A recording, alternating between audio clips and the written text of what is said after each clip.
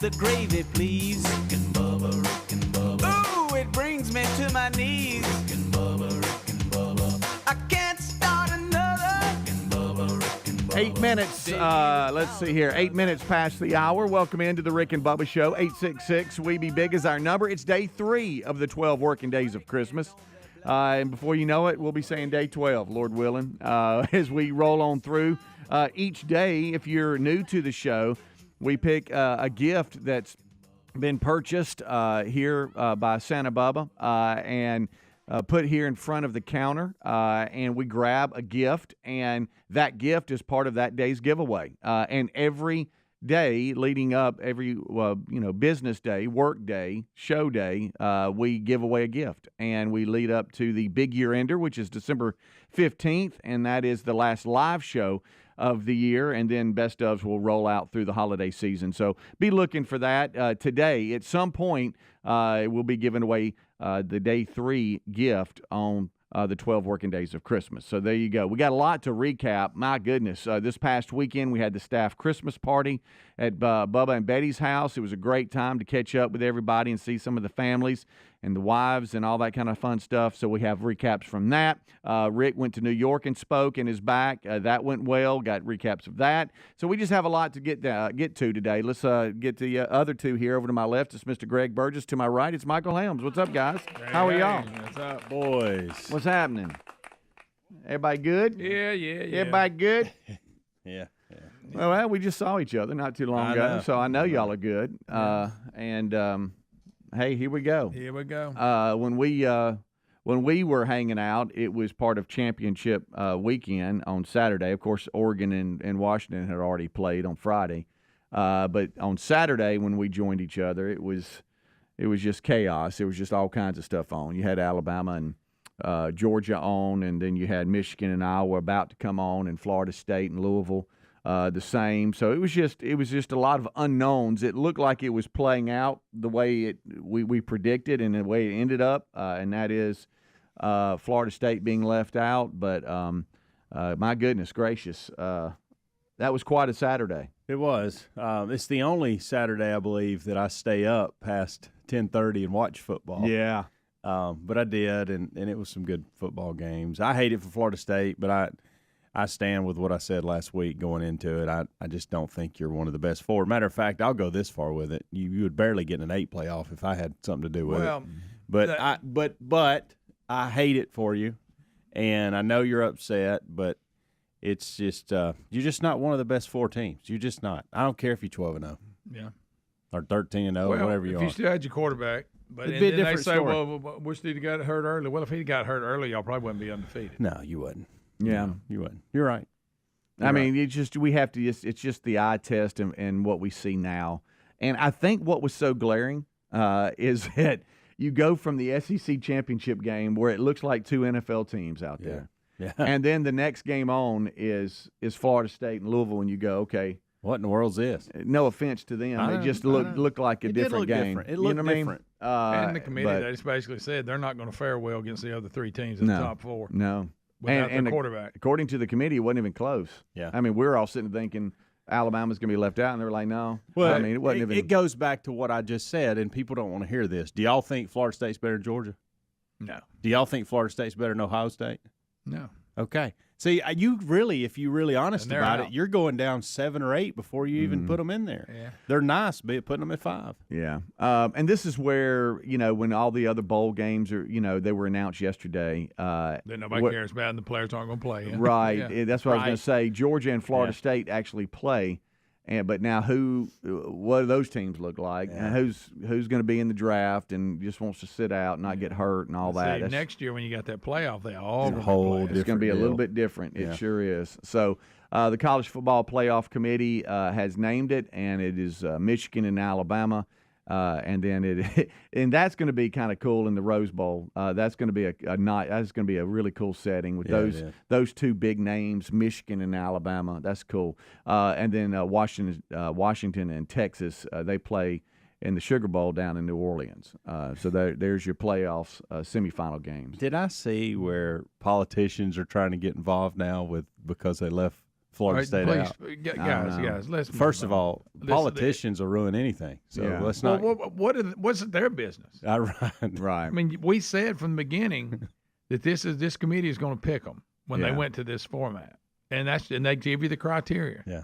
And that's what they did. Yeah. And I'm not saying that you got to be happy about it, but there's only 4 spots. I really do hate it for the Florida State fan base. I mean, if I'm Florida State and I love Florida State and I'm the AD and I'm the head coach, I'm probably screaming, "Hey, we got robbed," because how else you going to look at it? Yeah. Because you're either a fan or you work for the organization, or you're going to scream. Hard. The ACC's released statements and hey, it's a blah blah blah, it's a travesty. Well, yeah, of course they're going to say that. Well, but really, if you sit back and look at it, I mean, the best 4, well, I might not be the best 4, but definitely Alabama was better than Florida State as far as when you pick them. But it is what it is. So there's your 4. We'll break it down even more. And to your point, some of the meaningless bowls that everybody says was released yesterday. We have a complete list of those.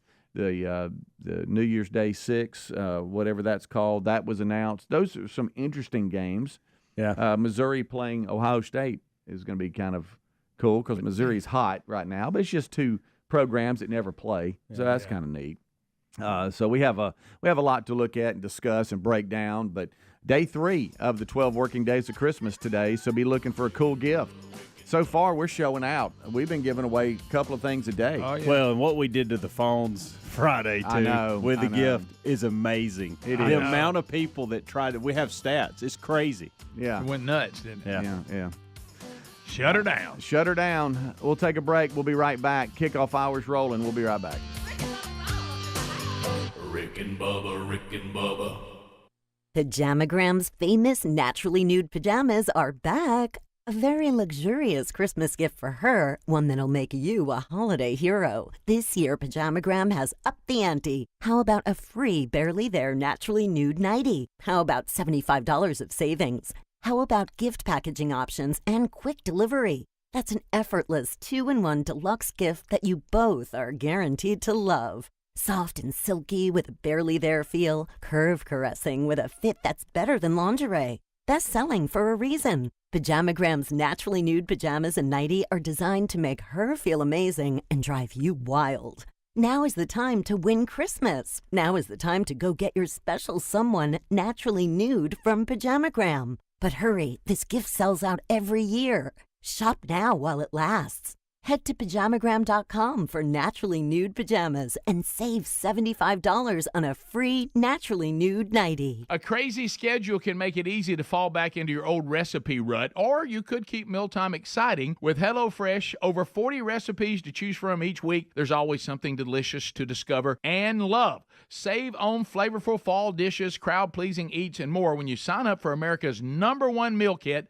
Take 50% off plus free shipping with the code BUBBA at HelloFresh.com/Bubba, the code BUBBA. That's HelloFresh.com/Bubba or RickandBubba.com under the sponsors. A psoriasis flare-up can make a walk in the park, well, no walk in the park. It's that obvious, huh? I've tried so many lotions and creams, but I still have symptoms. So those don't do enough to treat the inflammation beneath the skin, leaving you with those uncontrolled symptoms. Makes sense, but what else can I do? You can get real with your dermatologist so they can help you get clear. Make an appointment and, you're already on it. Hi, yes, I'd like to make an appointment. Get real clear about psoriasis at letsgetrealclear.com. Sponsored by AbbVie. Folks, Field of Greens just may be the healthiest thing I do for myself each day. My family loves it too. It's nutrition the way nature intended. It helps with digestion. I have more energy. I feel better and healthier overall. It's working for me, and if you haven't tried it, I encourage you to give it a try. I promise you're going to love this product. But if for any reason you don't, they'll give you a 100% money-back guarantee. Get 15% off your first order with free rush shipping at fieldofgreens.com. Use the code BUBBA or go to rickandbubba.com under the sponsors. A psoriasis flare-up can make a walk in the park, well, no walk in the park. It's that obvious, huh? I've tried so many lotions and creams, but I still have symptoms. So those don't do enough to treat the inflammation beneath the skin, leaving you with those uncontrolled symptoms. Makes sense, but what else can I do? You can get real with your dermatologist so they can help you get clear. Make an appointment and, you're already on it. Hi, yes, I'd like to make an appointment. Get real clear about psoriasis at letsgetrealclear.com. Sponsored by AbbVie. Just be natural. Try to roll around in it gracefully and not like a puppy. Maria's photography studio is zooming into a flurry of projects. Where did I put that memory card? She needs an assistant to keep business in focus. Hang on while I change the external flash. Oh, Indeed can help her hire great people fast. I need Indeed. Indeed you do. You can schedule and conduct virtual interviews all from your employer dashboard. Visit Indeed.com/credit and get $75 towards your first sponsored job. Terms and conditions apply. Did you know that according to FBI data, break-ins and property theft spike this time of year? Burglars love taking advantage of people traveling for the holidays. That's why Simply Safe Home Security is offering up to 50% off on any new system this holiday season. Protect your home with Simply Safe for a limited time. You can save up to 50% on any new system with a Fast Protect plan. Visit simplysafebubba.com or look under rickandbubba.com for a link under sponsors. There's no safe like Simply Safe. Our friends at TheraBreath have some good news if you have bad breath. Try TheraBreath Fresh Breath Oral Rinse. TheraBreath is dentist formulated by Dr. Katz himself. TheraBreath doesn't mask bad breath like those burning alcohol mouthwashes that can actually irritate sensitive mouths. It's alcohol-free and free of gluten with no added dyes or colors. Find TheraBreath in all your favorite retail and drug stores. Look for the bright orange cap or online at TheraBreath.com. You can find a direct link at rickandbubba.com under the sponsors. TheraBreath, confidence in every capful. You know how you go into stores and the towels can feel super soft, but then when you get home, they don't dry you? Not my towels from MyPillow. They're really soft, but they really work too. What a concept. They're made with a special ring-spun cotton, making them softer and more absorbent than other towels that are out there. Get a 6-piece set for an introductory sale price of $29.98, and you get the designer premium line for just $20 more. Either way, you save 50% right now on all my towels. So head to mypillow.com/Bubba or find the link at rickandbubba.com. Rick and Bubba's in Ohio. Rick and Bubba, Rick and Bubba. Pass the gravy, please. Rick and Bubba. Ooh, it brings me to my knees. Rick and Bubba. I can't start another. Rick and Bubba. Day without 'em, brother. Rick and Bubba.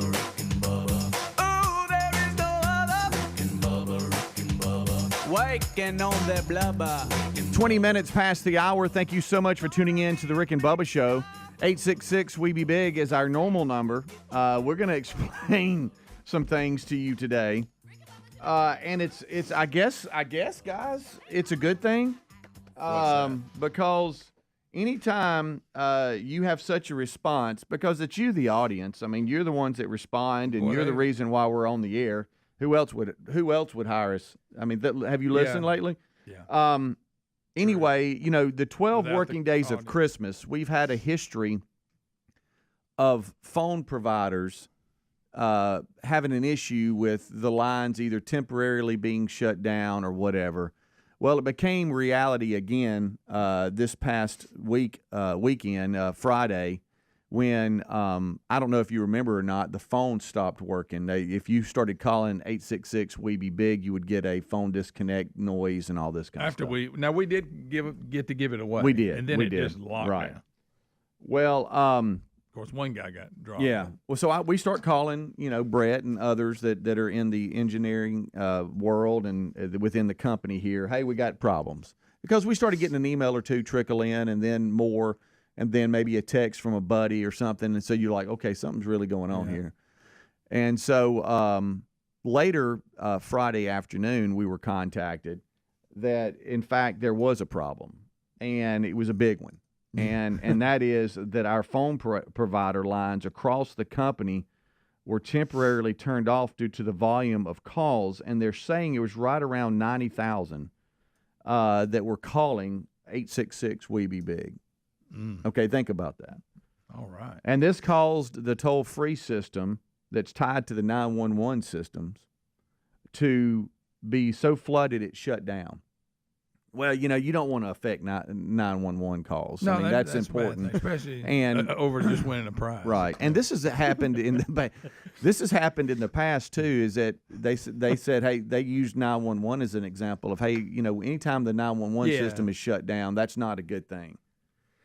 So, unfortunately, the provider can't handle the volume of calls that are coming in. Think about what we're saying. You know what I picture? I picture when Clark Griswold lets his lights up and it shows the power plant have to bring another unit online. Yeah. It goes to the guy. He's like, right.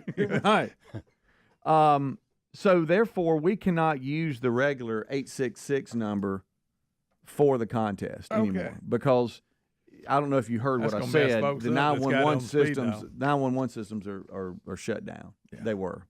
So we got a new number? So the good news is that we have been given a number that we can use that will revert to that will, I guess what I'm trying to say is, be a special 12 working days of Christmas number that will eliminate the other system being shut down and then company-wide lines being shut down and 911 systems being shut down. We want to avoid that. So they have given us a number we can use for the contest and then revert to the regular number after the contest is finished. So today, Rick and Bubba will break all of that down and we'll give you the new number for 12 working days of Christmas, and then we'll go from there. So can you use both numbers though? No, it says they're going to disable. They're going to disable the regular 866 number during this time because of the listeners, just out of habit and muscle memory, won't pay attention to the number, so they'll just still call. So I know we're having a meeting on air. Yeah, but we have to explain this to the audience. So do we make a phone call and go, okay, we're ready, or is it already done? No, it should be. Well, they're not even ringing this morning. Let me see, because I believe they've shut it down. Let's see, 866 choked her down. So is this just going to be our new number till the year ender? Probably. Let's see what we got here. So, your call cannot be completed. Yeah, so that was the regular 866. We be big. Yes, so that's not working. Interesting. Okay. So the new number is going to be 629. This is the duration of giving away. Then it'll go back. It's already Brett after Glover, who had the Friday headache. He says that it's already live with the new number. So the new number is going to be 629. We be big. 629-932-3244. And that's already live, and so I'm calling it now to make sure. There we go. So see there's you. The there new you number. are. There, see me. So that's our new number till we go home for Christmas. I guess so. Yeah. Okay. Just because. Interesting. Guys, we can't. So you need it for even just if you're calling to talk. That's what I was getting at. Right. Yeah. Phone troll. Yeah. So Will meet all the folks. The regulars are going to be. Oh, and you know, yeah. Everybody. So boy, they're lighting up now. So because 629 We Be Big is going to be the new number until the big year ender is over, until we give all the gifts away, because the 866 line, because y'all choked it down. Choked her down. But like I said, it somewhere in this, it's such a blessing and such a good problem that we have the amount of listeners and viewers out there that you want to participate in something like this. And 89,982 people calling, right? And at once, I mean, that's unreal. That's a lot of people trying to go. Wow. So kudos to Brett and the folks within Summit Media for finding a resolution to this to where we can continue, because they could have just said, guys, it's over. I don't know what to tell you. Yeah. But instead that they discovered, hey, what if we just designate Rick and Bubba a separate line that is just dedicated to their show and to this contest, and then later go back and later go back. So Look, 629 We Be Big is the new number. And if you want to go ahead and dial it and get it saved, which it looks like a lot of you are doing now, that's funny. Then there you go. But we're not actually doing the contest now. But let's just make sure they work, because part of this show, this hour, is to make sure things work. Last week we had a problem. Yeah. Hey, Rick and Bubba, you are part of unscreened phone calls to make sure the new number works. You good? It's working, buddy. It's working. There you go, man. Have a great week, bud. All right, there we go. Yeah, and they're working. All of them are ringing just like crazy. Now, I know, Brett, you're – okay, there's 7. Good. I'd like to say 8, 9. Okay, there's 10. All right, there they are. They're all there. Every single line is now ringing, Brett. Thank you, everybody. Brett's already up and listening. Look at it. How do you think his Friday went? Oh, I bet it was great. Huh? I bet he was just loving it, Yeah. as if he didn't have anything else to do, So, I'm sure. do you remember when I stood up in the corner and I called the wrong Brett? Mm-hmm. Yeah, and so he's no longer making working fun of wherever him? you called. When I Please look. when I eventually called, Guys, we're not giving anything away right now. right when I eventually called the right one, the panic in Brett's voice of "Hey, I got you," and it's not just y'all. Yeah. Everything's down. Yeah. But little did we know until investigations that it was right at 90,000 people flooding the calls, flooding the line at one time that shut down 911 systems across the whole company was down. And so that presented a big problem. Guys, you know this, like there's other stations in the company all the way down the hall. Oh, yeah. Yeah. Nobody. Got them too. Nobody's Got them too. Sorry about that, guys. Yeah, that's on us. But the 12 working days of Christmas number, Well, it has to make you and feel we'll good. we'll really push this out because it's muscle memory on us too. I Yeah. mean, I want to say you'll 8, 6. it. Yeah, You're but still saying 12 Days of Horror. No, I have not. You did in there on the phone to somebody. No, I wasn't on the phones. I was just talking to you. No. You were telling that person, and you said, no, we haven't done the 12 Days of Horror yet. Oh no, I wasn't live yet. They hadn't answered yet. Well, you must have been talking to yourself. Yeah, I Anyway, really wasn't. the point is, yeah, I'm just using that as an example wow. of muscle memory. Right. You know. Yeah, but you want me to say it so No, bad. You did say which it. is not on air. But I was when I was in there. Yeah, you were talking to somebody. Yeah, but you weren't on air, no. Okay, I see what you're saying. No, you weren't on air. Boy, you really want me to say it bad. Now, see, they were asking if we were going to do it, and you said, no, we hadn't done the 12 Days of Horror yet. Yeah. And so I went, I you pointed want at you want me to do it so bad you're talking about it on air? Yes. Okay. Rick and Bubba.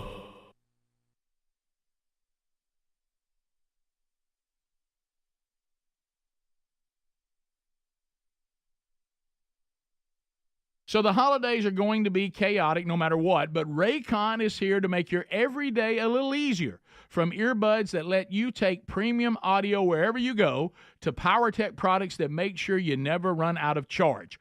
Raycon has racked up tens of thousands of 5-star reviews with their products. Raycon first made a name for themselves in the audio space with favorites like those everyday earbuds. Now, this past year, they introduced Raycon PowerTech and Raycon Home, featuring much-loved products like their Magic 180 charging cable, which provides hyperspeed charging to iOS, micro USB, and Type-C devices. Raycon is known for delivering high-quality and thoughtful features at half the price of other premium tech brands. Plus, there's an easy and free return guarantee. They offer free shipping and buy now, pay later options.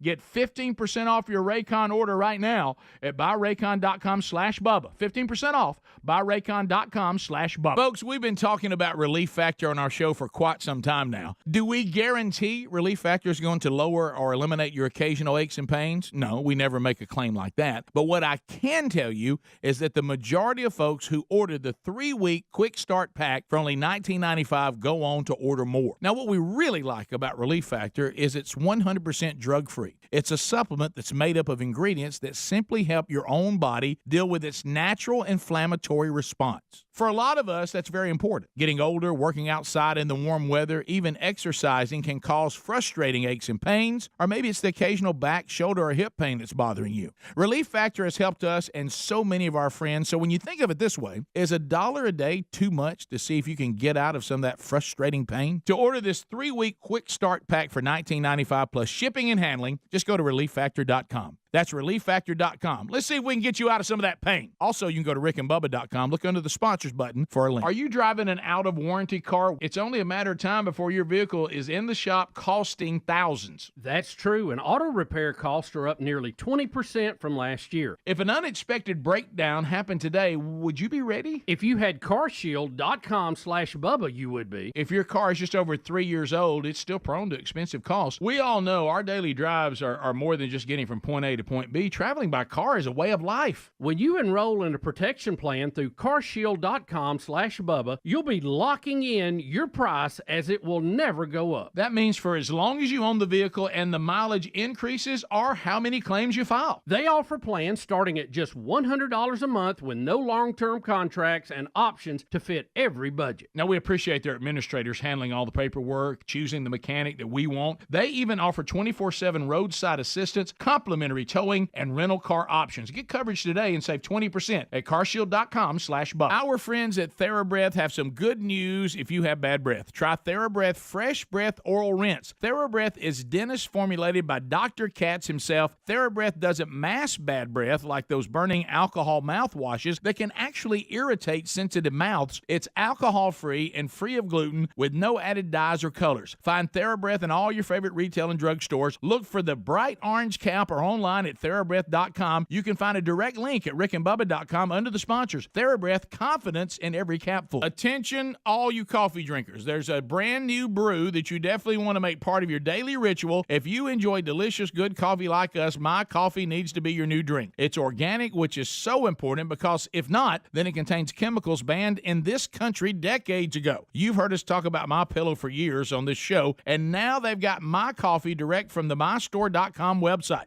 Go to MyStore.com, enter the code BUBBA to save 25% off your order of My Coffee, or find a link at rickandbubba.com. Did you know that according to FBI data, break-ins and property theft spike this time of year? That's why Simply Safe Home Security is offering a holiday deal of up to 50% off on any new system, so you can stay safe all season. Simply Safe is comprehensive protection for the whole home, with advanced sensors that not only detect break-ins, but fires, floods, and other threats to your home. Simply Safe's Video Doorbell Pro and wireless outdoor security camera are powerful ways to deter package thieves. It's powered by 24/7 professional monitoring for less than $1 a day, about half the cost of traditional home security. Try Simply Safe for 60 days risk-free. This holiday season, we highly recommend protecting your home and family with Simply Safe. And for a limited time, you can save up to 50% on any new system with a Fast Protect plan. Visit simplysafebubba.com. That's simplysafebubba.com or rickandbubba.com for a link under sponsors. There's no safe like Simply Safe.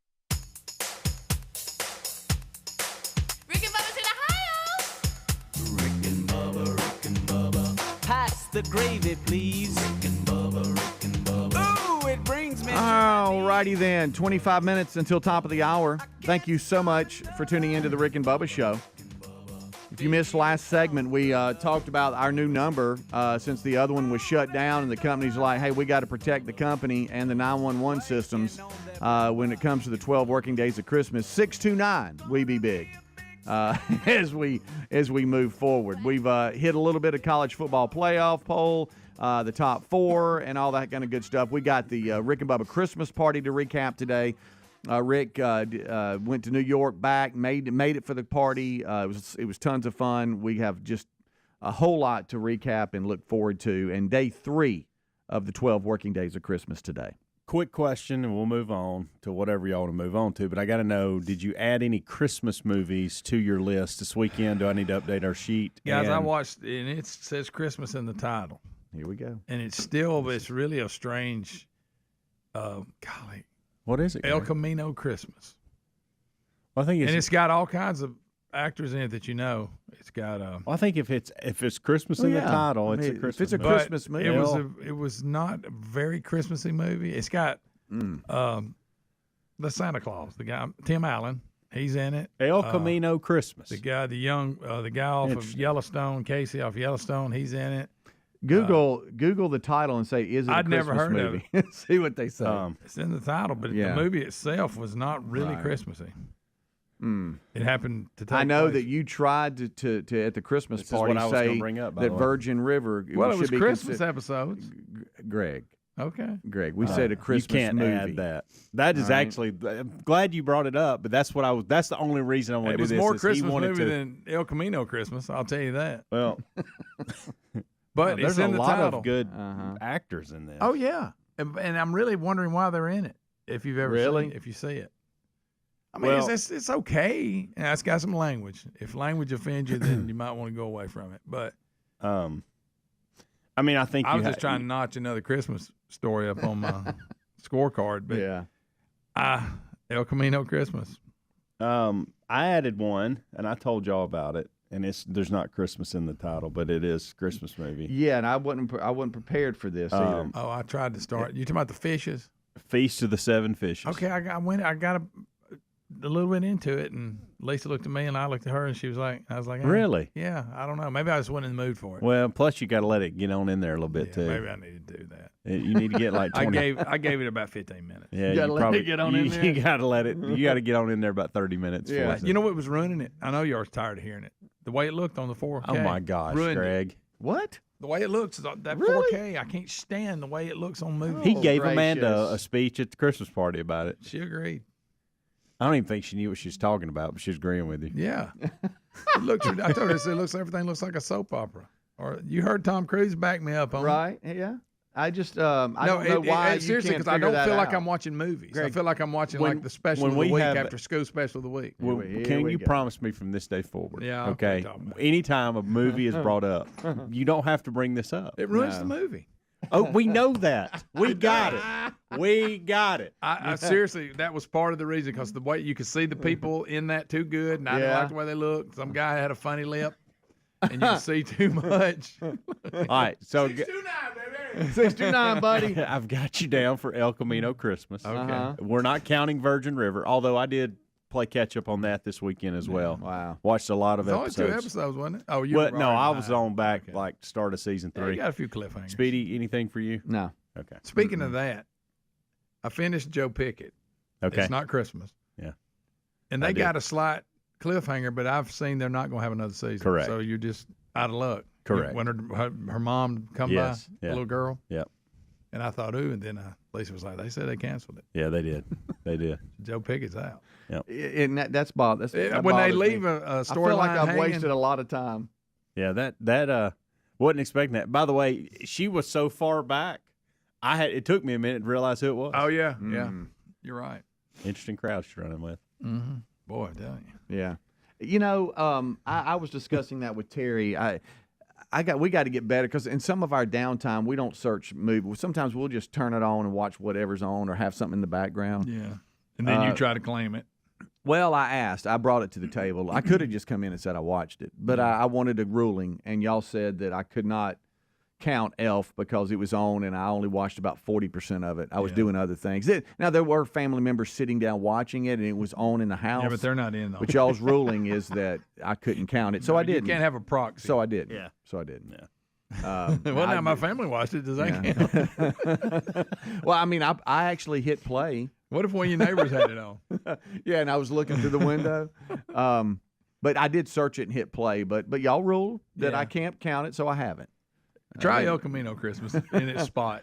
Yeah, y'all. I will give you this. Y'all have come up with some Christmas movies either I've never heard of, or that aren't in my top 5 or 6. I've really started kind of really looking at my Christmas movie selection, and I don't go very deep. I don't either. That's why this year I'm I trying to go don't. through some deep cuts. Yeah, I don't. Well, and that's why I was trying to give you something new with this Feast of the I Seven may have to Fishes. give out another. I don't know why. Just I 'cause just couldn't get. There's a lot of nostalgia. It's in early 80s. Yeah, and just it's, something about all that fish. the way they talk to each other is like Yeah, the way our funny. dads and grandparents and parents talk. That's funny. Plus, I've realized y'all can sit through bad movies. I can. I have to stop it. and I move may on. give that another shot. But y'all sit through bad movies just Yes, I do. to click through them. You talking about like El Camino Christmas? Yes, yeah. See, I wouldn't have And done see, that. I stop it and go, I ain't It's sitting not here horrible. watching. I don't know that I sit through bad Let me movies. sit back. El Camino Now that I'm Christmas, thinking but about you know the language is horrible, so I'm just warning you. But El Camino Christmas, it's just bizarre that they call it El Camino Christmas. It's really not a lot of Christmas to it. There's really, But not. it's in the title. Yes. So Okay. I'm sorry, it has to count. I don't know. We're going to sit down and look at it here in a minute. Just tell me. Since I can't count Elf, I don't know. I think Virgin River I should be able to count. They were Christmas tree. They actually even had a contest on Right, for the but that'd be most like decorated me, Christmas That'd tree. be like me going to the Hallmark Channel and saying, Yeah. "Hey, I watched one of those movies." Those do count. They do? Yes. Hallmark movies count, yes. Speedy. Oh, well then. What are you talking about? Well, I didn't think. See, I you thought, just made my case. Hey, well, a no, Christmas movie is a Christmas But I mean, movie. some of those are like little fact, hour. that's where most Christmas some of those are movies little are. hour specials, though. No, you know they what I'm all saying? look, they're like all- the Hallmark movies are They're the sometimes same. they're like an hour long. Or I thought y'all were talking about like an official. You know, hey, this Well, they have a Christmas lot of movie's those been on there. out I'm for a not long time. I thought that's kind of the category. Well, I didn't know we Hallmark could has a lot watch of those. episodes of stuff and count it. Well, we can't. We 'cause can't y'all watch ruled against episodes me. of Y'all stuff. ruled against But we me. can watch Hallmark movies count. Okay. Yeah. Wow. I mean, in Even fact, the ones that are I hour don't and know 20-minute movies. I don't know the name of them, but I think we've watched one or two of them. yeah, I'm sure I have. But again, I haven't paid that much attention, so I guess I can't count it. No, if you'll just sit down and watch one. Gosh, I quit do. trying to claim stuff. I need to just sit down, don't I? Huh? Well, you know, Terry watched one on Friday. Yeah, right. Yeah, I came Can in. I count that? I I think came my in mom and and she was dad- halfway through it. Does that count? Yeah. If she told you what had happened up to that point, Yeah. and then you watched Well, the now rest I of can it, tell you what Speedy, if happened by you're- seeing the end of it. I can tell you the whole thing. Speedy, if your dad listens to Christmas Vacation this weekend, it doesn't count for you. Okay. Dadgummit. that wouldn't. He's already texted saying he's got the new number ready to go. Ready Is to he roll. really? Yeah. And it is not toll free. I mean, I guess not, right? 629. I mean, I guess nowadays that really doesn't matter matter anymore. because- Yeah. Cell phones. Is, Yeah. 629 We Be Big. That's our new number for the rest of the year. If you've missed it, just go with it. I guess it matters for those that are sitting at home on a landline. Yeah. If there's people still doing but, you know, that. I doubt it's that the company made it happen. Our other system was shut down due to the amount of calls, right at 90,000 if you're counting. Well, that'll do it. All right, so we got a number of things. Okay, Dana, our midday on our flagship, says she's hit a couple of them here this past Oh, me and her weekend. talked in the hall about Emmett Otter's Jugman Christmas. Yeah? I used to love that. It used You know, to come I've on. seen it. It's a Wonderful Life already, and I didn't put it on my list. Really? Yeah. I like that movie. I a lot. caught the tail end It's a of good it. one. Does that count? No, Speedy. Hmm? You drove by and somebody had it on. You were out there weed eating, and your neighbor had it on the television. That That's does not it. I count. just realized I don't watch many movies. That's it. I got to get serious about it. I'd rather have a football game on in the background than watch a movie. Well, just go ahead and start El Camino Christmas. You'll love it. Even though it's got it in the title, but there's not a whole lot of, Not a lot Christmas, of Christmas in the in movie. Not a whole lot, but unbelievable the actors that are in it. Yeah. And some of them don't even have a big role. Dax Shepard, I saw his name on the the guy list. that played Red on 70 Show, he's pretty funny in this, by the way. But we have made a ruling you cannot count Virgin River, right? Correct. Was that Yeah, a- you can't count that. Sorry, buddy. I know you love Virgin River.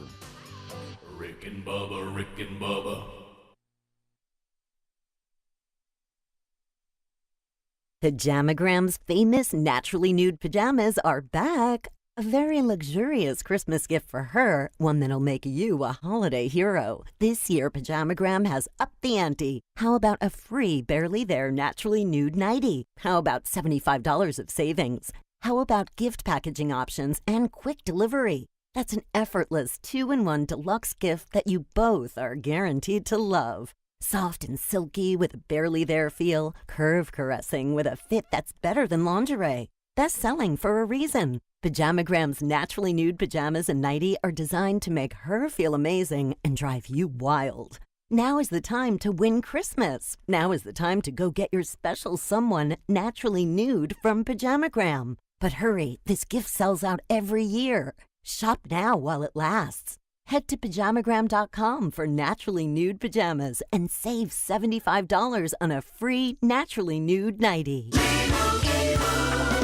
And Doug. With Liberty Mutual, you can customize and save hundreds on your car insurance. But what to buy with those savings?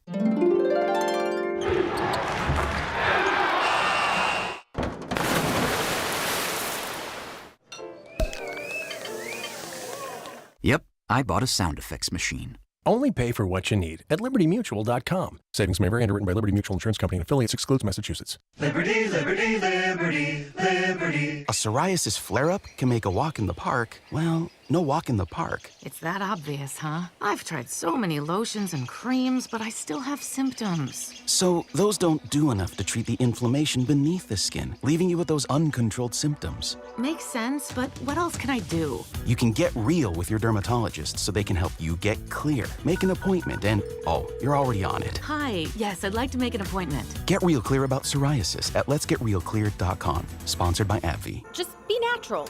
Try to roll around in it gracefully and not like a puppy. Maria's photography studio is zooming into a flurry of projects. Where did I put that memory card? She needs an assistant to keep business in focus. Hang on while I change the external flash. Oh, Indeed can help her hire great people fast. I need Indeed. Indeed you do. You can schedule and conduct virtual interviews all from your employer dashboard. Visit Indeed.com/credit and get $75 towards your first sponsored job. Terms and conditions apply.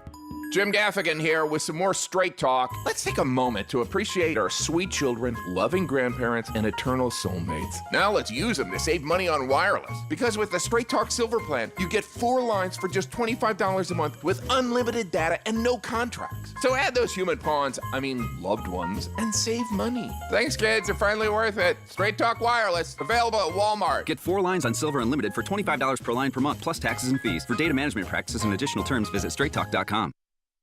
Folks, we've been talking about Relief Factor on our show for quite some time now. Do we guarantee Relief Factor is going to lower or eliminate your occasional aches and pains? No, we never make a claim like that. But what I can tell you is that the majority of folks who ordered the 3-week Quick Start Pack for only $19.95 go on to order more. Now, what we really like about Relief Factor is it's 100% drug-free. It's a supplement that's made up of ingredients that simply help your own body deal with its natural inflammatory response. For a lot of us, that's very important. Getting older, working outside in the warm weather, even exercising can cause frustrating aches and pains, or maybe it's the occasional back, shoulder, or hip pain that's bothering you. Relief Factor has helped us and so many of our friends. So when you think of it this way, is $1 a day too much to see if you can get out of some of that frustrating pain? To order this 3-week Quick Start Pack for $19.95 plus shipping and handling, just go to ReliefFactor.com. That's ReliefFactor.com. Let's see if we can get you out of some of that pain. Also, you can go to RickandBubba.com. Look under the sponsors button for a link. So the holidays are going to be chaotic no matter what, but Raycon is here to make your everyday a little easier.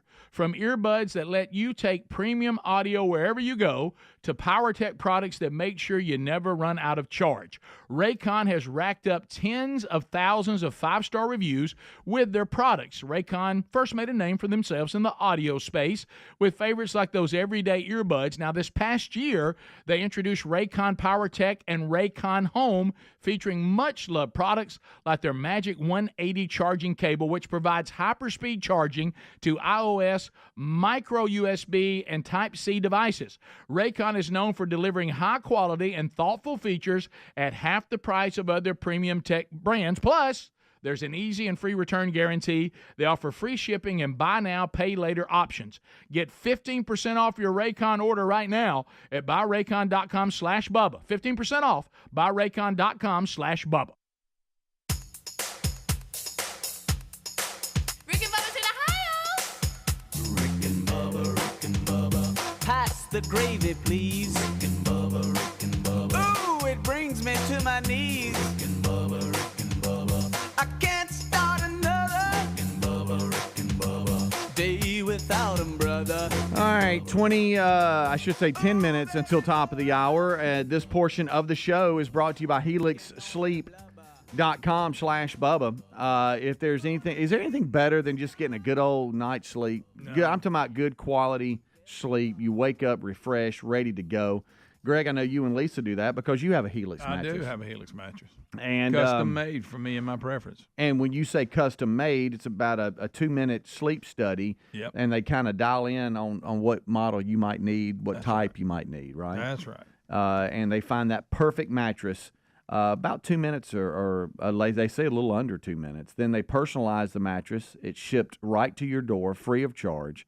A 100-night risk-free trial. There's really nothing to lose because if you decide it's not the best fit for you, which it's very unlikely you'll do that, they'll actually pick it up and you can return it for a full refund, no questions asked. So go to HelixSleep.com/Bubba, and when you do, you're going to save 25%. That's HelixSleep.com/Bubba. And let's say, too, you're one of those folks like me and that is you host Christmas, where normally not every bedroom has somebody sleeping in it because either kids are in college or whatever. You have a guest bedroom, and you need to upgrade that mattress because here come the relatives. So do that with helixsleep.com/Bubba. Save 20%. Your new mattress will ship right to your door, and you're going to save 25% at helixsleep.com/Bubba. Or go to rickandbubba.com, look under the sponsors button. All right, so we have rolled on back.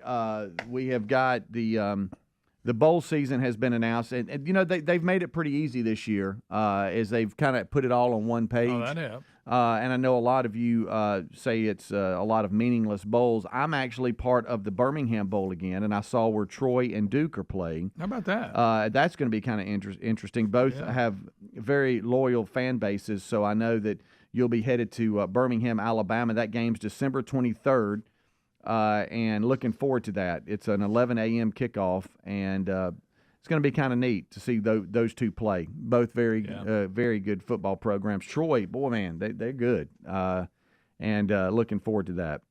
Coming up on December 23rd, 11 a.m., and that's going to be on ABC. Yeah.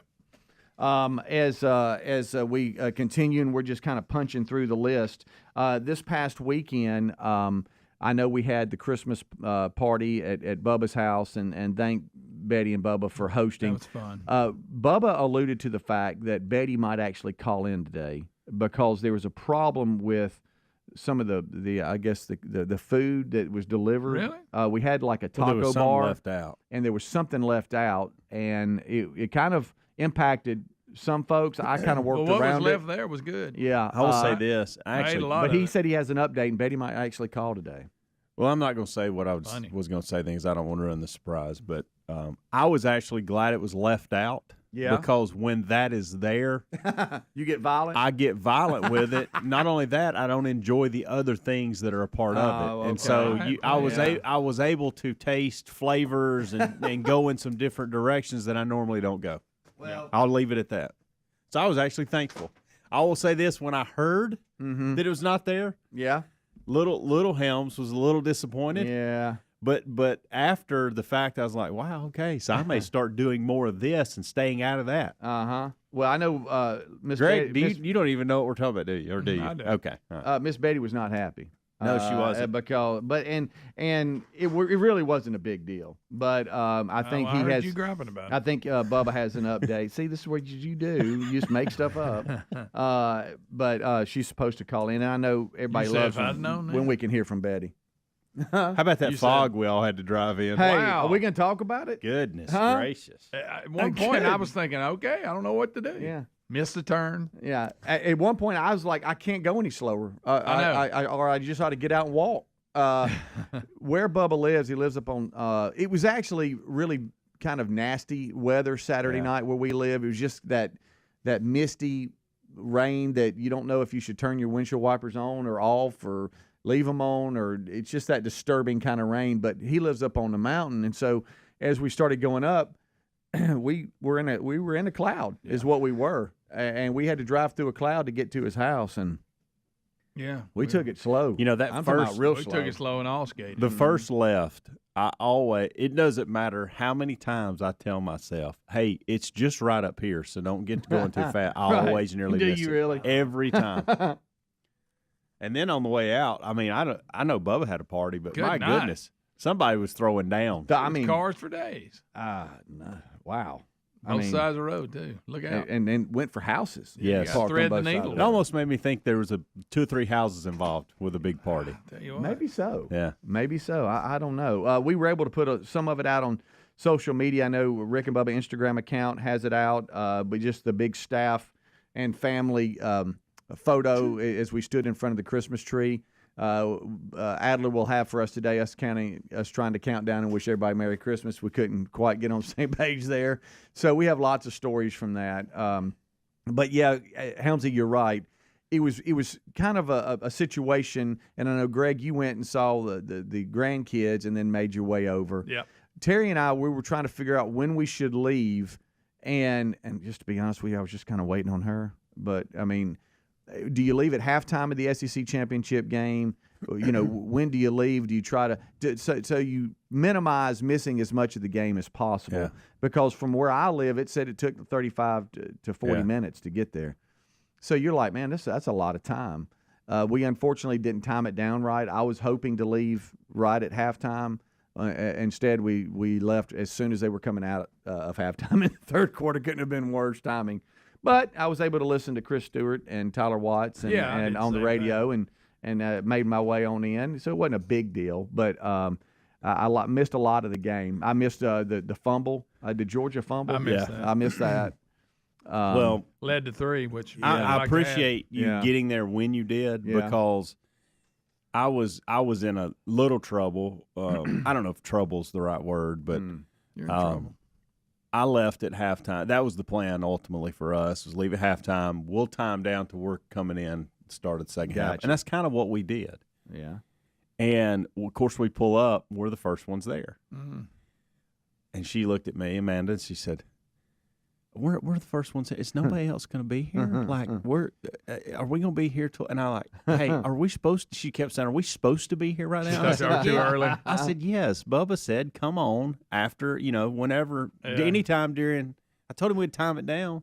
And then she got mad at me because, did you see where I parked when I backed in that corner? I parked right beside you. Why are we backing back here? And I parked in there on you. You've got me in the mud back here. Well, I said, there's no mud back here. It's gravel. There's no mud. And she was like, "But Park are we right beside you. She's like, "You're going to tear his yard up." Oh, you thought you was getting in the and grass? I said, Amanda, this is where he told us to park. right. Yeah, I'll go show to you the the feeder. text. Yeah. So anyway,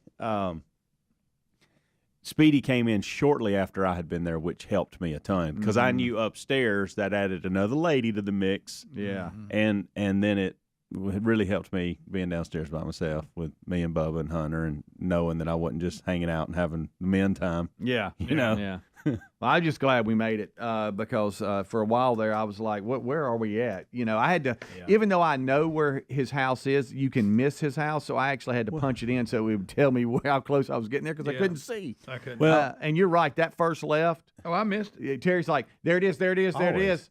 And I'm like, I know, and I didn't because I couldn't see it. So you and went to she's that like, no, next there road? it is. And so I almost missed it, but made I it. missed it. I had to go You know, turn around. If I didn't have co-pilot, I'd have missed it. We deal with this at our house a lot with the fog because we're up in the mountains Oh, or yeah. whatever, hills, whatever you Fog want to call it. City of And fog. but I'll say this: it was a different level, Yeah. completely different level yeah. than normal. When you get, like I say, like a pilot when he gets in the clouds and he has to Yes. fly by instruments. Yeah. You're like, wait a minute. Right. All right, we'll take a break. We'll be right back. Kickoff hour is a wrap. Don't forget our new number for the rest of the 12 working days of Christmas will be 629 We Be Big, not 866. 629 We Be Big. We'll be right back. Rick and Bubba, Rick and Bubba.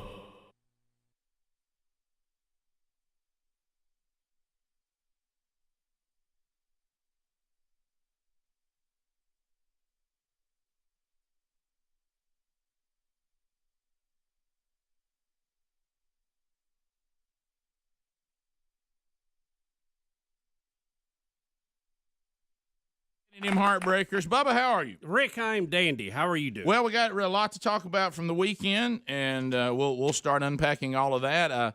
I will tell you that we've got some gold from Nick Saban today. Anytime Spurrier's retired, so we have to look around, and I don't know. But he that, still gives you a little bit every now and then. I don't know if Leach has got anything for us today, but Nick Saban delivers. One of our favorite things is to ask him about when they play these non-conference games, and they're not very good teams, and people won't stay for the games. And look, I got news for Nick Saban. I have great respect for you as a coach. I truly do. I think you'll go down as maybe certainly one of the best. That's easy. That's with zero reservation. If not, Rick, this day and time, the greatest. Probably the best. But look, it was 97 degrees with a heat index of about 101, 102. I was out in it. You scheduled a game that nobody cares about at 3:00 in the afternoon Central Time when it was 1,000 degrees, and asking people to stay for that in that heat is it is unreasonable. Yeah. It's just unreasonable. People leaving should not offend you. No, Not in that particular situation. Not in that situation. It was unreasonable. It was not because they don't care about the players. They don't get to play as much. It was not because they don't care about the program. It's not because they didn't care apathy about recruits. They were burning up. Yeah. It was miserable. My own son, who they had like a pretty good game in Starkville. He said I couldn't sit out in it. It was a 2:30 game. He said we left. Yeah. It was just. I know my middle one went to the Alabama game and they left it just because of what you said. It was so hot. It's just miserable. Okay, so the game's over. It's hot. I understand the bigger point you're trying to make, but it doesn't apply to this situation because you're not taking in the misery of sitting out in that and something that's not entertaining. I mean, and that's be thankful. There's a lot of teams that, trust me, you go to a game for that team, there's never a game that you're comfortable enough to leave. No. But. So anyway, it's but that you're being unreasonable. Okay, you need to come off this. This is an unreasonable request, and it's and I understand about people don't want to play Alabama. But we've made that point on this show. Yeah, maybe you have to start writing checks to Penn State or somebody. Normally you didn't have to pay those kind of things. Maybe you go back my home. That's a great question, Rick. We were talking about it in my office before the show today. I know that the Division I schools usually play the 1AA or the FCS or whatever. I still call them 1AA teams to come play. Can they pay Division I teams to come play? Yeah, evidently they do.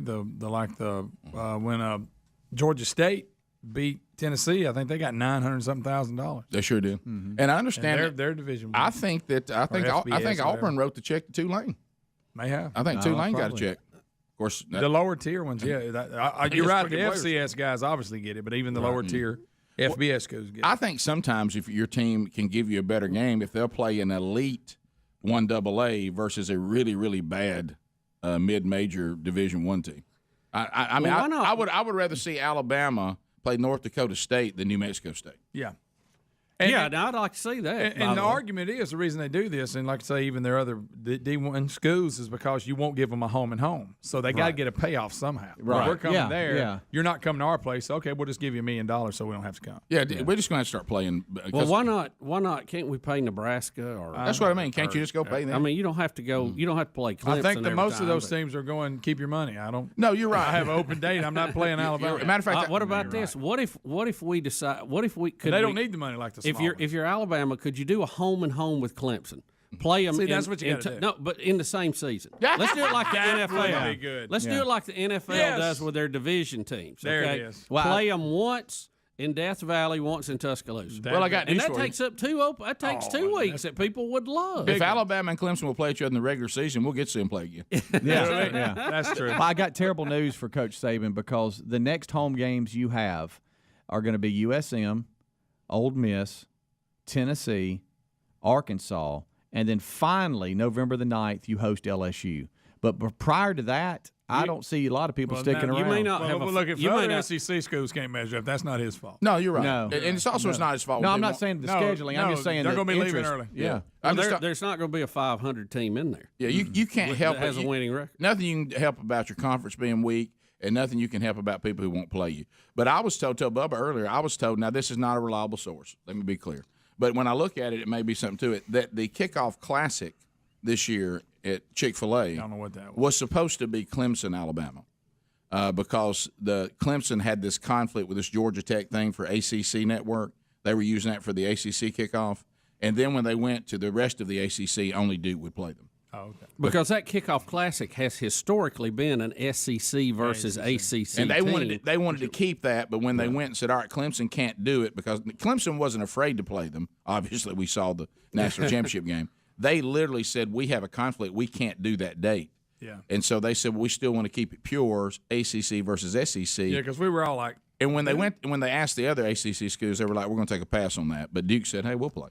Yeah. So they didn't. I kept thinking. Because you remember years ago, that's not a reliable source, but it makes sense. It was not a reliable source, but it makes sense because.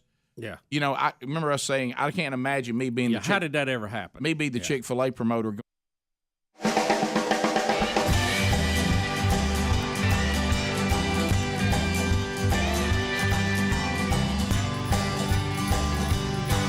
It is 6 minutes past the hour of the Rick and Bubba Show, a brand new hour underway, and we thank you for being with us.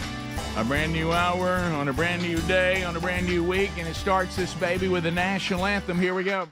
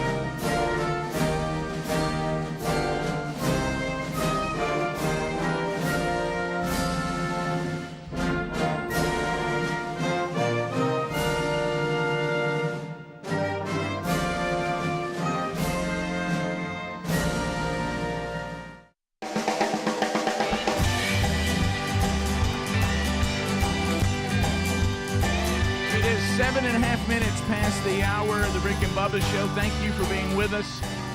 We're from the No Name Studio out on the bleeding edge of technology from Sweet Home, Alabama to the rest of the world. On various platforms, live and or archived, and you can use them all. Find them at Rick and Bubba, spell out the word and.com. Boy, do we have a lot to do. We got a lot to do going forward. On the program today, we look back on the Rick and Bubba Christmas party, the trip to New York City and back for the Promise Keepers event and all that went along with that. We will take your phone calls and talk about the college football playoff. We now know who's playing, and I know people are upset, and then some people are celebrating. We do have a new toll-free number. You heard that in the kickoff hour. And by the way, audience, this is your fault. Y'all blew the phone system up and destroyed it on Friday. So now we are 629 We Be Big, or Max, M-A-X, We Be Big. So that's the new toll-free number. Speedy, the real Greg Burgess, and Helmsy are all here today. Eddie Van Adler starts the YouTube experience for you. He's got that live and archived and has a best of hour for all Blaze TV subscribers. We are missing one, the silver-tongued one, the man with a golden voice, professional lunch eaters man of the year, the inventor of pizza and a cup, Shakespeare's worst nightmare, and the master of the King's English. Ladies and gentlemen, put your hands together for Bill Bubba Bussey!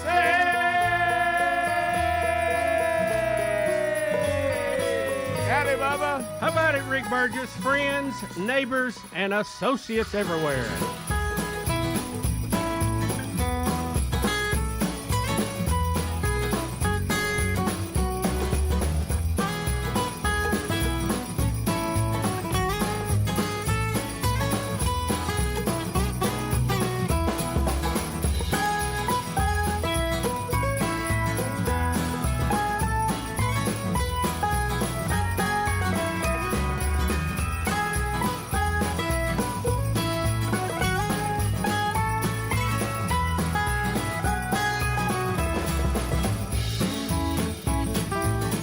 Bob Seger. How about old Bob? His version of the old drummer boy. I'll take every version of the drummer boy there is. I love. Give me all the drummer boys. I love all those versions. I Toby love Max them all. may be my favorite. It is, and we'll play that today maybe. That's a good one. And as you said, we have a new toll-free number for the time being, which we were just discussing earlier. Why don't we just leave it at that? Yeah, if it's a problem, if we're shutting everything down, and this one can take the load, why not? Yeah, I don't know. I'll ask Summit Media. I'll tell you the story about me getting the call on that, which was hilarious on the place I was when it happened. But anyway, yeah, to me, unless this is some new cost they've taken on, it would be like radio companies to say, well, it costs us, so we don't want to pay for it year round. It seems illogical that if this toll-free number now can handle the load, why would you ever go away from it? Yeah, because we're just going to do 12 working days of Christmas again. I mean, we may have the 12 days of spring. Yeah, Who knows, yeah. So if it does the job, then I just leave it. But I know that makes all the logical sense in the world. So that's probably not how we're going to do it. But that doesn't that make sense? So if you've got the number that'll do it, then just leave it. And we'll just change it to 629 We Be Big or Max We Be Big. Yeah, it could be Max. It could be Nay, We Be Big, but I like Max. I like Max. Yeah, Max. Max, We Be Big. Yeah. But anyway, I'll find out about that today. There may be some reason, but it seems to me this just ought to be the new number. A lot going on. Busy weekend. Mm-hmm. There has been much discussion about the college football playoff. Oh, has there? Has anybody been talking about that? There was a very passionate discussion before it happened. I knew that something was up. And when the AP rankings came out, we were headed to a family event, so we were on the road. Mm-hmm. And the college football playoff show was going to be at noon, 11 o'clock Central Time. And about 10:30, AP put their poll out. I guess they wanted to get the jump on it. Yeah. And they had Michigan, Washington, Texas, and Alabama. And I thought, hey, trouble for Florida State. For Florida State. I know this won't surprise you at all in the least. I had no idea that the playoff thing came out on Sunday. Mm-hmm. I had no idea. Yeah.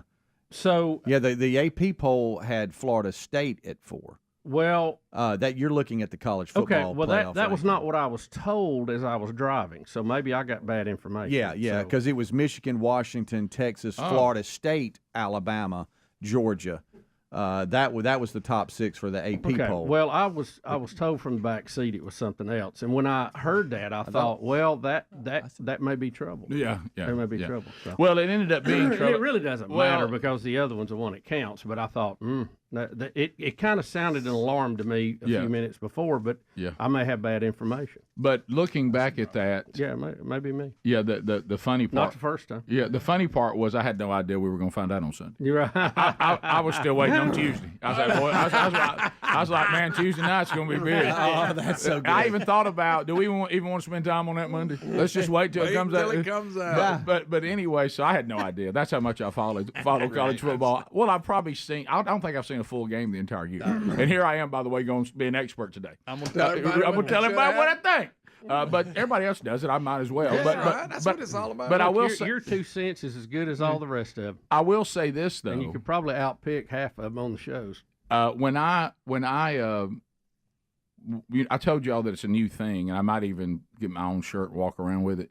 I'm kind of done with trying to reason with unreasonable people, and college football fans can be the most unreasonable. Oh, Rick! I watched people whining and crying in the last 24 hours, and some of you are just so clinging to your narrative, you just leave stuff out. We pick the parts that will back up our claim. That's everybody's a good watching. And look, let me be clear. Of the 4 teams that are in it, the closest I am to being, a fan of a team is probably Florida State. I probably would rather Florida State be in it, as far if you just go to fandom. Yeah. Okay. However, hey, I'm not a fan of the 4 teams. I'm a fan of college football, and I'm looking forward to seeing these 4 teams play. But maybe Michigan. I kind of liked Michigan over Ohio State, but I don't think I like Michigan over SEC teams. You know what I mean? Yeah. But I would go and say this: you can't give your resume, Florida State fans, and just leave out that your quarterback got hurt. Yeah. You can't do that. Yeah. You can't leave out that you're playing with a third-string quarterback, and the college football committee told you all along that their job was not to give the most deserving to the 4, but the best teams at the time of the 4. It's not deserving. Deserving is not in there. Yeah. As a matter of fact, I saw people who had some sense posting the actual rules that the college football committee, their standards they said they would follow. And it's not the most deserving. It's the 4 best teams. And if your team doesn't have the quarterback that helped you accomplish these wins you keep putting in your resume, your wins are noted, but you beat those top 25 teams, other than Louisville the other night, with a quarterback you don't have now. And you can't just leave that out. That does matter. And Louisville and we Florida, watched y'all Saturday night. Wow. If you ugly. Good defense. It was Sure. but if Florida State had lit the scoreboard up, it would have been a even tougher decision. There you go. And look, I agree with you. Alabama, I think, is a better team right now. I hate it for Florida State. I think when you win all of your games, and you win your conference championship, and they had you, up there, it's tough. But as I had put out on Instagram, the committee had got into a situation. They were going to make history one way or another. They were going to leave somebody out. I mean, this committee, those people, I guarantee you, they thought, I wish this was 1 year from now where we wouldn't have to deal with this. Did you see the guy who delivered coffee to them? Said that they had ordered coffee. He went to the door. He'd put on his social media, and they were all screaming at each other. And that was that night. I'm sure. We'll be back. We'll talk more about it, and we'll get your phone calls at the new number, too. We'll be right back. Rick and Bubba.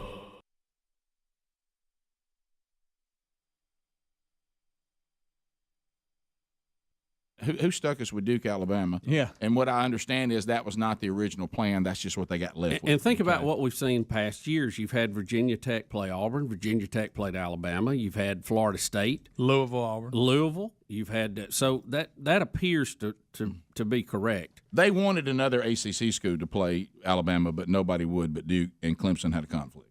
Yeah. And we see that they did have a conflict. It was at Georgia Tech, the kickoff of the ACC network. They wanted to use Clemson to promote their own network, not give it to the Chick-fil-A Classic. Yeah. So all that seems to make some sense. Yeah. Doesn't it? Again, that's not Alabama's fault.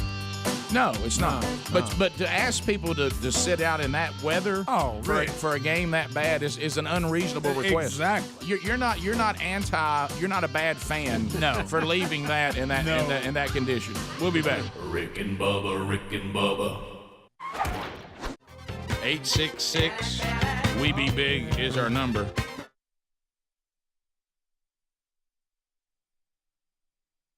And some of the other folks at Mississippi State for sending me updated Mississippi State shirts. I caught a lot of grief last year, my first year at State, with a son going there for wearing Sylvester Croom era gear, and everybody got on me saying that. That's all you had, Rick. Well, I'm still getting grief about my hat, but I like my white hat because it's so hot. It's a white Mississippi State hat. Yeah, so I had good on a hot day. I had on an Adidas Mississippi State shirt, which everybody likes. I'm updated, but I still had on the Russell hat.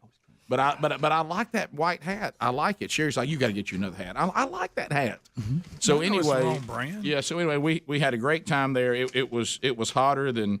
I mean, like I said this before. When you live where we live, this is why it takes us so long to get saved, because we're not afraid of hell. You know it, because we keep asking, is it as humid as this? Yeah. You know it. We've had to deal with it. Hey, 1,000 degrees. It's hot. Just absolute misery.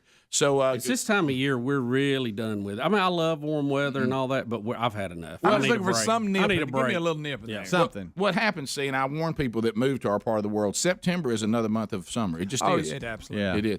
So anyway, 97 degrees. So we made the decision that we were there to visit with our friends, and plus we had some new people that we go to church with, and friends that had kids that are now going to Mississippi State. So you don't want to not be there the first tailgate when they're coming up new, into our little group. The Dog Diner owns it, and our location is phenomenal. So and I worked out the deal, figured it out, because I was a rookie last year. MSU Catering figured it out. The catering tent and was from here to the golden ticket seats from where we tailgate. So I order my food there, walk over. I walk literally to the golden ticket seats, get my food, and go sit it on the table. Oh. My goodness. So anyway, I've got it figured out now. Okay. Got the system figured out. But I ain't staying for the game. Sorry, Coach Saban. Sorry, Coach Saban. I ain't staying for the game. It's 1,000 degrees, and I was intrigued with the Southern Miss Mississippi State matchup, but I wasn't intrigued enough to stay for the game. Yeah. Okay. And so it's been 75 degrees maybe. Yeah. So we leave once everybody goes to the game. And so I get home in time to now start kicking around looking at the other games in air condition, which is what I prefer. I'd much rather be at home watching the game than being at a game. So if I don't have a family member on the field, I'd rather be at home.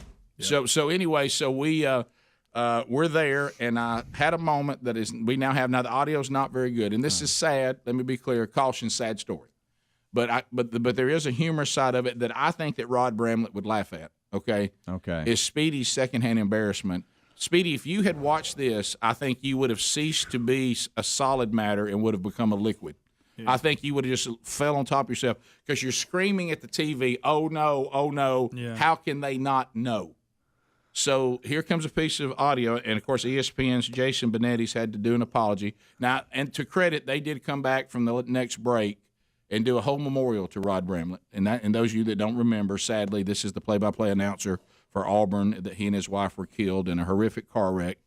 And so people are doing tributes to Rod all season, which is appropriate. Right. And so we have some people in the crowd that they were doing the Ride for Rod, which I guess is 3 rows, it looks like to me. Yeah. And the audio's so bad, I think this is the actual announcement of it, or it could be the apology. I don't know. It's so bad. I filled them in on it this morning. So you saw it? Yeah. Oh, yeah. I did I heard the apology and everything. I did too. I had to learn about it from Drunk Albie. Hey, how uncomfortable was that? Oh, it was very good. Do you not agree that Speedy would have become a liquid? Yeah. No, that's...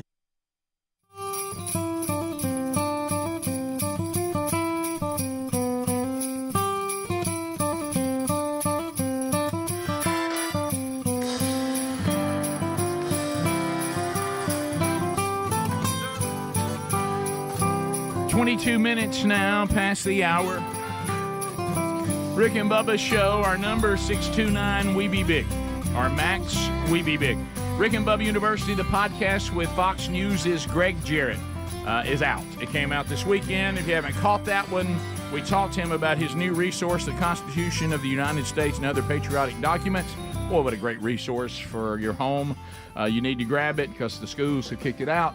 if your kid goes to a government school. But anyway, so enjoy that interview wherever you get podcasts today, if you haven't already. So I guess we should just purge before we get to weekend recaps. This is part of a weekend recap because we release the playoffs. Anybody on the Rick and Bubba show, all of us sports experts, of course, and who do our little sports talk show, mini sports talk show within the big show. Anybody in here think that the committee got it wrong? The committee had an impossible choice, Rick. Like I say, they were going to basically put the screws to somebody either way, and they chose to go with the team that looked better right now. If Florida State's quarterback is there, Alabama's out. Oh, yeah, and I would agree with that. Even though if you watch the SEC championship game, I think you saw two of the best teams in the country. You do. Now, I do understand that Kirby Smart was saying, if y'all supposed to pick the best four teams, do y'all really think that team in there is not one of the four best? But look, he had to do that. He had to lobby for his team, but it's tough to lose on that day. Right. I agree. And Yeah. to all of those points, and back to what you're saying, look, there's nobody in this room that likes the Seminole chant more than I do. I've been on record for that. Love the Seminoles. Okay. I got Seminole swag. However, We got some nice. I honestly don't. Currently, your situation, I don't even think you're the 7th or 8th best team in the country. So we're going to say that Georgia's not as good, Oregon's not as good, Ohio State's not as good. Right. I mean, if it's an 8-team playoff this year, you barely get in. Yeah. Yeah. And I hate that. Yeah. It's unfair to. I mean, it's just what it is. And the 4 best teams are there. Period. And look at Liberty. Look how they got overlooked. Yeah. So What a year. They went What a pole to fantastic pole, year. undefeated. Yeah. They do. And if this was next year, they would be in the playoffs. They as would the be. 12th That'd be seed. the 12th seed. So Florida State upset. Understand that justifiably. I understand. But do you think the college committee got it wrong? No, not necessarily. Yeah. Like I say, somebody was going to be done wrong, if you will, either way. Yeah. So, that's the way it fell. To your point, Bubba, if the committee has never, up until yesterday, the committee had never left the SEC champion out of a playoff. Right. Left an undefeated Power 5 team out of the playoff. Right. Dropped the number 1 team outside the top 4, which that happened. Selected a team ranked outside the top 6, which that happened. So you were going to have history Two made of them. one way or the One other. way or the other. But I do think what we saw on the field this weekend, you got the 4 best teams right now. This will take care of itself next year. I don't know why we've waited so long. I watched both the Florida State championship game and the SEC championship game, and that's one of the few games I saw mostly all of it. And to me, there was no comparison between Alabama and Florida State at this point of the season. Right. Alabama looked better than Georgia at this part of the season. They did. Yeah. And so I think that Alabama earned their way in. I think because they got in, now you can't leave Texas out. If Texas had been left out, Greg, I agree with you. Now I would have think that would be wrong. Because if I beat you, I've been talking Texas for the last 3 weeks. Yeah. I think they're playing some of the best football in the country right now. In the argument, we've heard people go, "Well, yeah, but Alabama's better than them." Well, Texas is probably better than they were that when they played Alabama the first time too. So it really kind of washes. I need to tell Alabama fans that too. You know that if Alabama and you have gotten better throughout the season, there's a good chance Texas has too. Yeah. They're not the same team that beat y'all either. If we're going to assume things that we can't prove, we're going to have to assume them across the board. Right. And the committee basically looked at Florida State and is like, we watched these last 2 games with you back up, and in this particular situation, these 3 teams we're fixing to put in there with you, you're not going to match up very well with them. Right. No. We think Alabama's better. Florida State goes in, we get a TCU thing again. Yeah. In their current state, not when they had their quarterback. So and they got a defense that's good enough to be there. Florida State has indicated they may pass on the bowl game in protest, which they have them scheduled. Whatever. No, they have. They got to play Georgia. Yeah, they have them scheduled to play Georgia. In the what was it? In what Sugar Bowl? Was it? No, it's in Florida. It's Orange Bowl. See, don't forget right now. They're in that position where, if they hadn't messed us up, we would have been national champions. When you go play Georgia and get hammered, you can't make that. That was going to be my next question. So, what do y'all think the saying? playoff committee wants to happen at this point? Alabama and Texas in the finals, and it be a close game? Yes, and they also want Florida State. They also want Florida State to take the bowl bid and get drilled. Which will justify their move. Yes. But then if you're, but I will say the committee, that's really not an indicator, because I've seen some really, really good teams that felt like they should have been the playoff back when it was only 2 teams. Yeah. And they went off to some bowl where they weren't motivated. Most of their players that were going to the NFL didn't play. Yeah. And they got drilled by somebody, but it was no indication of the state of the team. They just weren't motivated to play in that game because it didn't matter. Right. Yeah. In case you are wondering, I'm just looking here. So Liberty would get in. So who we would be arguing about today would be Missouri, Penn State, Ole Miss, and Oklahoma. For the last spot. For the last couple spots. Yeah. Yeah, that'd be a good argument. And see, most of them would be 2-loss teams at that point. Yeah, they'd be 10-2. So all those are 10-2 teams. No one can beat their chest with 2 or possibly 3 losses and say we deserved it because you've lost twice. So, I think everybody will have to have their hat in hand at number 10, 11, 12. Yeah. Yeah, so it's a tough spot, and but we have to, when everybody's arguing, and I will say this: are there any Alabama fans that are willing to give an apology to Milroe and Coach Saban, because y'all were trashing both of them the first 3 games of the year? Yeah. And if you think about it, Tommy Reese is the offensive coordinator they were for trashing Alabama. him too. He's brand new to the system. At Alabama, you run their offense. You don't bring yours in. Yeah. So he's trying to learn the system. You got Milroe, a new quarterback, trying to figure it out. So Milroe, tied. So, I mean, if you think about it, look how they're calling the game now and how he's playing, because they're getting comfortable with it. But they're doing it more to meet his skills and what he does. But, can you acknowledge that you trashed your team and you owe him an apology? Yeah. Oh, Rick, they said Milroe, he's not Alabama's starting quarterback. No. And Saban's too old, and he's not even passionate anymore. That was after the first 3 games. Milroe and his development throughout the year and the coaching job that Saban did this year both deserve a standing O. And I do think Alabama got a sweet deal going to the Rose Bowl, because that is a beautiful venue. Yeah. We'll be back. More Rick and Bubba next. Rick and Bubba, Rick and Bubba. Now, no way to survive. Rainbow spin here. Hang on. So, sadly, undoubtedly, now the announcers, I'm glad you heard it, so now you know. They start acting like that they know Rod Bramlett really well. Well, undoubtedly you don't, because you didn't tie this to Rod Bramlett. Yeah. Rod's a great guy. We all know Rod in the business. Well, you do know he passed away, right? You do know that. And I'm not saying they didn't know that, but they didn't connect. It just didn't click with them. Yeah. And so just hang on. But so I see the 3 rows of students. I do see that, and I see the Ride for Rod here, boy. And this is. And then one of the announcers happens to be named Rod Let's Gilmore. go with it, Rick. Go with it. So that confused it even more. Yeah. Well, that was the whole reason for him to make the comment. You can't. He just said it, I think. See how your school can compete. Oh, here it comes. Okay. By using #LiveBuzz student section contest. They're spelling Rod, by the way. That's very nice. It's for Rod Gilmore. They're spelling your name. They've got a heart for you. I mean, that's just for you. For me? Beautiful. Oh my goodness! Did he really think it was for Rod Gilmore, or was he being funny? I know he didn't know. I know it didn't dawn on him what it really was for. I'm not saying that. Well, what else would you think? I mean, oh no! Hey, look, they even got a heart for you, Rod. And it's almost like he had a tone that he was jealous that they didn't put anything of him up. Mm-hmm. Oh no! This was one of those things too, where again, it wasn't. They didn't know. It wasn't socially malicious and all that. But it was lazy that they didn't know. I think. But some of you people that went to Twitter and some of the things you had to say about ESPN and Rod Gilmore was a little ridiculous. Mm-hmm.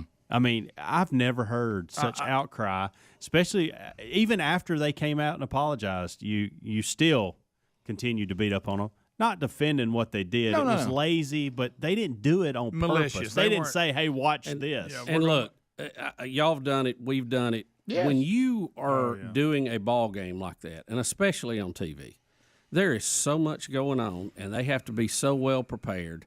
Look, something could get away from them easy. I don't hold that against them. No, and I want you to know that too. The reason why I brought it up is because I don't think Rod Bramlett would either. The reason why I brought it up is because things like this are very uncomfortable. No question. It's just uncomfortable. Yeah. I didn't, like you said, I don't think it was malicious. I don't think the reaction toward them that is fair. But we know how speedy he is with these kind of things. It was very, very awkward. To make it worse, you I had feel awkward. I you just heard had the playback. you had people on bad Twitter audio. saying, "Hey, you should have seen the pregame, the jumbotron, you idiots!" And I got to thinking, I've done it. I've been in a booth. You don't watch the jumbotron. No. Then I saw what they did, and I thought, wow, how you missed that? No. That's where I wish It was pretty special what they Watching did. this, if I could They be must have been in the bathroom. like an Avenger with powers to jump through the TV and get in the booth, I would have tackled him. Yeah, I was screaming at the television. No, I just kept screaming. Somebody no. save him! Somebody save him! Bubba, Rick and Bubba. Breaking down this weekend, NFL kicks off, college football continues to roll. So a lot of football. You're going to have that with us on Mondays. We're big football fans, and we enjoy it. So Nick Saban is one of our favorites. We always love anytime someone annoys Coach Saban.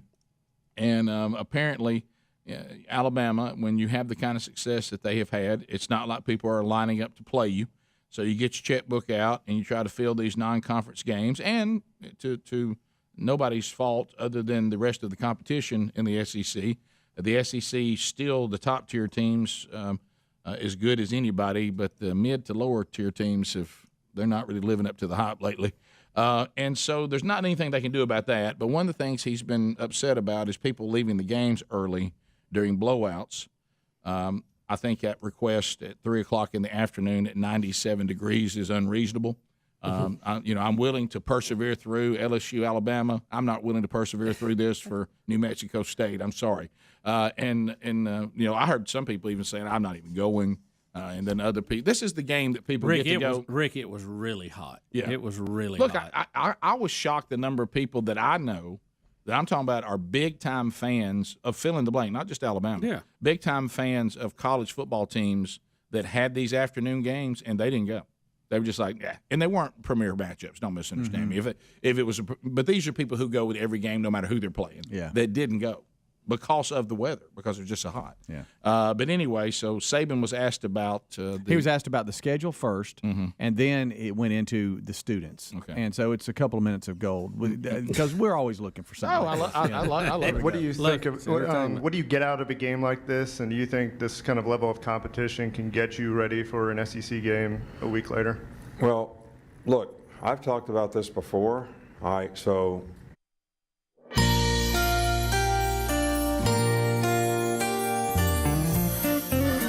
All right, guys, here we go. 35 minutes past the hour, and it's time for you to speak. I know a lot of you want to vet. You want to get Rick. I got to vet. I got to talk about our college football playoff now that it's official, and you want to air your grievances, your disagreements, celebrations, whatever. The real Greg Burgess is on the phones right now at 629 We Be Big. Remember, we have a new prefix number now, not 866-629. Our Max We Be Big. Call us right now. Lines are available. The real Greg Burgess takes your phone call, and we'll chat with you about whatever's on your mind right now. America, your turn to call. 629 We Be Big. CBD products, people are using them everywhere, and a lot of folks say, hey, this really has helped me. Go to cbdistillery.com for stocking stuffers right now. I guess you'll stuck them in the stocking. And better sleep. A lot of people say, look, this has really helped me sleep. The majority of the people that use the products available at cbdistillery.com say this has helped them sleep better. Also, maybe if you're struggling a little bit with anxiety, you're anxious, many people say this has done the trick, and I'm enjoying the holidays because this has helped me to stay calmer. These are clean ingredients, no artificial colors, flavors, or preservatives. Over 2 million customers. They have a 100% money-back guarantee, and you can get 20% off if you use the code BUBBA at cbdistillery.com. That's 20% off at cbdistillery.com. They also have pet products. You can find a link also at rickandbubba.com under the sponsors. All right, to the phones we go. We'll start with Caleb out of Georgia. Caleb, welcome to the Rick and Bubba Show. How are you today, sir? Doing good, boys. How are we doing today? We're doing fantastic. Can we stop acting like this is some kind of tragedy? The 4 best teams got in. Let's just be honest. We all watched the game against Louisville. The same Louisville team that lost to Kentucky got ran over by Kentucky, and then you struggle with them. Like, can we just stop acting like we're not self-aware and we don't see Right. what's happening on the field? You can't leave that part out. And for Georgia, what I would say, and I'm a huge Georgia proponent, I mean, your record speaks for itself over the last 3 years. I don't know if you're a Georgia fan. I know you're calling from Georgia. But the bottom line is this. If you're Georgia, your playoff game was Saturday night and you lost it. Yeah, it was. You it were was, in the playoffs. It was for Alabama, too. If they Right. lose, they're out. Somebody said this, and y'all may have mentioned it, but nobody's really harping on this. Jay checked in and said, I just want to point out that if Georgia beats Alabama, Florida State is still left out. That's right. Mm-hmm. Doesn't matter. So let's not get mad at the SEC here. Right. Yeah.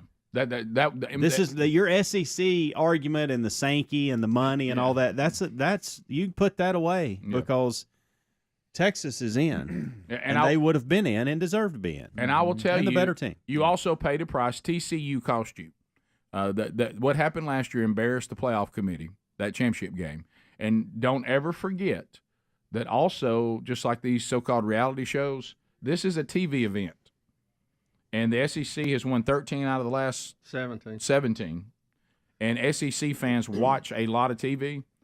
And the SEC champion is always going to have a great road to the playoff, if for no other reason, ratings and revenue. Yeah. Okay? And the fact that they have proven that if they get somebody there, they're a handful. Yeah. And don't act like that's not true, whether you like the SEC or not. Right. However, the Georgia-Alabama game, to me, was the first round of the playoffs. And the winner of that playoff game is now going to the Final Four. And if you didn't see it that way, then you don't understand the real world. It's a shame that we haven't moved forward on this playoff already. Let's be honest. I mean, y'all remember how happy we were when we finally had a BCS? Oh, yeah. And got away from the stupid voting. Oh, thing? yeah. You know, So I mean, every other division did it. I don't know why we haven't been doing it. So it's fixing itself, but there has been victims along the way. Scott in Greensboro. Scott, go ahead. Well, Rick, you just hit on what I was going to say. Is it the four best teams on the field, or is it the four best teams that makes not only the CFP money, but ESPN money? Because you got to look at ESPN's got a stranglehold on college football. It's almost a monopoly to the point I'm thinking the Justice Department might want to take a look at ESPN just because of how they do their coverage. Like in the bowls themselves, out of 41 bowls, ESPN has the rights to 38 of them and owns 17 of them outright.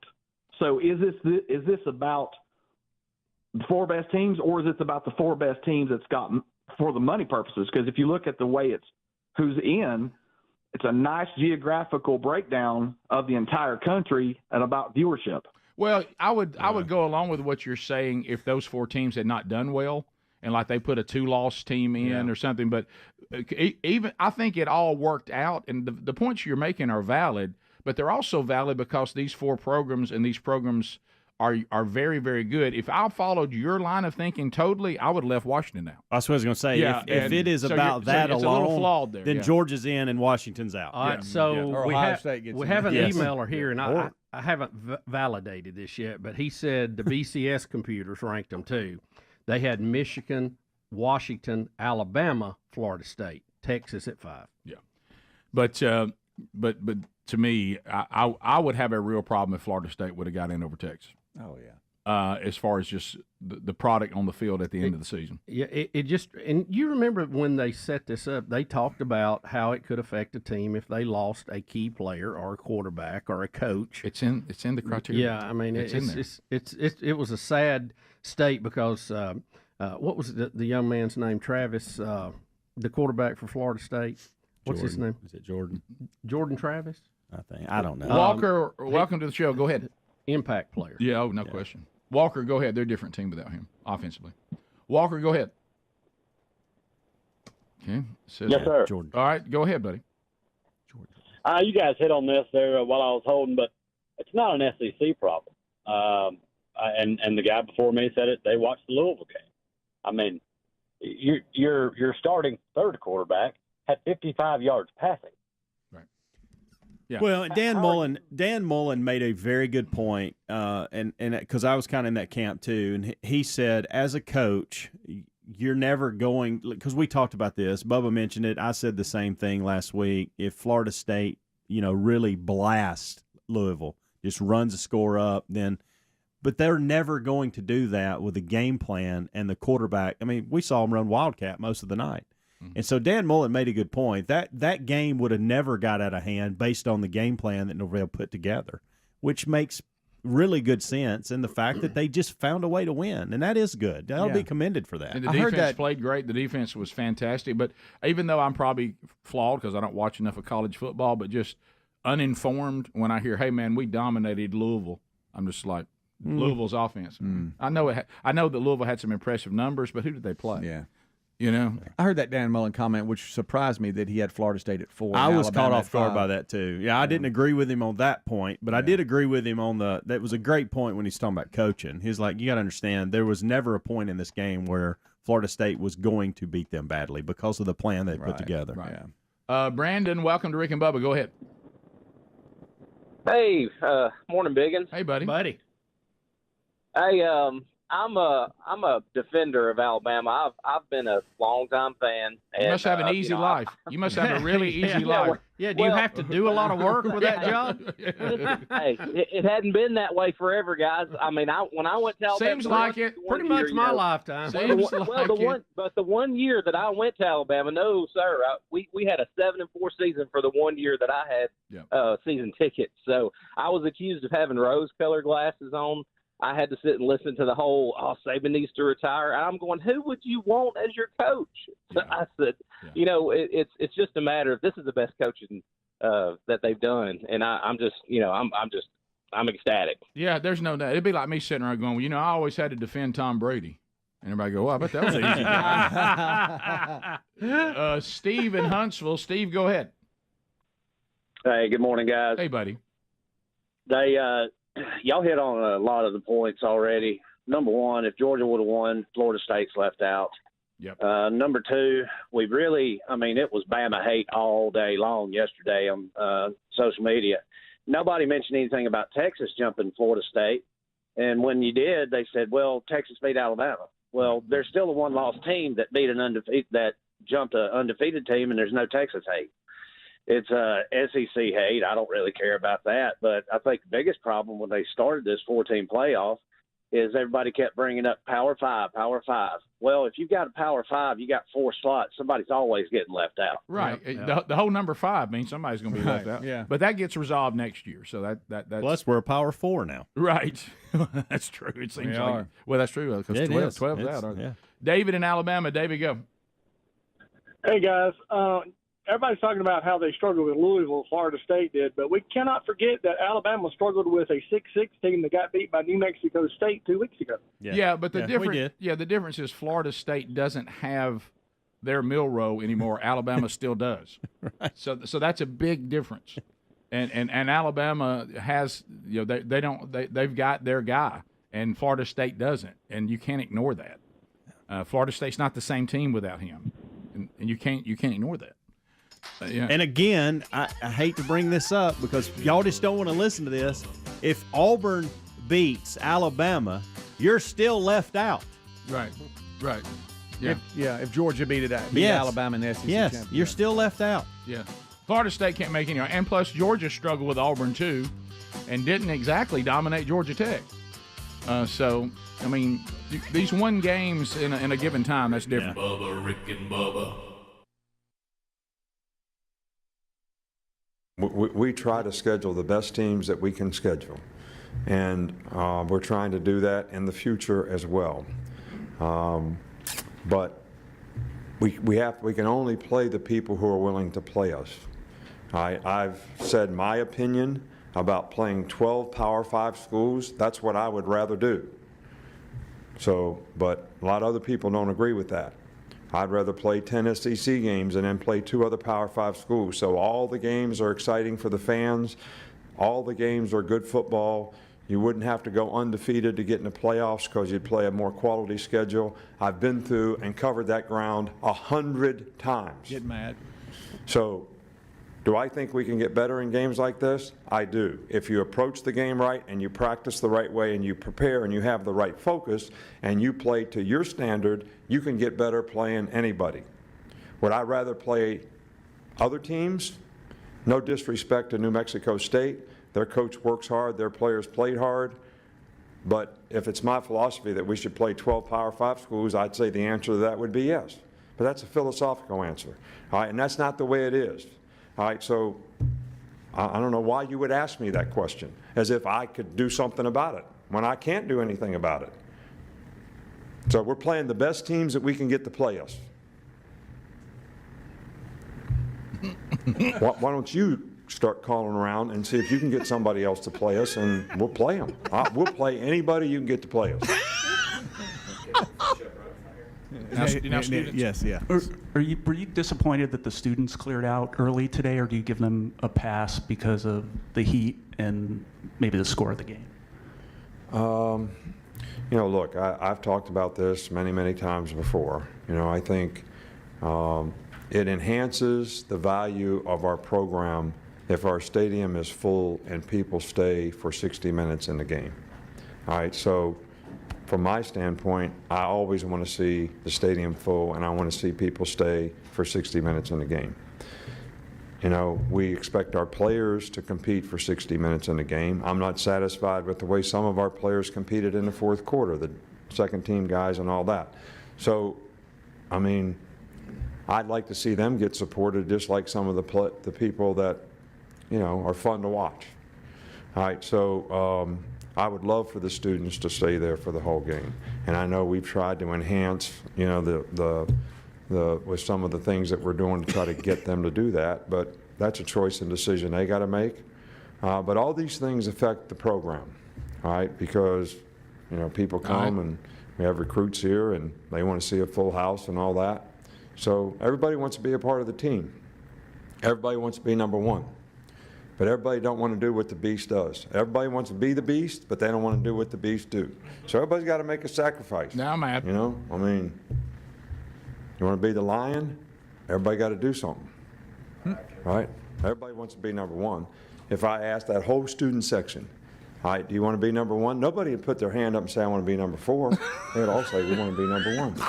But are they willing to do everything to be number 1? That's another question. You can ask them that. I don't know the answer. Getting to ranting. You done? Is he done? Well, you got one more. You know, I'm trying to coach our team. I'm wondering why we lost contain, you know, when they ran a damn zone play.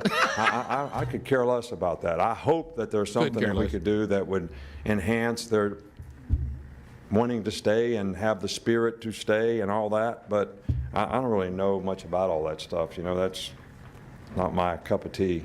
Trying to figure out how to stop, you know, snag 7 flat. Well, look, it's really a shame that you can't enjoy a 62 point, or what was it, 62 to 10, whatever, 52 point. Let's just say round figures, a 50-point win at home more than that. You know, that is a shame. Well, it goes back to this. He really solves all problems by how he says things should be, and I think he's right. He's 100% right. 100% right on the part about play 10 SEC and then 2 Power 5s. And I like his point he made. He said that way you don't have to go undefeated to get in the playoff because everybody's playing good teams, and the voters and the people deciding this can take that into account. See, right now, since some of your schedule is weak opponents, if you don't go undefeated, then you can't even really be considered, or you may get a 1 loss. He said, but if we were all playing good teams, you would have more exciting games for the fans, and you wouldn't, every little game wouldn't, you know, be if we lose this, then we're out. And it would make everything more exciting. He's 100% right on that. And you know what else? You also wouldn't have the student problem either. It would solve all the problems. Heading back.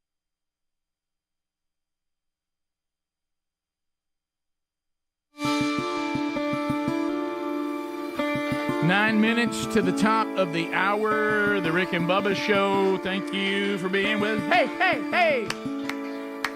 Hey! So, we'll be giving you a couple more recaps coming up. I know the college football playoff probably is going to be brought up over and over throughout the show, but we're going to kind of move on from that as far as our part. I don't know that you can add really to what we've said other than, well, I don't agree with that. I agree with that completely. Can I tell you this, though? Yeah. Speedy's printed out this real cool thing of the bowl games. Which I love logos. Oh, yeah. And, you know, there's some of them, Rick, that really just catch my eye. I love the sponsors, like the Pop-Tart Bowl. Well, but now that's when you've really done your job, is when you get the award and you're rewarded by going to the Pop-Tart Bowl. Don't you know they're going to get free Pop-Tarts out of that? Because I had a son that went to bowls, and they would come home with more swag. Oh, they give them all. I mean, I bet you'll have Pop-Tarts for the rest of your life. Yeah, and the good thing is they won't ever get old. That's North Carolina State and Kansas State. Another one, Rick, caught my eye, the Tony the Tiger Bowl. Oh, Oregon State and Notre Dame. Oh, that's what? Yeah. How about that? Who did Oregon end up playing? Who are they going to play? Oh, gosh. Let me see here. Oh, Oregon, where was they? They're going to play Notre Dame in the Tony the Tiger Bowl. Okay. Which no, that's Oregon State. Yeah. Oh, is it? I'm sorry. You're right. Try to get me right. That's the Beavers, right? Now, that is the Beavers. They right? played Liberty, Rick. They play Liberty January the 1st. Oregon does. Oh, my goodness. So, wait a minute, say that again. Because here's what I thought you just said. Yeah. I thought you just said Oregon was playing Liberty. They are. That's part of the what is it? The New Year's Day 6 or whatever. Wow. Liberty finished 12, Rick. They went all the way up. I got you, but I mean that's a pretty big leap to go play Oregon, isn't it? Yeah. Thank you. Well, it is. Okay. It is. But good for them. But will Oregon be, because they thought they were going to get in? No, will they be they be not sharp? Well, there's a strong chance. You're right that you won't play the Oregon team that was vying to be in the Final Four. Right, and it's frustrating as fans because you have this. I'm in a bowl, but it doesn't mean anything towards the national championship game, so I'm not playing, but so I don't get hurt. So teams don't look the same. To y'all's point, they don't. That's a little in fandom world. It's frustrating, but another bowl I like is the fabulous fabulous Idaho Potato Bowl. Oh, yeah. All of these good food bowls. Yeah, good. So I got to tell you, I'm with you. I don't like the Duke's mayonnaise bowl. Remember they were playing with mayonnaise on the side? See, I didn't. Gross that. I didn't know they did that, Bubba. But it really makes me sad that they did. I didn't know that. I never saw that. Oh, Rick. Because I don't watch I don't watch meaningless bowls unless like somebody in the family's playing them. Because I do. I just want to see football, so I'll watch anything. It's all about the matchup for me. Now, do I want to see? Are good games. Do I want to see how Liberty fares against Oregon? Sure. I do. Yeah, I'll take a look at that. Mm-hmm. But I mean, when you dial over and you see like Toledo playing somebody, I'm like, And we have. I don't know why something about Toledo always bothers me. It does. They're an example for you a lot. What is their Them mascot, in Fresno by the State. way? Is it some kind of tornado? It should be torpedo, shouldn't it? Then, Rick, the R&L Carriers New Orleans Bowl will feature our very own Jack State Gamecocks versus Louisiana, which I'm so confused. They keep changing the name of all the Louisiana schools. What was that? Was that Northwest? This was Louisiana Lafayette. Lafayette. Okay. Now they're just Louisiana. All right, so the Raging Cage. So there's La Tech. I thought Southwest was the Raging Cage. It wasn't. I did. It used to be at one time. Let me think. Before they were Louisiana Lafayette, I think they were. I think you're right, Bubba. I think they changed it. I think just you're like right. Northeast became Monroe, Louisiana Monroe. You say, Greg, are we supposed to follow this? Yeah, I mean, I know it's hard to believe, but you're right. I think originally they were Southwest Louisiana, then they changed it to Louisiana Lafayette, and now they changed it to Louisiana. And when you just call them Louisiana, you immediately think, oh, that's LSU. I know, and it ain't. Yeah. That's crazy. That well, how about the Gamecocks? So good for them. Yeah, that was real good. Getting to play in the Superdome. Right. So and James Madison got in too, right? Yeah. They play Air Force. Somebody else may get in if Florida State flags it. Have they said if they're going or not? If you're Florida State, I'm just totally talking about public relations. All right. Do you refuse to go to the bowl in protest, and then you don't have to prove anything, and you declare to everybody we're undefeated and we are really the national champion? You cannot go. You can go further than we should have been. Central Florida deal, and the Auburn deal. Remember when Auburn? I agree with Auburn that they should have played USC. Right. Now Auburn fans, we go as far as to say we would have beat USC. Now I'm not sure we can make that claim. They were ranked number one the entire year. You're right. Now should Auburn have been in that game versus Oklahoma? Right. No question. No question about that. But Oklahoma was 2 and they never lost. Yeah, but no, I mean, do I think Auburn would have beat them? They did. I think Oklahoma lost in the championship game, and they still put them. No, not in the in their conference championship. I think Auburn would have been in. I thought that was the whole argument that Auburn stayed undefeated. I thought they both were under. I could be wrong. I thought 1 and 2 never lost. Greg, I may be wrong. I don't know. I checked on it. What year was that? I checked on it. It's been a minute. Yeah, it was about 2004. There was something weird because when Oklahoma, I'm almost certain because wasn't White their quarterback then? Didn't he win the Heisman? I don't say those kind of words because his last name's White. I I think Jason Campbell posted something about that because he said he could relate to Florida State. I saw that. Jason Campbell tweeted that out. Yeah. Let me find that. I don't.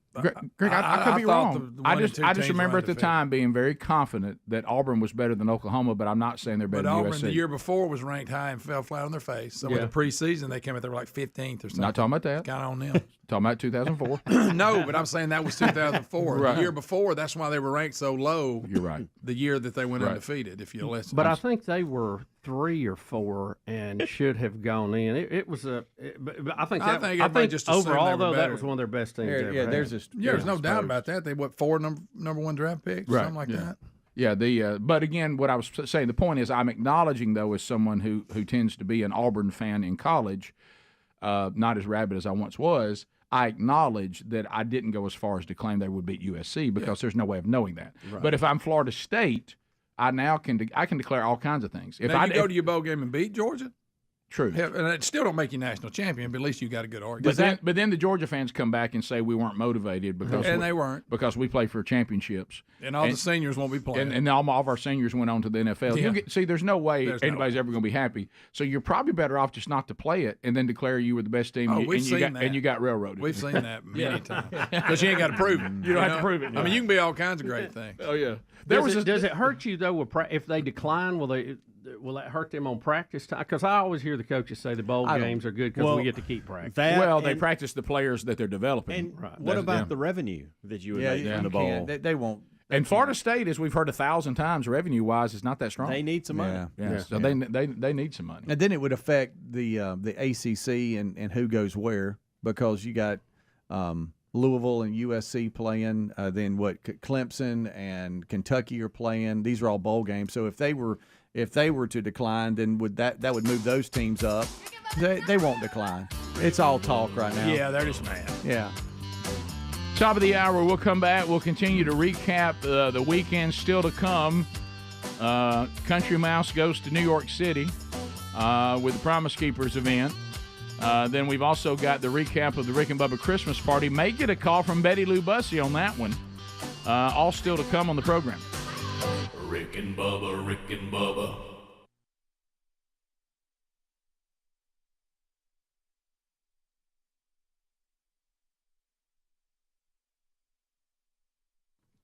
Well, a lot of us do not like to talk about life insurance, but you need to talk about it. But then talk about it, then go to our friends at ladderlife.com and then be done with it. Because if you go to ladderlife.com/Bubba, go there right now, LADDER life.com/Bubba.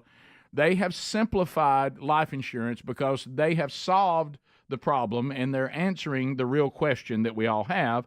And that question is, am I going to be able to take care of my loved ones if I die before they do? And you go and say, here's how much coverage I think I need. And if it's $3 million or less, you don't even have to see a doctor. No doctors, no needles, no paperwork.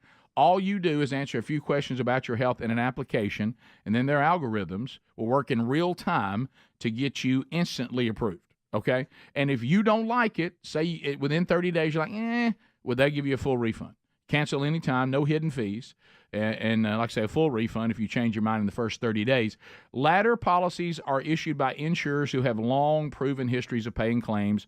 They're rated A and A+ by AM Best. And life insurance costs, trust your friends Rick and Bubba, life insurance cost goes up as we age. So get it done. It couldn't be simpler. LADDER life.com/Bubba.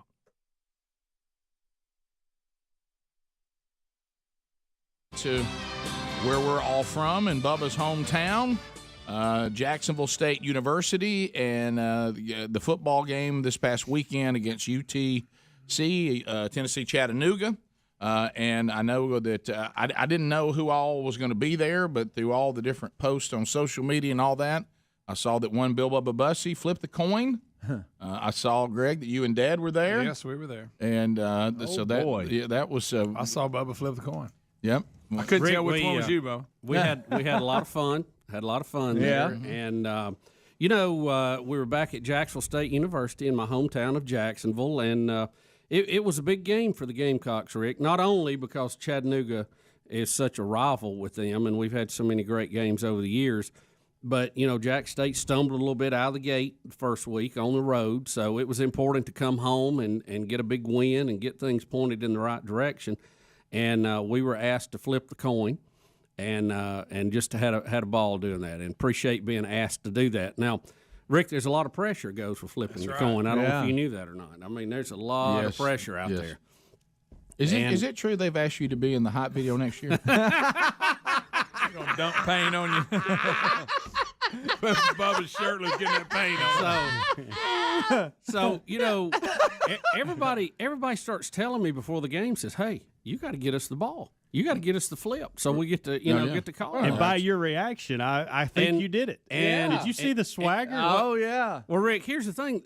I really didn't think that much about it because I thought, well, I'm just flipping it. I'm not calling it. Right. Yeah. And but then when I got out there and I realized that they call it before I flip it. Yeah. So then it was my job to make the flip match. Oh, I thought you had to call it in the air. And what Rick, watch here. David Shaw was out there videoing this. Look, I stepped back and start shaking my head like, I got it. I know, I saw that. I got it for us right Swag, there. baby. You like, watch me shake my head when I back up. Look, right there. Yeah, got it, home team. There we go. Yeah, I got it for you, baby. The face got it. Sure, it is funny. Well, I got to ask a question. I didn't even realize I did that till looking back, and David Shaw was laughing, going, "Yeah, you did like, hey, I got it for us." You did. Funny. And you didn't even pull another growing. No. Now, did you know you were doing this? Because we should have been talking about this all week. What was that all about? I did not know this until Saturday morning. Okay. And, really and honestly, I mean, I understand, how this works. I mean, what this basically meant was Todd Jones and Randy Owen didn't want to do it. Okay, that's the bottom line. That's how I got to do it. I mean, shut your hole and know you wrote. That's right. Right. So, but listen, I was glad to do it. We had a great time, and what was funny? What was funny? And I think we've got a picture of it. I come off the field, and Coach Gross comes up, and he goes, "Hey, you got us." I saw that. Yeah, and that was funny. We were laughing about it. Yeah, that's good. And Jacksonville State won. Yeah, big they looked win. good. They played well. You know what? It was a great game too. It was 41-20. But it was back and forth, and every time Jack State tried to get ahead here, the Mocs would come back and threaten a little bit. So it was a good game, and it was very warm, as you mentioned.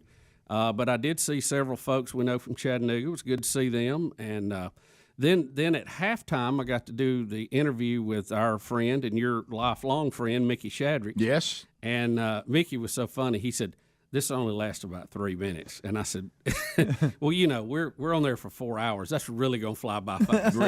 He said, "This is going to go real quick." Yeah, it did. So, but we did that. We got to have some good laughs. Had a little Rick talk before we started. So that was fun. I'm sure I came out really good on that. Yeah, and so here I am. I'm meeting the JSU captains there before we go out. Right. And what was funny, Mr. White Hat there, he was from Louisville, Kentucky. Okay. And was not really familiar with the show. Right. And he said, now what is your name? And I said, Bill Bubba Bussey. And he said, "You're the radio guy." I said, "Yeah," and all that. And he said, "I'm just going to go with Mr. Bubba. I can't remember all the rest of that." Yeah, he said, "I'm just going to go with Mr. Bubba. Is that all right?" I said, "That's fine." You know what that tells you? I said, "Just call me. I don't care what you call me. Just call me." That tells you we were snatched off there in Louisville before you could ever find out. See, I didn't even try to go into all that. No. Now, the rest of his crew was from other places. Some of them were familiar with the show. Okay. So, yeah. But it was.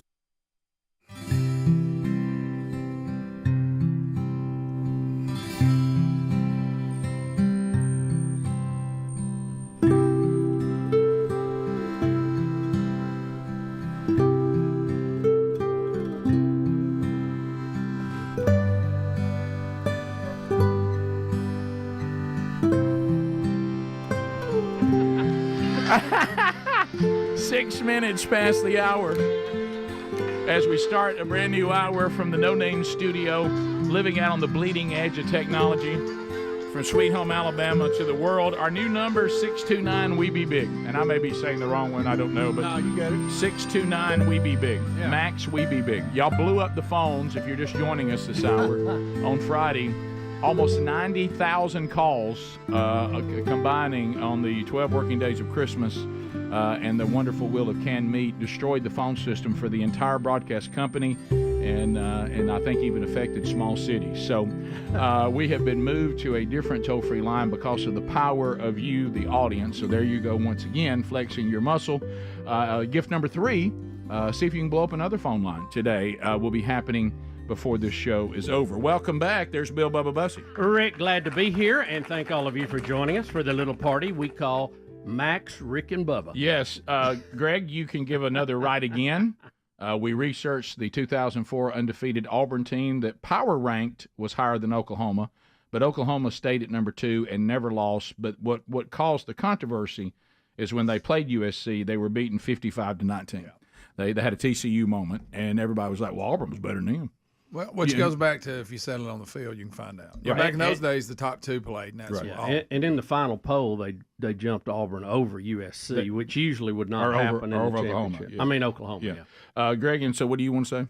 Right again. But Okay, that's fine. But I told you might be right. I wouldn't like making some stand. You're kind of a little bit crappy about it. So all right. So we're looking back. We're looking back over the weekend, and some of you that are not as old as we are, you may not remember. The Bill McCartney Promise Keepers of the '90s. I mean, this was. I don't think there's ever been anything match it.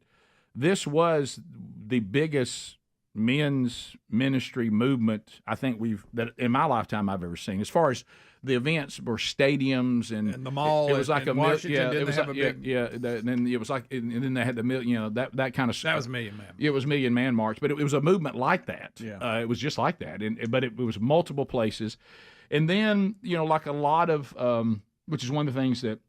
And look, we're in a different league, and I acknowledge that. But themanchurch.com, one of the things that when we sat down and felt called to men's ministry, we're like, all right, let's look back on things like that, and why did that not sustain itself?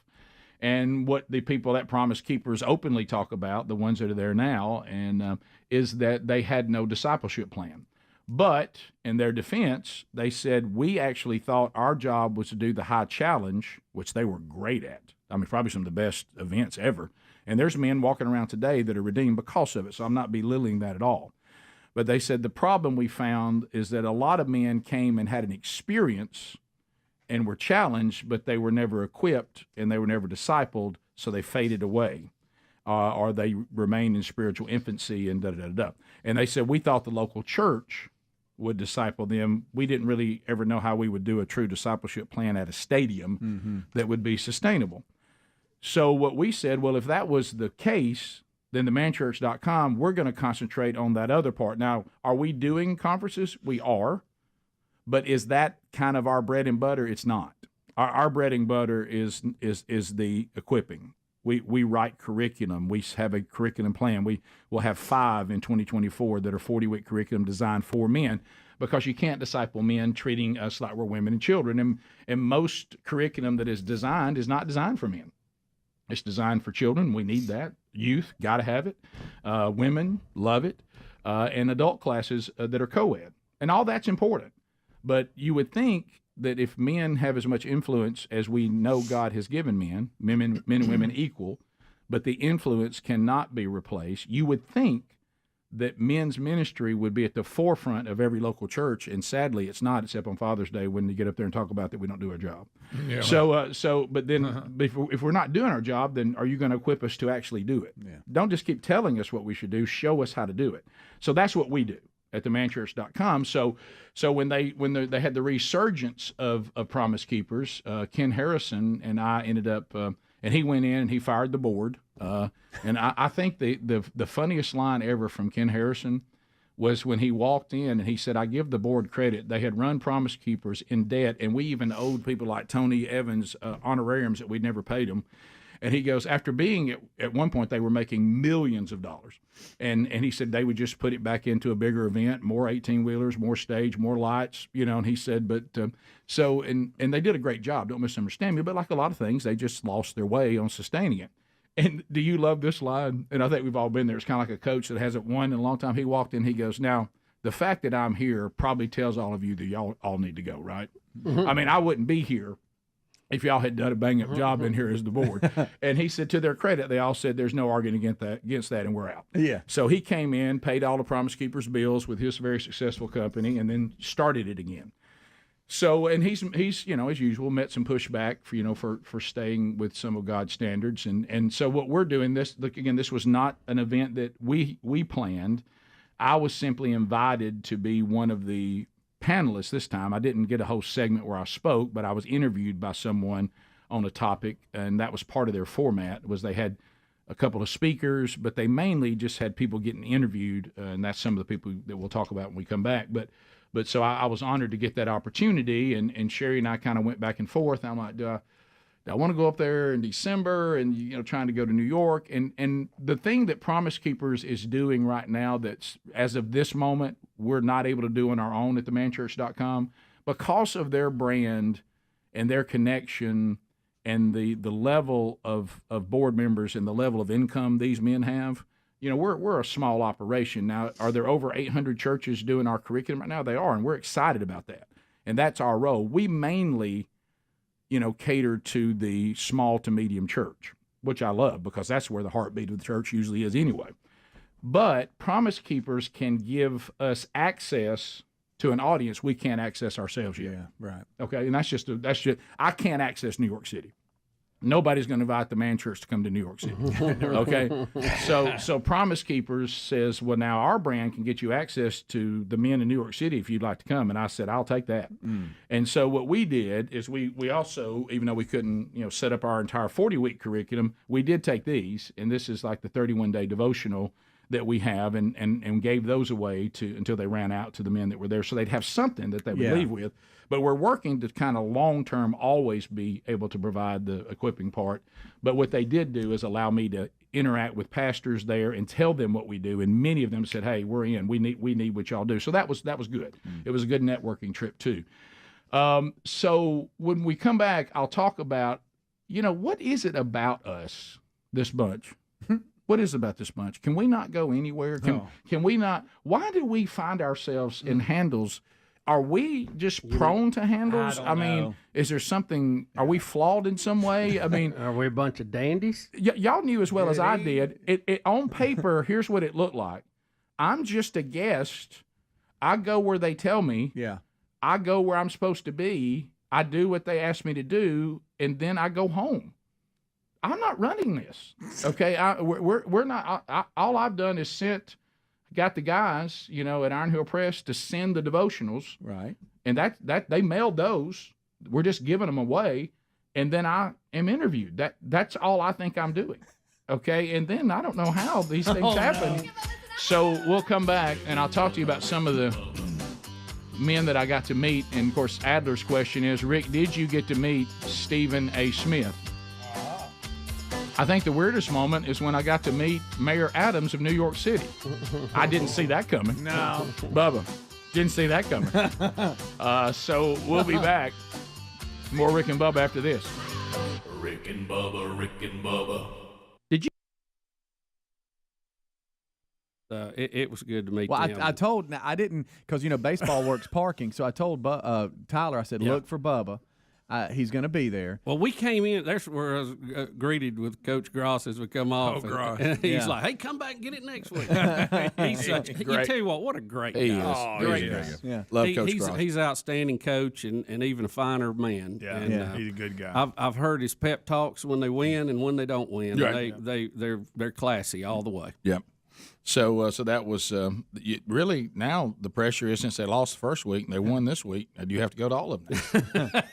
I mean, you got to think about mojo now. Yeah. Huh? Well, I know they're at home this coming weekend because, of course, you know how the kids, they don't communicate with you. Apparently, the baseball team is being recognized for winning the OVC championship, and so we've got to go to the game. So we'll actually be there this weekend. This coming yeah, week? Okay, yeah. Good. I was just telling Tyler, I said, Rick and Bubba's got a suite. What? What do you mean he's got a suite? By the way, did I pay for that suite? No, not directly. Okay. I mean, I saw I had Rick and Bubba on there. I'm like, my mom said, "Do you have a suite at Jacksonville?" I said, "I do not." She said, "Has Rick and Bubba on?" I said, "By gosh, I think I paid for that." Did I pay half of that? I hope that was Bubba's personal money. But anyway, we went in with Todd Jones and another friend, Scott Noel. Noel. I don't know how you say it. It's a little confusing. I think his own family says it two different ways. Yeah, the way he's saying it looks like it's Noel. But Scott's a great guy, and I actually, lot of kin folks and old friends there. I actually rode the school bus with his wife and his sister-in-law and brother-in-law. How about that? But it's good to see them. Good to see Todd and his family, and they were all there. Yep, that's good. So- And now, Greg, I heard that where you and Dad were that Now we went and visited the Rick and Bubba suite. right, yeah, y'all went to visit, but where y'all were, I understand that the air conditioner wasn't working like it needed to. There's what. Now look, compared to the people sitting outside, it's hard to complain. Oh, yeah, but yeah, the air conditioning had needed a little work. You're right, and It was a little hot in there. Yeah, I think but that's it buckled. okay. I think it buckled. But again, now compared to the people outside, it's hard to say. No, guys, let me tell you, if y'all found a way indoors yesterday, that was a way to go. It was nice. It's really nice in there. Yeah, Right. Food's good. You can eat as much as you want. Oh yes, And it was great to see Coach and Greg, and they were meeting and greeting everybody. And Oh yes. I'll tell you, Yes. your dad was he was Because meeting everybody on the floor. He was the life of the party. There's PR Dad, and then there's I'm here for business. It sounded like you had PR Dad. Oh yeah. He was joyful. He was That's joyful. good. Look, when he's joyful, he brings it, doesn't he? Yeah, he does. He was having a great time. Yeah. He was having a It great was time. Everybody says. it was so funny talking to Mom over the weekend. She goes, "Well, yeah, Greg came back here and got your dad, took him to the game." I said, "Well, Mom, well, I just let Greg have my tickets. That was perfectly okay." Yes. Nothing like Meaning, I kind of got a day to myself, and I got to Exactly. relax. Nothing wrong with that. You know, it was. And I enjoy it. We have a good time every time we go. Sure. We actually stayed inside. A lot of times he'll want to go sit outside. Yeah. You know, but we actually stayed in this week. Well, when it's 1,000 degrees. Yeah. I don't know how these players do it in this heat this time of year. Rick, they had when, a big when we were crowd. down on the sideline before the game on that turf, it was warm. We got in front of a fan before we went out there, but it was Well, hot. the turfs. Everybody's going to this turf, and I certainly don't mind that. But the turf's hotter than the grass ever. Yeah. Mm-hmm. Oh yeah. I mean, you touch that turf like you get in a stance and you hold your hand on it, it'll burn you. I mean, it's hot. It's very hot. But a great home crowd. Yeah. It was just it was a good night for football. Good win. Well, Bubba, you represented the show well. Well done. Out there flipping that coin, getting it for him. Probably the key to the game. You know, I talked about it with Mickey a little bit, but we've been going to Jack State games since I could remember going to a football. Oh game, yeah, so yeah. It's really cool to see where the program's got to. Yep. What they're doing now and the level they're competing at. No doubt. Spent a lot of time in that stadium myself. 15. Now, Speedy, I know you said you had a surprise for me. I do. You know, we have to kind of go.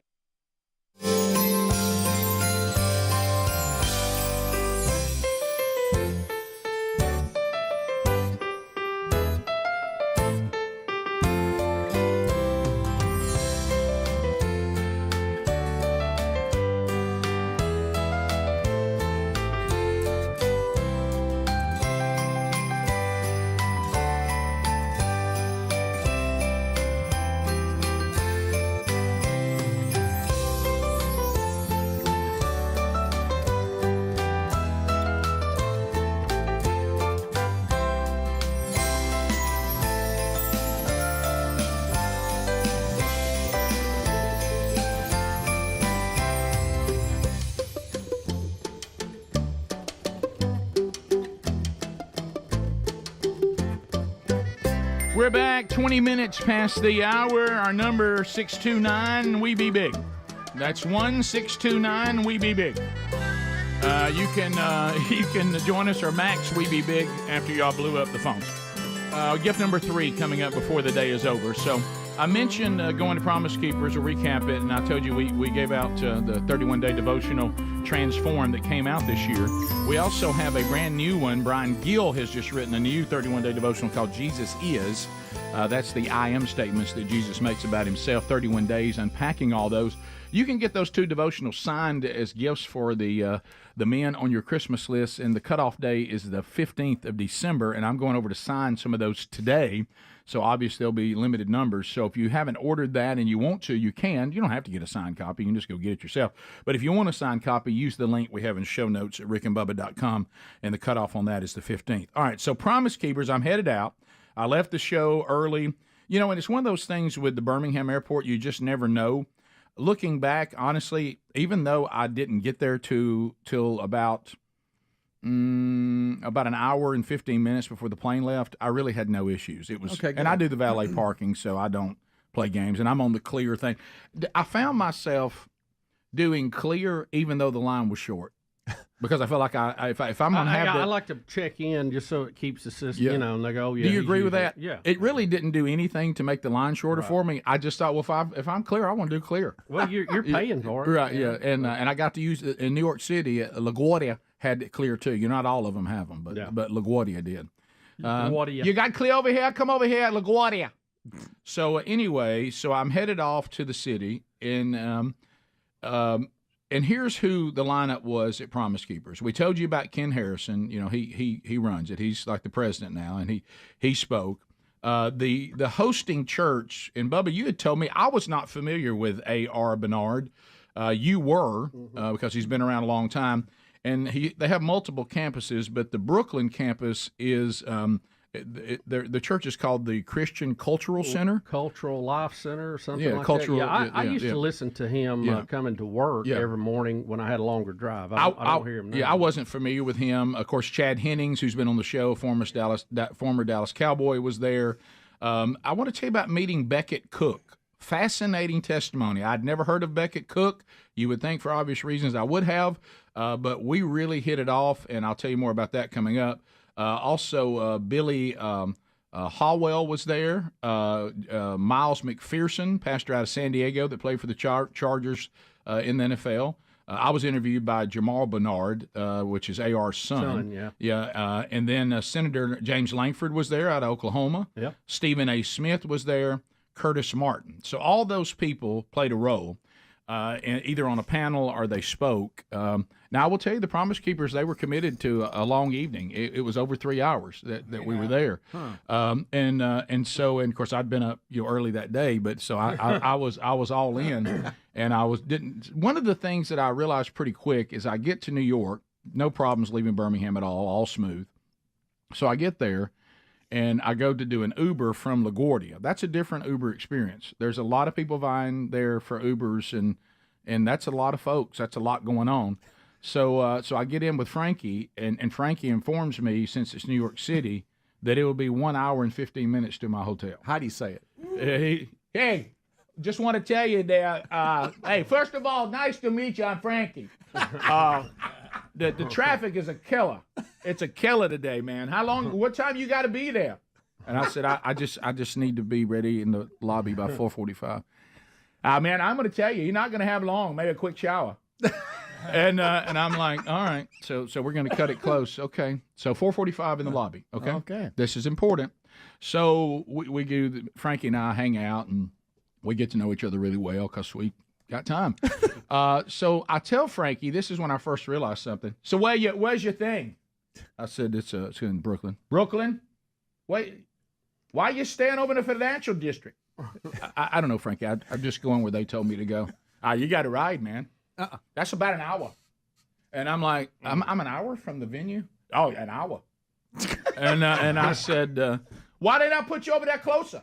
I don't know, Frankie. I didn't book the... I don't know. Why are you staying at the Guild for? Frankie, I didn't do it. I've got an email. Not me. I've just got an email. Frankie, I don't know. Frankie, I've just got an email. Yeah. So what did you do, a radio show? Yeah. Where is it? Have I ever heard of it?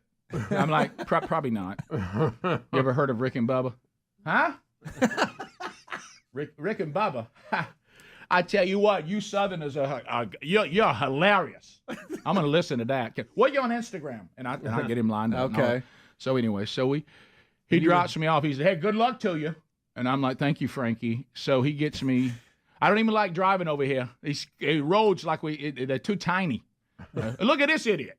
And I'm like, I know, Frankie. Thank you, Frankie. And so people don't know how to drive here. Drives me nuts. So anyway, I went with the Uber. I was a taxi, but I'm an Uber. Okay, yeah. You like the Uber? They're a bunch of. And then he said something. Okay. Yeah, they like all of them.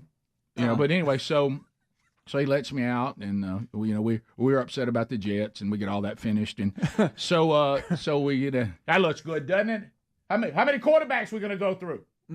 I think we're playing our fifth one. And so I was like, anyway, so we. Very upset. You're very upset. So I get in there. All of a sudden, I get a text from a Promise Keeper person, Daryl. I was not prepared for this. Now, keep in mind, I don't know these other men. I've never met any of them. other than Ken, who's already, he's not, he's already over there. Hey, Rick, I only have your cell phone. What? You gave me your cell phone. I don't have any other guy's cell phones. I've just been communicating with their handlers by email. Okay. I need you to be in charge of getting everybody to the venue. And I'm like, what? I'm sorry. What did you just say? And need you to round everybody up, make sure everybody gets on the bus. We're sending the bus to get everybody. I got to get everybody. I don't even know where Brooklyn is. I got to get everybody on the bus. Boy, you need Frankie. Right? Wait a minute. Am I now working for Promise Keepers? Hey, we need you. Wait a minute. You don't have any way to get in touch with all the speakers that are in this hotel? No, you're the only cell phone I got, so you got to go in the lobby, be sure we got everybody. I don't know. How do you know? How do I know if I got everybody? How many people are they? Send me pictures. And like this, and he's like, yeah, and then we're sending a bus for everybody, all of you on one bus, and now look, y'all need to be on time. Yeah, now you're in charge? Why am I in charge of the speakers? You're the only contact we got. And I'm like, that's not a very good point. So then I think, well, how uncomfortable is this going to be? These people don't have any idea who I am. I mean, I know some of them by their celebrity, but they don't know me. I mean, if I walk into the lobby and look around, how do I know if I got everybody? Yeah. I mean, and I said that to Daryl. I said, Daryl, I don't know when I will. Well, look, you'll see a bunch of men congregating in the lobby. Tell them who you are. That's not going to help. They're going to say, and you might know me from Rick and Bubba. Yeah. And by the way, Curtis, I play a little ball. All county, Calhoun County, 82 and 83. And so anyway, 81, 82 football season. So anyway, so now I'm in charge of the speakers, and I was not prepared for that. So you need a roster. So when we come back, I will tell you what it was like for me to try to get about 15 men on a bus, 15.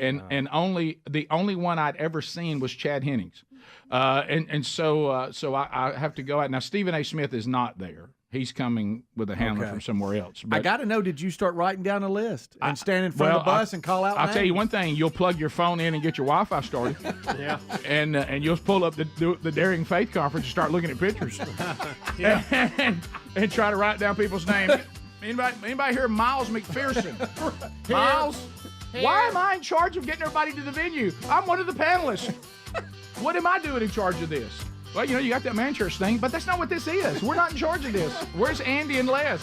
Rick and Bubba, Rick and Bubba.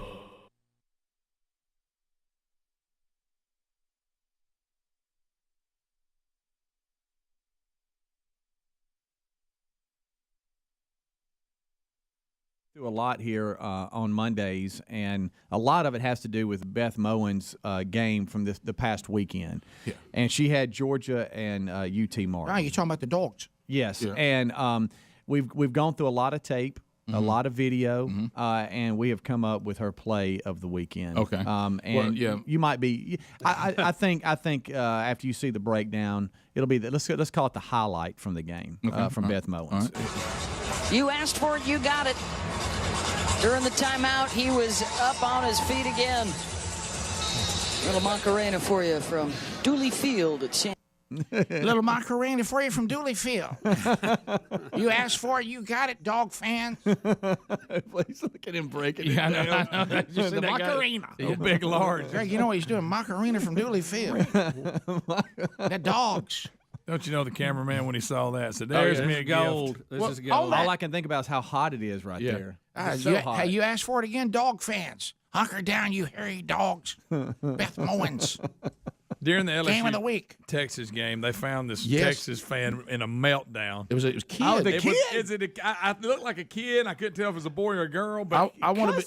I want to be complete meltdown. No. That's what I was going to ask you guys after I saw this. It was so because it looked like a little freckle-faced boy. Well, he was dropping the big words, and he was having a complete meltdown, holding his head and crying. Yes, and it looked like he was saying terrible things. He was. You know why? Because he was. Well, was it a kid? Was it a kid? Was it a kid or just a weird-looking teenager? But everybody else around him acted like they could not hear what he was saying, and it was right there. I kept thinking, all right, who's he sitting with? Right. I mean, Did we just think Did we just think he was a kid and he wasn't? I don't know. I couldn't even tell if it was male or female. Put it this way. Put Put it this way. If you're wondering what he was saying, he and Matthew McConaughey had the same exact response. McConaughey, the camera was right on him at 3rd and 17. Oh, no. Let me tell you something. You know, I don't know if y'all saw the game Great day out there, but he was the guest picker, Matthew McConaughey. Yeah. And for some reason, Betty watched ESPN Game Day more than she'd ever, I think more than she's watched all game days combined. Betty probably has to look at old Matthew McConaughey like old Beth Mowens.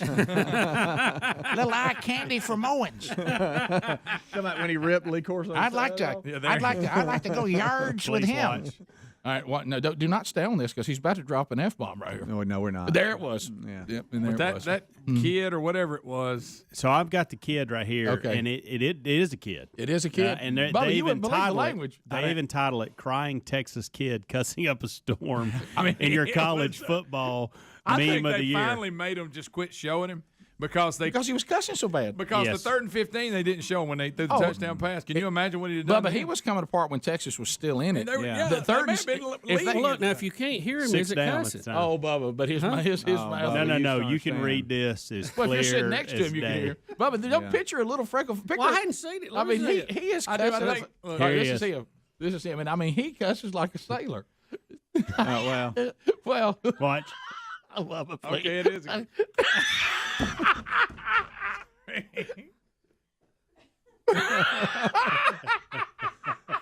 And they kept showing it. He's got a sweet tooth, Rick. He's calling for fudge. Is that his dad? I don't know. This kid talk Because like they this? don't act like they even hear what he's Let's saying. pitch it over to the cussing freckle-faced kid, Beth Mowens. Let me break this down for you. He says, I can't believe this. It is a kid. It's a kid. Seriously, I bet they said, we're not showing No, that I anymore, think guys. somebody That's a kid said, up there I think cussing. there were two people over the weekend. There was sadly the guy that had to get in the ear of the Auburn game. We've already covered it. And say Rod Bramlett has passed. Yeah. And this is a tribute to Rod Bramlett. And then somebody finally said to the camera guy or whoever at the switcher. Quit zooming in on that guy. Because this is before the 3rd and 15 touchdown. Because when they scored, I said, I can't wait till we see what this kid And they didn't show him They again. didn't go back. You know what? I think he probably collapsed. Now, or he may something. have passed They had out, to. that's true. If he was upset at that point. My little kid's a little spicy, Greg. My God, he's got a mouth like a sailor. He got a mouth on him like a sailor. Call him the cussing You must be longhorn. coming into port. Yards. I'm picking up yards. It looked I like love when he fought. This one right here. I mean, you can tell. Wait, hold on, look, right he's there, bowing right up. there. Look, he's bowing up. They love to catch people just in total meltdowns. Well, look at this kid. You think well, what's happened is it's kind of cruel because that third and 17 was cruel. Oh, I mean, you got McConaughey doing his little hook 'em horns, and they're all. This is the big play. We about to get the ball back.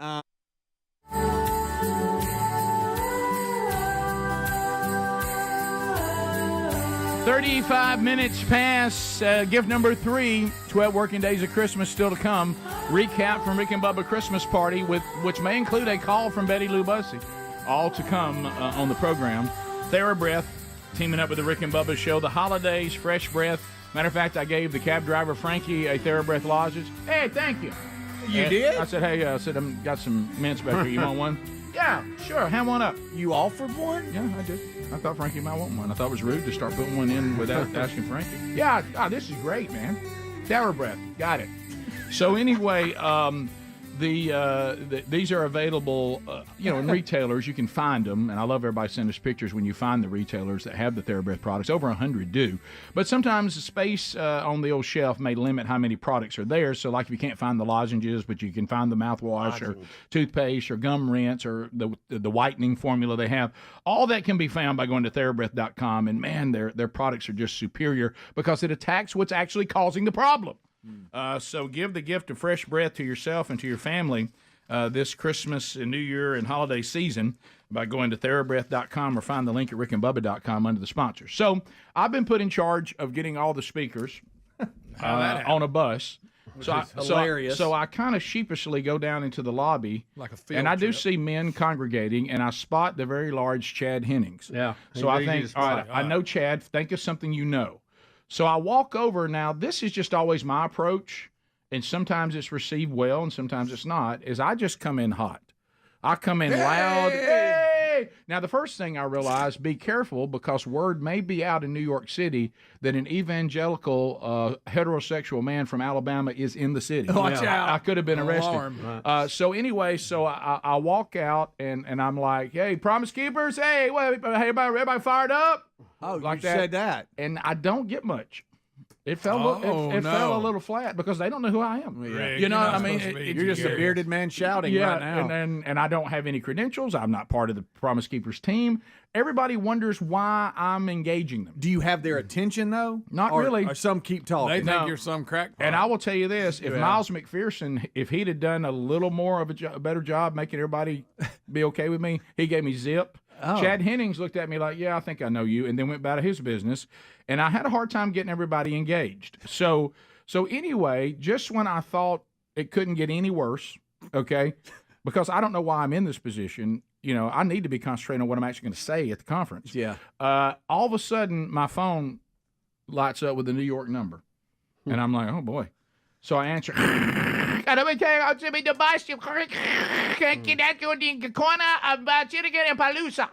What? And I said, I can't understand you, sir. What are you saying? I'm the bus driver.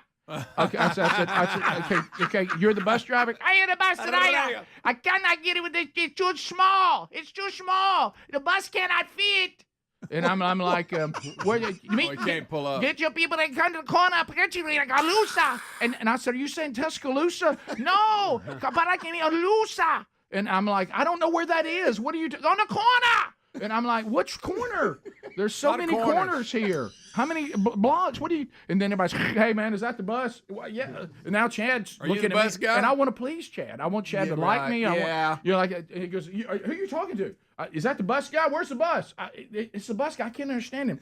And he's Suddenly now you're in charge of the whole I said, thing. can you not? Why am I in this position? Can you not? Why am I not standing over there like them, just going work it out? Yeah. I said, let me be now. Take charge now. Suddenly I'm in part of Promise Keepers. I said, hey, can you not? Are you saying the bus won't fit on the street? Too tight. The bus can't get in the corner. And I'm like, and I finally look around to a staff guy and I said, hey, can you help me? And you know, I don't know if he can speak English either. Yeah. And the guy's English is really bad. And he comes over and The staff at the hotel? yeah, I said, can you talk to the bus driver? Somebody said he can't fit. Oh, he can bring the bus down here. And then, and I said, he said, well, just tell him to come over there. If he'll come around the back and pick up over here on the 5th and the 53rd, but he can hit. And I was like, I just took my phone and said, here. Yeah. Oh. Here, stranger. Breathe in my phone. As I'm putting my phone away, Greg, I hear, what are you doing on that fit? And I just said, he said the bus won't fit. And then everybody's But you got everybody's what's attention. going on? Hey, shouldn't the bus be here? Now everybody's all about me. Shouldn't the bus be here, peon? And I'm like, I don't know what the bus. I don't know. I shouldn't be in charge of the bus. I didn't book the bus. You know, I'm one of the panelists. I'm on the panel. And so I'm one of you guys. I should be like hanging out with y'all. And I've been ostracized over here to help, and not my best role either. No. So anyway, Where's Speedy when you need him? I'm as handler dependent as all of you are. I'm not a handler. And so I don't even know where I'm going. I don't even know where to go unless Speedy tells me. So I keep waiting for Speedy to hand me a spot to cut. So anyway, so eventually this guy says, you can get the bus closer. He gets the guy worked out. Oh. We still had to walk a little bit, not as far as we were going to have to walk. He said, and then I turned around and said, hey guys, it's time to get on the bus. And of course they look at me like, who are you to say it's time? Daryl had my cell phone, so get on the bus. Is that really what you said? I did. I said, all right, let me call Roe. A.R. Bernard. And they said, he's at the church. It's his church. He's not here. Oh, I'm sorry. Chad, I see you. Get on the bus.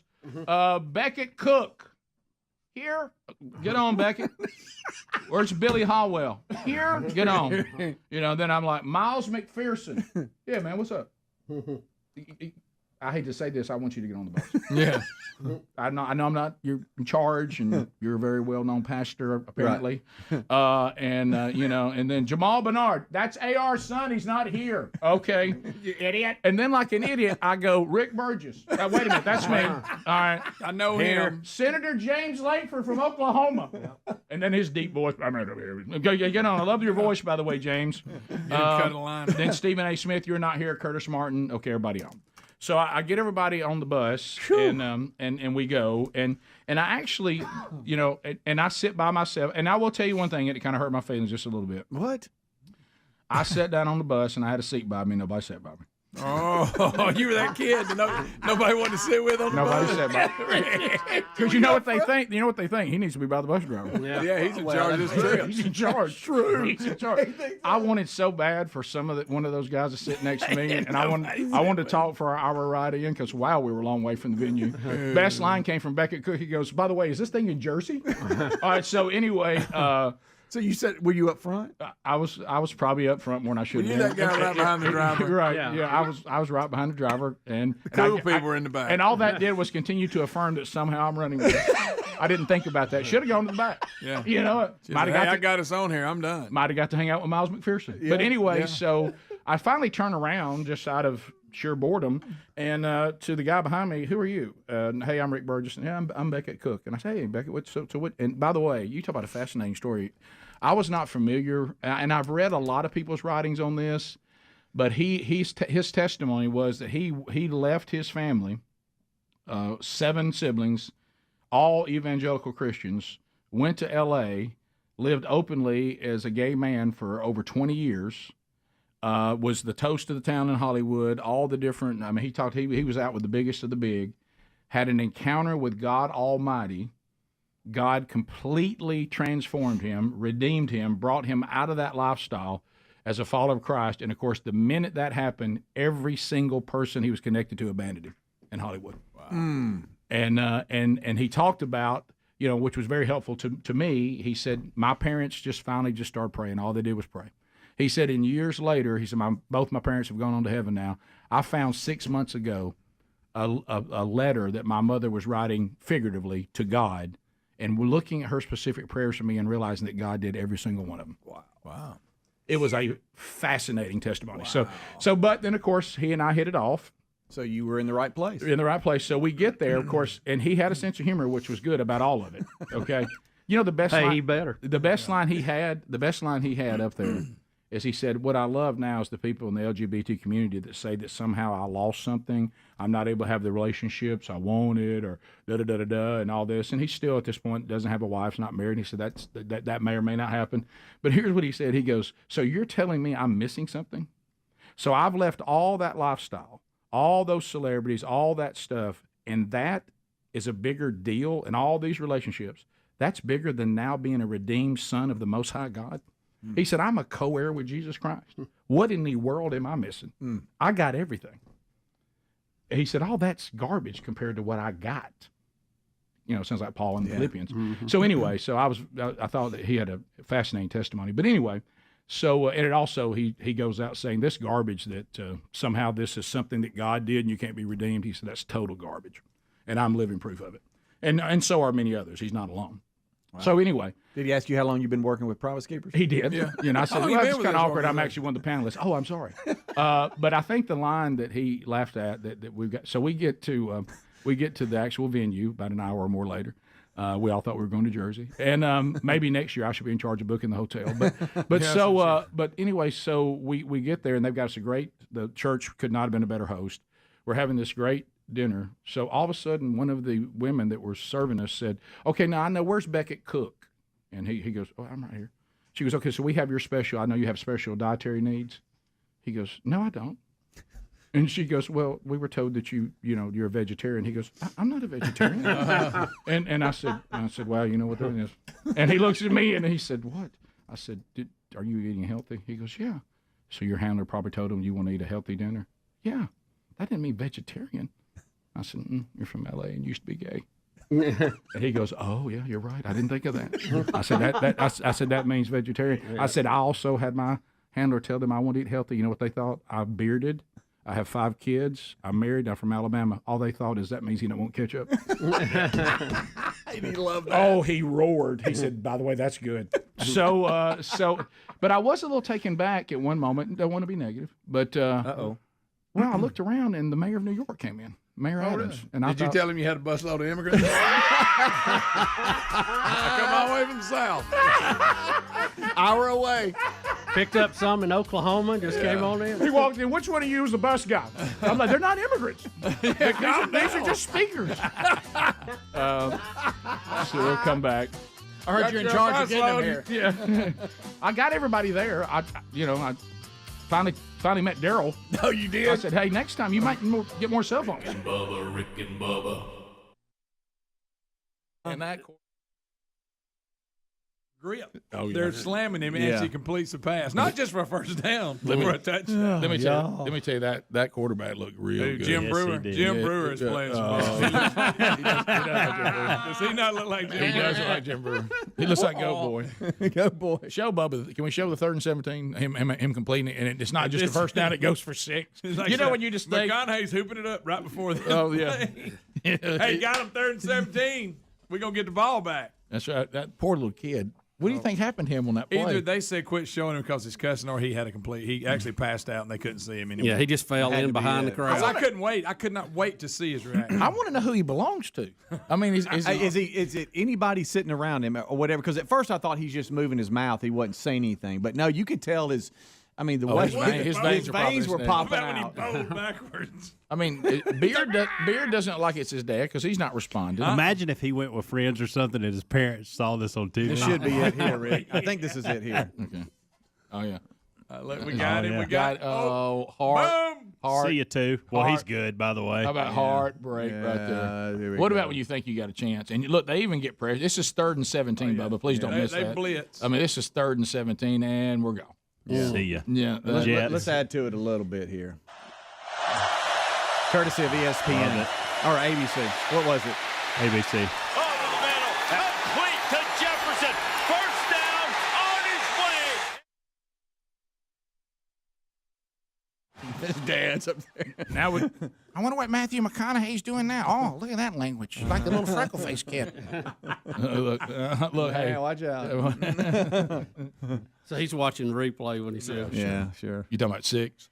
All right. It's one thing. It's one thing to give up the first down, but it goes for 6. Yeah. I mean, you're getting the ball back to try to win the game. Yeah. Look, if you're going to blitz and leave that guy man to man, you better get to the quarterback. And they did, but just a split second. Yeah. And the quarterback just calm and cool. Stepped up in there, didn't panic, run out.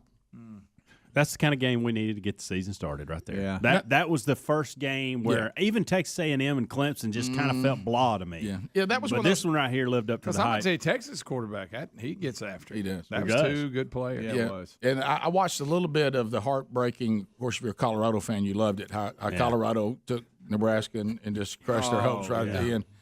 With an incredible play, by the way. That was an okay game. That felt pretty good. A lot of hype. But I thought the Texas LSU game, Nebraska Colorado were the 2 games that I watched that were the most enjoyable. Let me. Can somebody tell me what happened? Clemson did. It's like Are you about to say Tennessee? Yeah, the BYU Tennessee game. I was kind of coming back and forth a little bit on it, and then I heard there was seconds left, and Tennessee was ahead, but BYU had the ball in their own territory. Oh, right, and then it ended up being a double overtime game. They hit a deep pass. That's what it was. Okay, something that should have never happened. By the way, you can't let them get behind you like that. Situation. I mean, that led up a field goal that tied it. Correct. Just don't let them throw a bomb. Yeah, and they did. Yeah. Did you see the BYU guy take the quarterback shoe and throw it? No. Tennessee's quarterback shoe came off, and the BYU guy picked up and just slung it. That's funny.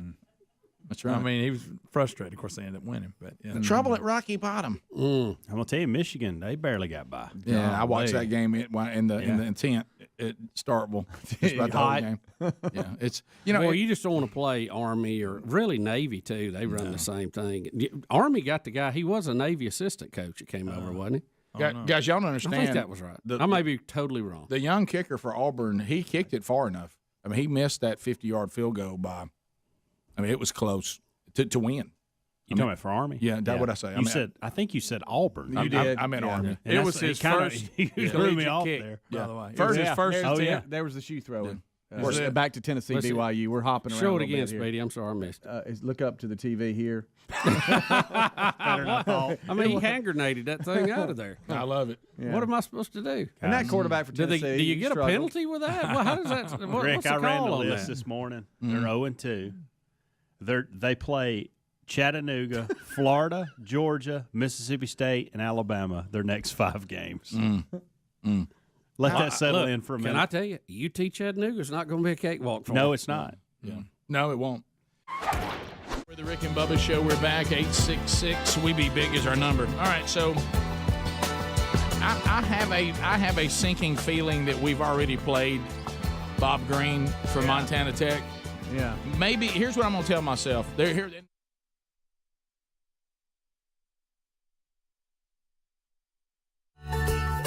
no safe like Simply Safe.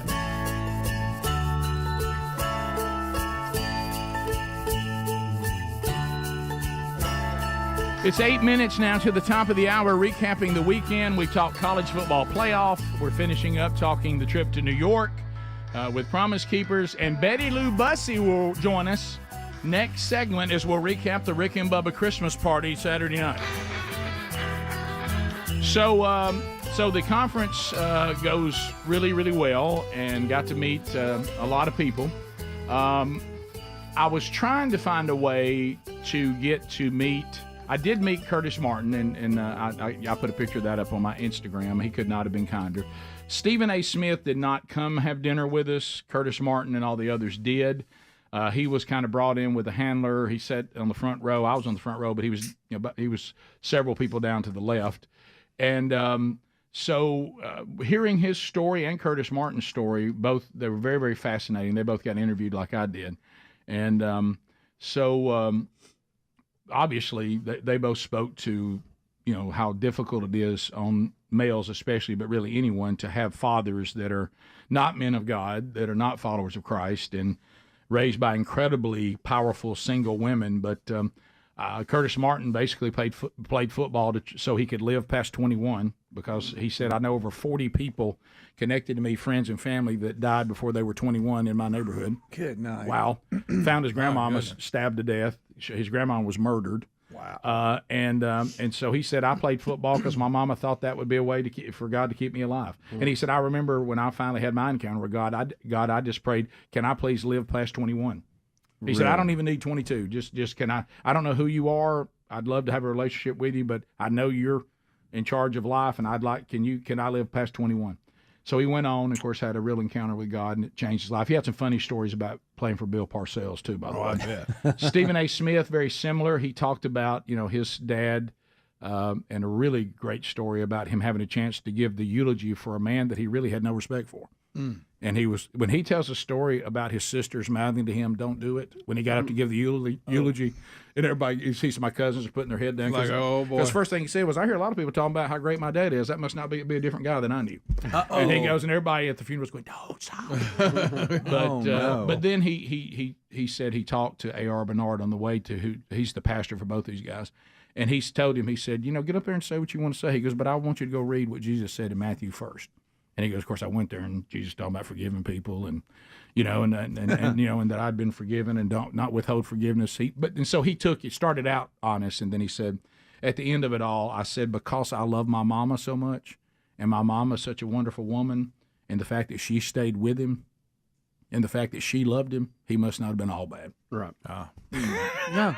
And he said, so he had to land. Yeah, and then he said, and I also go back, and that made me remember I did have some good times with him as well. It wasn't always bad. Mm-hmm. So anyway, that was interesting, but I did not get a chance to meet. I thought I had my shot, because I was looking right at him when I was up there doing my panel, and they were talking to me about what it was like to go through, the death of one of your children and who is God and all that, and I appreciated that opportunity very much. And so he was on the front, so we're looking, and then he got up and did his thing. Well, when he was finished and they sat down, there was more to go, but they ushered him out. Okay. So he left. So I never got to see him or meet him. So we went through the conference, and I want to show you this response. And Miles McPherson did the time of response after all these testimonies and all this panel, and I'd never been in a room that was so diverse as far as men from all walks of life. And see, that's the beauty of New York. Yeah. With all of its flaws, you can meet the world in one place. Wow. And all those men you see in this picture, they stood up and said they wanted to repent and follow Jesus. So it's a different kind of strategy there. Wow. But I understood the strategy when I saw it really was Promise Keepers did a great job of being, Bubba, I'm sorry, as gentle as a dove and as wise as the serpent. The other thing. And also, as we were taught, understand how the world works. Don't compromise Jesus. I wish it was wise as a beaver. Yeah, but you know what I mean? Yeah. But you know, you got to understand the culture and the way things would be done, say, in Starkville, Mississippi in March or Birmingham in February. Going to New York and doing the same type thing, your strategy would be a little bit different, but wouldn't be any less effective. But there, what I love there, and I appreciated Jamal, who was interviewing me, one of AR's sons, is I threw out the thing about cultural Christianity, and he stopped me. He said, hey, let's don't move past that. They don't know what you're talking about. Oh. And I said, okay. So I explained it. Well, that's not really something that exists in New York City. No, that's true. All those men out there were going, I'm hearing some of this stuff for the first time because people did a good job of bringing men just from all over the city. And so they didn't even know what that meant. So you're not dealing with cultural Christianity there. You're dealing with disbelief and total rejection. You know, so that actually is easier. It actually is. Well, you know, the hardest thing we have in the Bible Belt is everybody thinks they're already redeemed and they're going to heaven, even though there's no evidence of it in their life whatsoever. They believe the right thing, so they think that's enough. No, you don't have lukewarm. Yeah, you don't have that in New York. It's total rejection, and when they hear about it, they go, now they're going to need to be discipled, but they went all in. And so that was wonderful. So we get ready, and you know, Bubba, you met Ken Harrison, you know, the one that runs it, and he's kind of a man's man. Big you know. Ken. And so, you know, those kind of men, when when you're with them, you don't want them to think you're weak or anything like that. So we finally get back, okay? We finally get back. And I'm just going to admit this to Trainer Sean. Okay? Just admitting it. It's 1 o'clock in the morning. Okay? Big Papa's been up a while. But Ken Harrison, who is the president of Promise Keepers, says, we need to celebrate and I'll go have some New York pizza. And I could tell everybody didn't want to do it. Nobody wanted to do it. I'm tired. And like that, he goes, we're just going to walk down the corner here, guys. We're going to get pizza and celebrate. Everybody's sleepy. And I turned around and said, I'm not telling them. And Beckett Cook, he goes, are we really about to go have pizza? I said, you'll have a vegetarian pizza, but yes. And he said, wow, so this is going to be the whole time I know you. I said, of course, even a follow-up text when I get to my plane tomorrow. Yeah. I said, but we can't tell Ken no. We all wanted to please Ken. Mm-hmm. So he took us to the corner, and we all stood out there and celebrated all these men coming forward and ate by the slice delicious New York pizza from two Italian men on the corner. Oh. That was Trainer Sean, I know, as Bubba learned, that pizza is Satan's little party boat. I got it. And eating it at 1 o'clock in the morning could have been the worst thing I could have possibly done. But I ate it, and I loved it. If I'd have still been up at 1 o'clock, I couldn't have put it in my mouth. Right. I'd been there in the side of my head. You know? All I told myself is it's really only midnight back home. Let me tell you, I ate that piece of pizza, and I loved every second of it. Yeah. I loved every bite of it. And it was a celebration, and there is a time to celebrate. Yeah. It's made me hungry hearing you talk about it. It was so good. So thank you, Promise Keepers, for trusting me. It was an honor to be there. Rick and Bubba Christmas party recap coming up. Rick and Bubba, Rick and Bubba. We've played it just like we're about to hear it, but I just want to hear it again.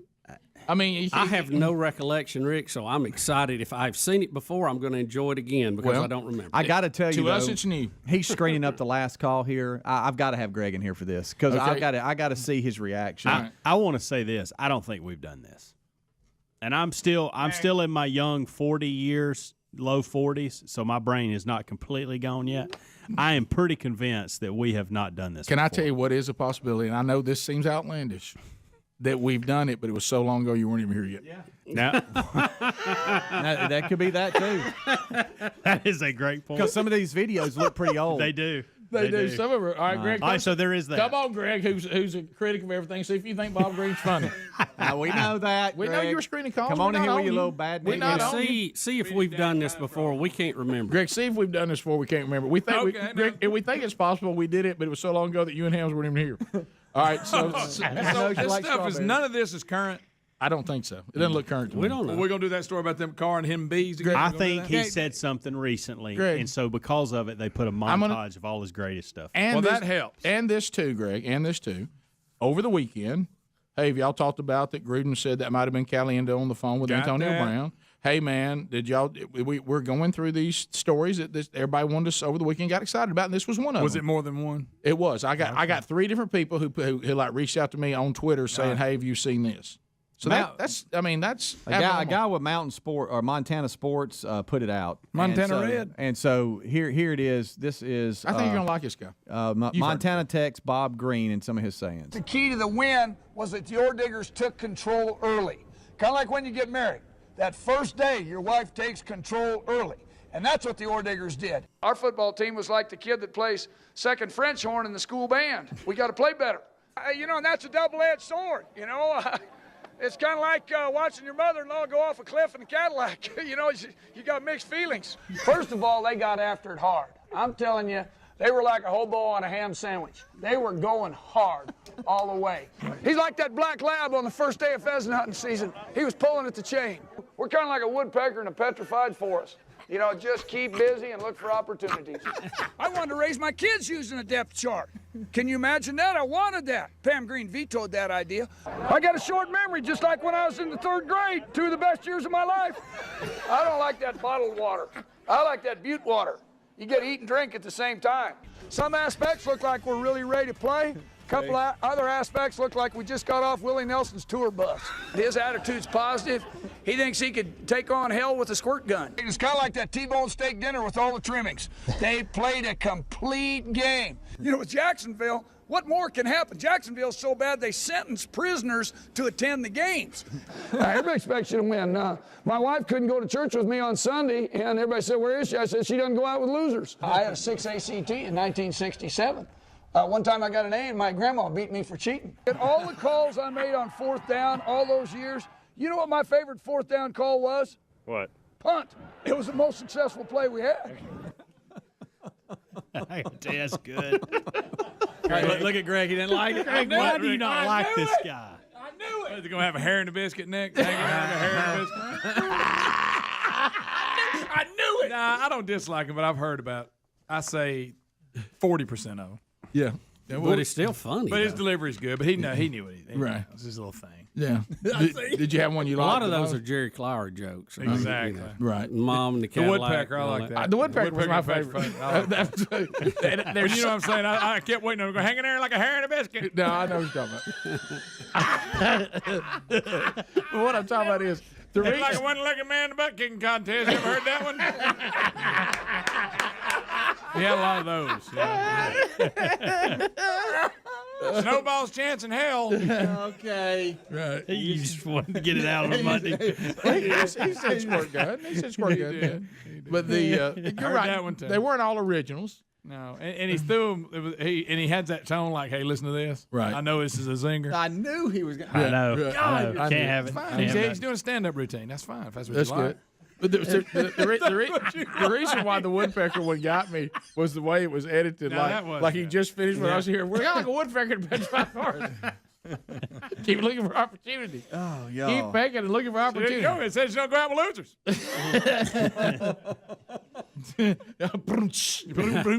Let's go to Pine Straw. Pine This Straw ought to be good. in the Tala. I can't follow that. That ain't fair to me. You did mention Jerry Clower. He was a good Baptist, but I've been told not to go to controversial subjects. So I want to talk to Bubba about the best all-time players in tennis. I'm saying Federer #1, McEnroe #2. How does he round that up, or does he want to disagree with me? No, I think you're pretty close. Pretty close. You sir. agree where he's put them both? Yeah. Fed #1, and then McEnroe is McEnroe's he's in the top style, 5 He played with for the sure. wood racket. He played with the wood racket. He crossed. He was what do you call it? He was in the portal to a new era. Go ahead. I'm sorry. I didn't mean to. Well, no, look, we saw McEnroe here in Birmingham on the Champions Tour. He played Andy Roddick right when he came off of. I'm proud of you for bringing. I don't know if he wants to hear my opinion or He not. doesn't. That's Pine Straw. McEnroe was playing Andy Roddick right after he came off tour here and played him right down to the wire. That's amazing. 25 years. So you would and put- still serving volley. I don't want to get into tennis talk, but you would put McEnroe in front of Nadal?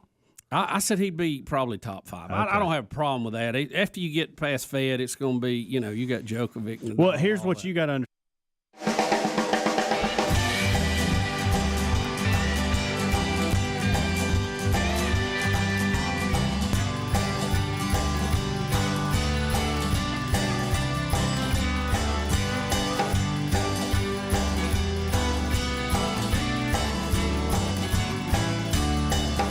Here here we go. 6 minutes past the hour.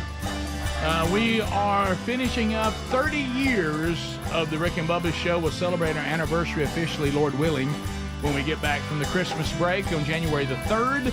12 working days of Christmas is going to go until the big year ender on the 15th, and day 3 before today is over. So Saturday night, there was the annual Rick and Bubba Christmas party. The Bussies were hosting, and all that could be there were there. We have Betty Lou Bussey standing by to update, but I know Adler, one of the things that is part of it, and you can see us on individual social media platforms and on the Rick and Bubba social media, that there always is an attempt to have everybody who makes it to have a big picture with everybody. Adler runs that and tries to get his camera synced. I thought we did a good job of getting a still shot that was pretty doggone good. Yeah, it really was. And you can see that out there on all the social media. But there that is. The only thing that was odd is my arm was a little strange because Amanda had to push up close to me, and I didn't know what to do with that arm because if I go around Amanda, unfortunately, I'm resting on a part of Helmsley that I don't want to. And so I had to kind of move my shoulder a little bit to be sure she had room.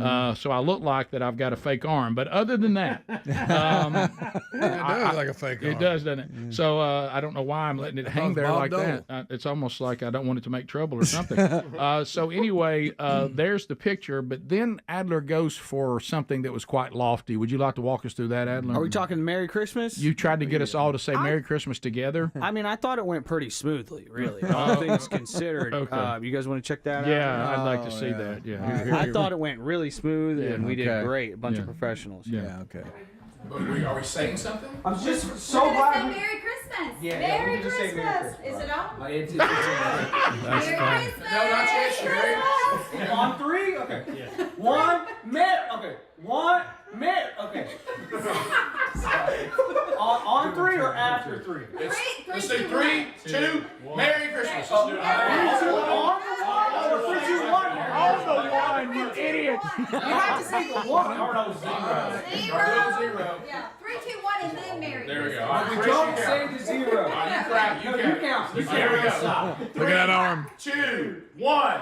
Merry Christmas! We did it. My favorite was the wives just shouting it like it's going on now. Yeah. You mean now? Merry Christmas! My favorite's Ruby looking up at Daddy going, now what are you What doing? are we doing? Ruby, something else. So, Bubba, you guys were great hosts. Thank you so much. Yes. And the hostess with the mostest, Betty Lou Bussey, is joining us. Betty, welcome to Rick and Bubba. How are you today? I'm good. Merry Christmas. Merry Christmas to 3, you. 2, 1. Merry Christmas. There you go. The one silent. Now I get it. Yeah.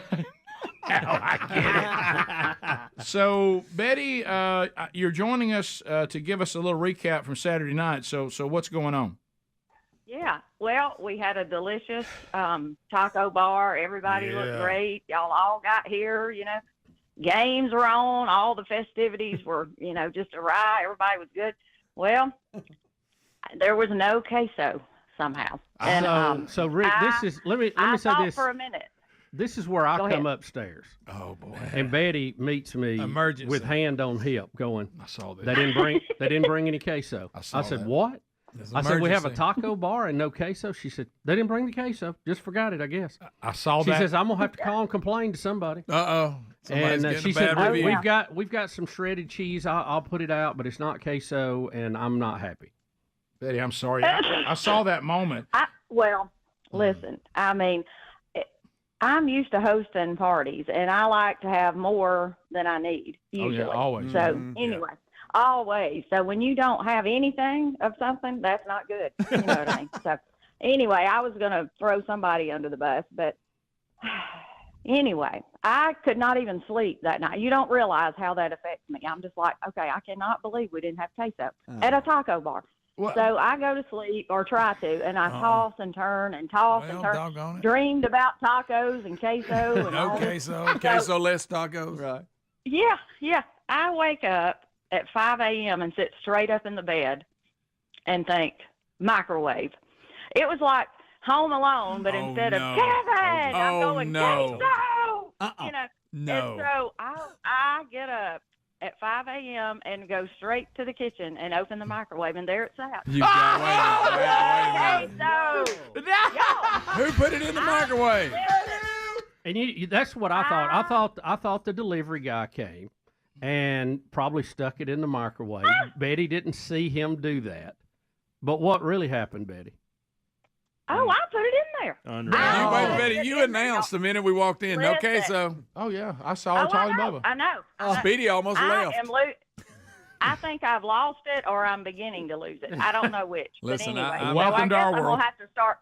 I guess I'm gonna have to start doing Sudoku or whatever all that is, and brain games and all that. Leveraging. You know. Betty, So, yeah, Betty, this how is, mad? I'm doing stuff how like that a mad lot. were you when you thought That is you crazy. didn't have any That's queso? funny.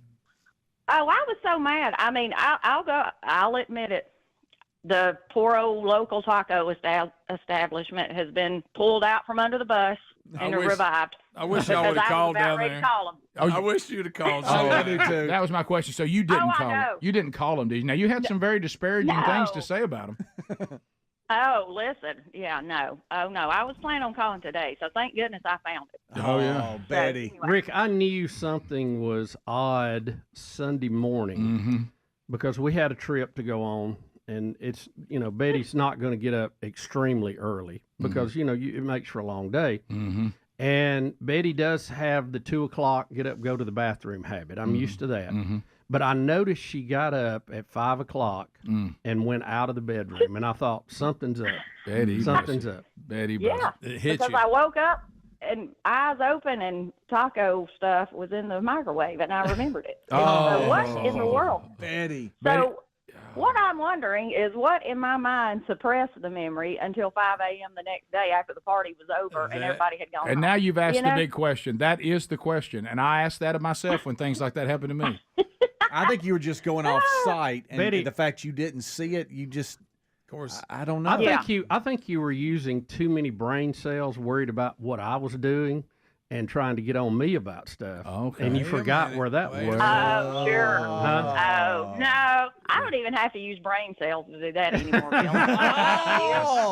It just comes. It just comes naturally. I wasn't using any brain cells on that. What, do you feel bad about some of the things you called the taco place? Because one time you changed their name to, instead of taco, it was taco something, and it was not good. She even questioned if they were really Mexican. Right. It was like, I'm not so sure they're Mexican or not. Yeah. But you changed their name to the name for female dogs, I thought was wrong. Well, I mean, it was all right. And Y'all Greg, don't get carried away. Greg, your rant was epic. Yeah. Once you realized it. Well, I will say this. I was mentally prepared when she said that it was forgotten, but now that I know that it was actually sitting in the room with us, that hurts. Feet Well, from it. Yeah, I mean, we almost leaned on it. Of course, I kept saying, "Where's the queso?" Yeah. Because I knew it was I bothering me. know. Well, it's not like me let not to me go tell look you in the though. microwave anyway. No, just to that's see Well, what's in there.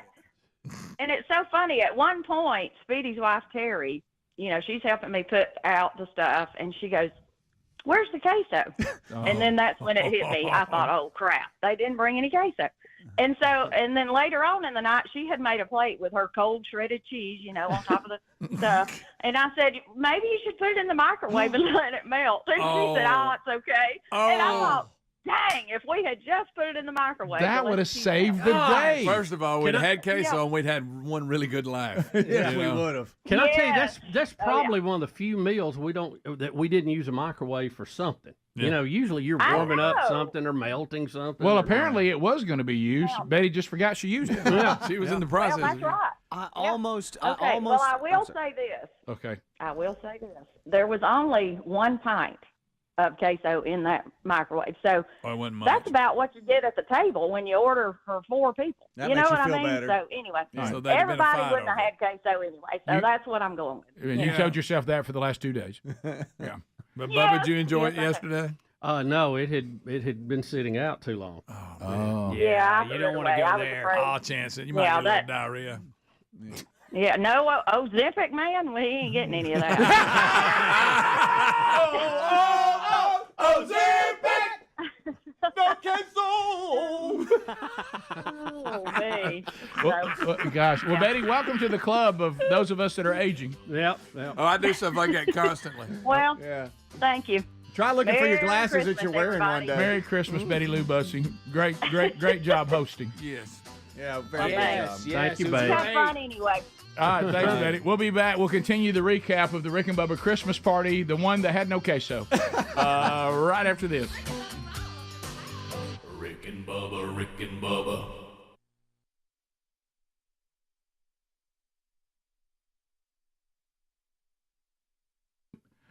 Okay, so this is something you've heard us talk about. I'm trying to do this a little bit better. So the new year's coming, and this is when everybody says, I need to get healthier.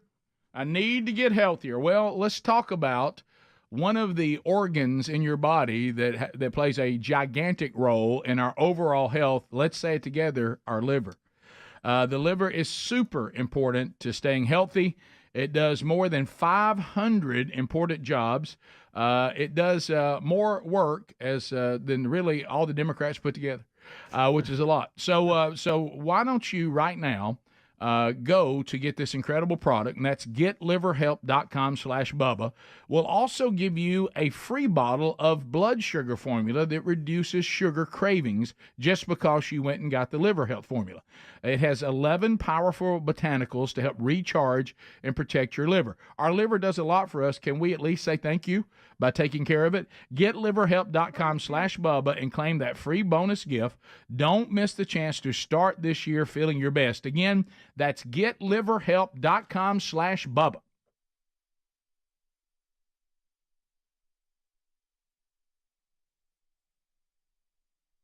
And too, because everybody don't realize that it's 20-19 now. He's Yeah, I one know. away What from about- tying Fed. Of course, he was on that like a duck on a June bug.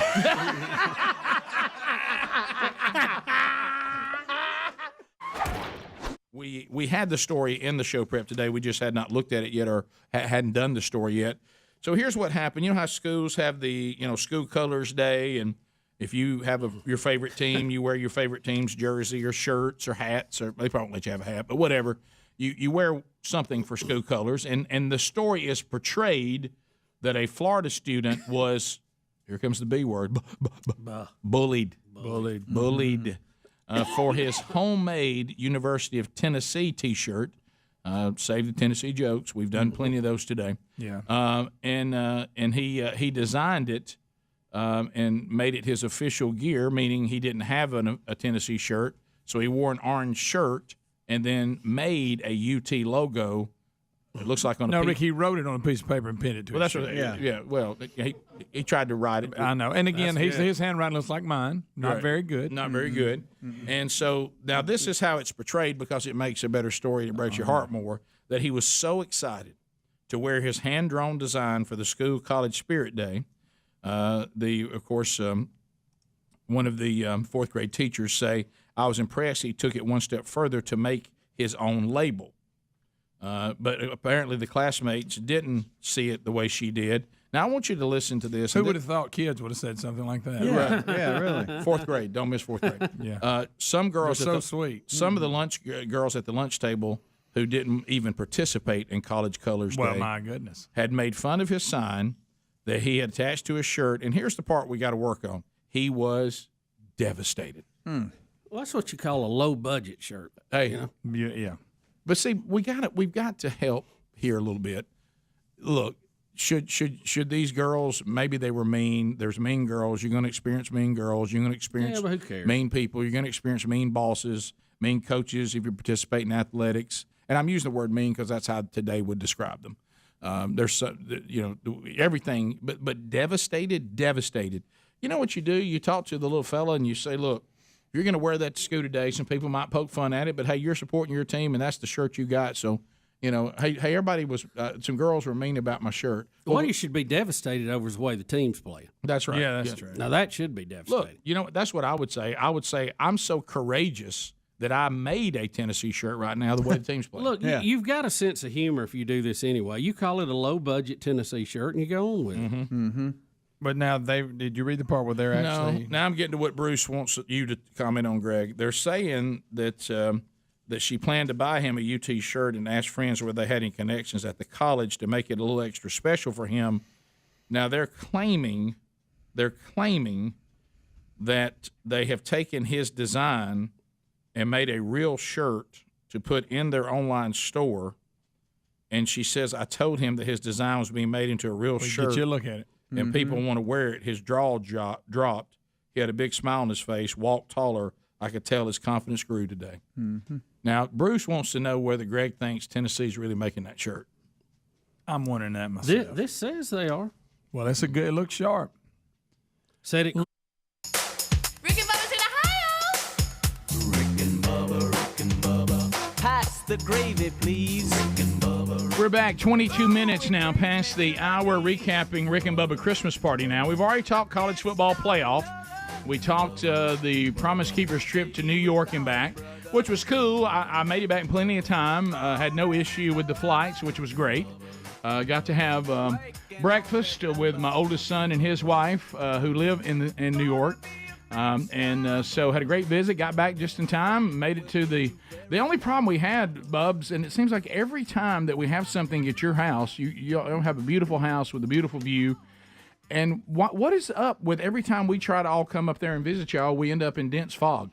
Yeah, we have that from time to time, but it's not all the time. Right. And there's a lot of very beautiful nights where it's clear and you can see forever and a lot of lights, but last two times we've had it at our house, it's been like we needed Rudolph to get through it. Let me tell you, when that fog bank comes in there, I couldn't see anything. I got lost. You're in a cloud, basically. I don't know how high the mountain is, Bubba, but we were riding through a cloud is what we were doing. About 1,200 Did you miss the first turn to the left? Because I did too. And Sherry got on me. I said, baby, I can't even see it. I can't see anything. And I went to the next one, turned around, and figured it out. Terry was screaming, Let me say turn. this. I was like, okay. And she saw it, but I didn't. So we almost missed it. Couple of nice surprises. I didn't think Greg was coming, and he did. Yeah. Greg, that was awesome. A lot of people were commenting that on social media. Look at there, Greg's there. Yeah. So we hated Lisa didn't make it, but we're glad you did. Her and her sister, they had dealing with a family thing where they go and decorate at the They do it at Christmas time every year. Then they spend the day together. Right. So they did that, and then I was over visiting the grandkids because I was going to be at home by myself anyway. Yeah. And then because they don't live 20 minutes. Oh yeah, they're real close. Yeah.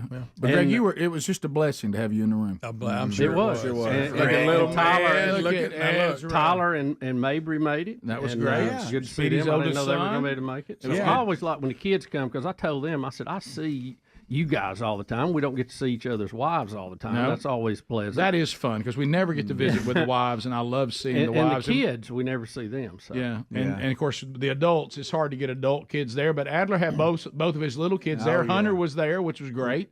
Got to see him and all grown up. And Adler, I really believe. By the way, your son is as happy a little fella. I mean, he didn't cry at all. He got passed around like a Christmas gift too. He wasn't afraid of anybody. No, he's so chill. He's so chill. I don't know where he gets it because it's not from you. He and his mom and dad both have high blood pressure all the time, but he is chill. Yes, he is. He just hung out with everybody: Terry, Sherry, Betty, Speedy, Greg. I mean, it was just like here you go. Here's the hot potato. Who wants it? And his favorite, me.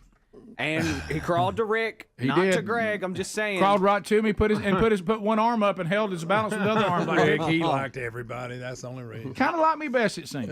And a little bit. And I'm not bragging. That's right. just Well, and of course, what happened? You know too. I mean, you see me interacting with your grandkids. All you do is know the things that little kids love that everybody else denies them and just give them to them. Yeah. And like I know that every kid wants to go over to where the lights were on the mantle. I didn't let him grab them, but he wants to reach for them. Sure. Yeah. So I took him immediately over there, and he was like, "You're awesome." And I like and you get me up to see things my dad can't get me up to see. Hey, that was never said. Maybe that was what it was. It was baby talk, but I think that's what he said. That was never. He can't even talk, Rick. Ruby was very funny. She is. Ruby's a card. She is really growing up. She's big. She was everybody's. She's gonna be driving before we know it. She opened everybody's gift for us. She did. She did really good. See, that was another move on my part. I was really surprised how well she was like, I will open this gift, but I will not throw a big fit because it's not worried about that. Yes. Sadly, I think I was trying to create that, but it didn't happen. I mean, she was very kind about it. Right. Yeah, she did great. I even think because it was a Dirty Santa Yankee swap kind of thing. Yankee swap. When Mabry actually took y'all's gift, which were candles, she didn't throw a fit at all. No. She didn't. Now, because I think it was a win. I think the next one you got was nothing but chocolate. Yes, so that helped. That helped a lot. So what was it that Ruby kept asking you on the way home about Bubba's downstairs area? Oh, well, do we go down into the basement? I think I'm hanging out with this kid too much. She goes, she looks around. Bubba's got like the ping pong table, pool table, a TV, and all that. And she goes, "This is a pretty good setup." That's funny. This is a good setup. This is a pretty good setup. This is a good setup. And I'm like, okay, all right. Like just the other day, she goes, "Hey, Daddy, get some music going." Oh, that is I'm so like, okay, good. I need to start. I need to speak on a lower level with love this that. kid. She's picking up all my. They pick up all our habits. Yeah, I wish they pick up good ones. I know. I know. Maybe we don't have many. I don't know. I was noticing something in the picture. I was like, why is I didn't know Helmsy was this taller than Rick.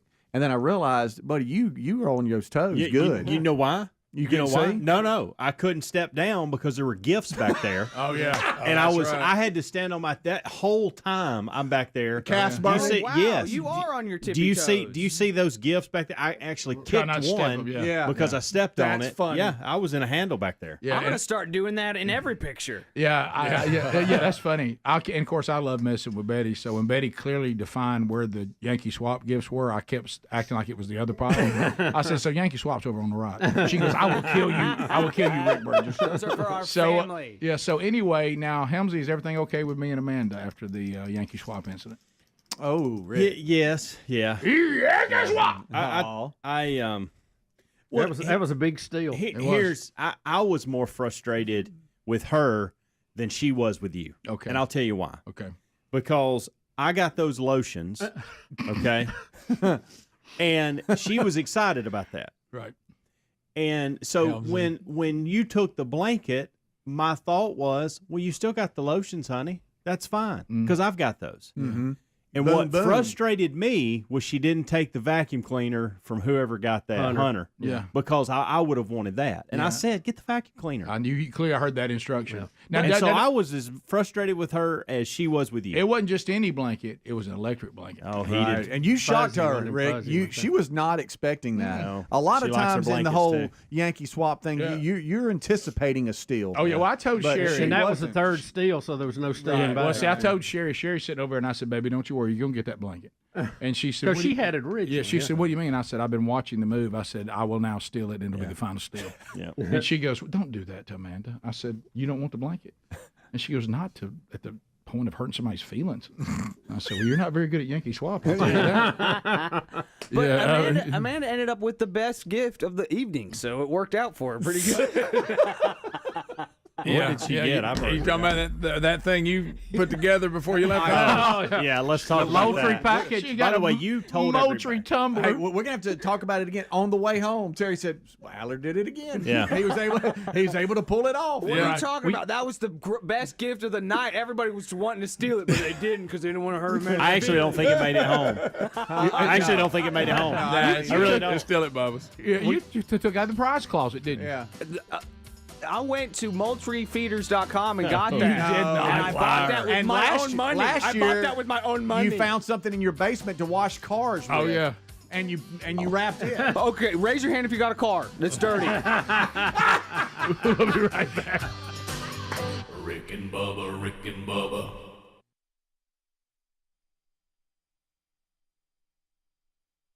Crash the servers. They had such demand for Of it. course it did. Rick, yeah, people. Look at it. That looks good. You up in the stands, you going to wear that?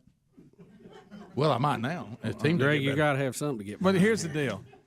Rick, also, there's a possibility, and I covered this earlier, there's a possibility, and you knew people we went to school with, even at fourth grade level, that would have made that shirt and act like they were offended by people making fun of it and acting like that they, to put the teacher on like they were devastated. Yep. And then now look at us go, look, they've actually even printed up a shirt about it and laugh. Now, that's a possibility. Probably not, I'm sure. But I just can't believe anybody let the kid leave the house with that paper stuck on the front of his shirt.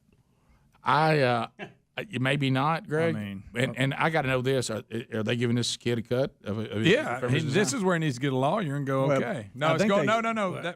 Tell what it is. You're going. Yeah, I want to say it's going to an anti-bullying foundation. Okay, so what do you something. do with money at the Anti-Bullying Association to do what? Do you hire people to beat bullies up? Yeah, I started to say, do you hire strong guys? I mean, I'm just wondering. Well, that's a good question, though. I think that's a fair question. It is. They're going to say educate. Let's say I'm the awareness. director. I'm the director of the non-bullying. Right. How much am I bringing down? All right, what you're saying is like I'm just Look, saying. when Greg says that, the best part is his eyes. Yeah. I'm just. All right, so we got some. And look, first of all, I don't think any kid should be picked at or anything No. like that. No, but it now, does happen. In life. If you walk in with a handmade shirt like that You just to better be have a sense honest, of humor. you need to demand a little higher standards. He should have got somebody that had good penmanship to draw the UT. It looked like it was done in a hurry, like almost like he got to school and 'Cause forgot I it have was that horrible day, handwriting. and then got a piece of paper out, drew on it, put it on his Taped it shirt, on and his said, shirt. "All right, here we go." Yeah, Now, I mean, And I'm not trying to nitpick, but that's the wrong orange. It's not even the right color orange. Greg, he didn't have a. I'm just saying.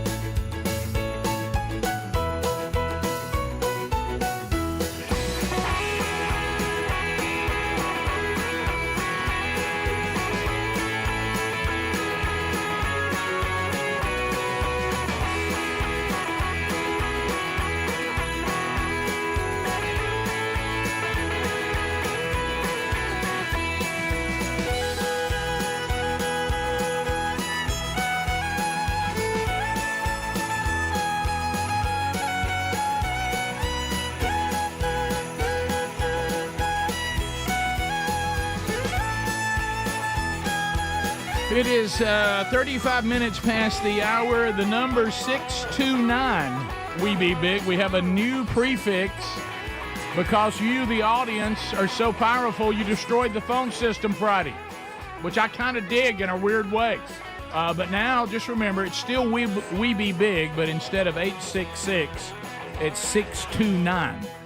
So phone troll right now. Speedy's got the phones, comments, questions, bringing information to the table. At the end of 30 seconds, the buzzer sounds. We've covered a lot of topics, so there's plenty for you to unpack. And if you have other questions, you can ask those too. BuyRaycon.com/Bubba. Go there right now. Free shipping. Buy now, pay later options. And we are also getting you 15% off across the website. Everything. buyraycon.com/Bubba. Use that URL, 15% off everything, your entire order. And also you get the buy now, pay later if you want, and free shipping. So do that. That you know the everyday earbuds, how popular they have been with the audience. But also now they've gotten involved in PowerTech products that make sure you never run out of charge. They've got a new charger, this Magic 180 charging cable, baby. Everybody's loving this. So this and other things can be found along with the greatest earbuds ever at about half the price of the other national brands. Go to buyraycon.com/Bubba or rickandbubba.com under the sponsors button. Bubba, we go to the phones. 866-WE-BE-BIG is the number. We go to Richard in Hoover. Richard, you got 30 seconds listening to ZZK. Go ahead. Good morning, guys. Hey, buddy. How about it? Hey, Bubba, I just wanted to ask you if you could remember the last time you had a ding-dong. It's been a long time since I've had a ding-dong. Yeah. So did they even make that product anymore? Yeah, so. they do. I think I don't know. You talking about the Hostess? Yeah. Hey, good snack product, uncomfortable to say. It is. Robert, North Carolina, 30 seconds. Robert, go ahead. Just want to let you guys know y'all changed my mind on the college football playoff.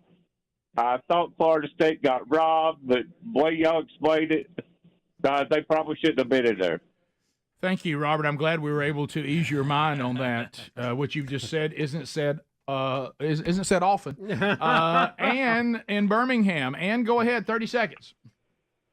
Yes, I started watching you on YouTube, and I'm curious about the taxidermy animal underneath the desk. That was a former pet of mine that I wanted to always remember. And once he got a little sick, as you can tell by looking at him, I always wanted to keep him. And he was a good dog, and so I wanted to. Wasn't much of a looker. Wasn't much of a looker. Wasn't the prettiest thing. You can almost see him playing right. fetch And now. so there's Frisky right there. That was his name. Oh, my. And no, those are coyotes. These are all coyotes. That one right there, clearly early stages of the mange.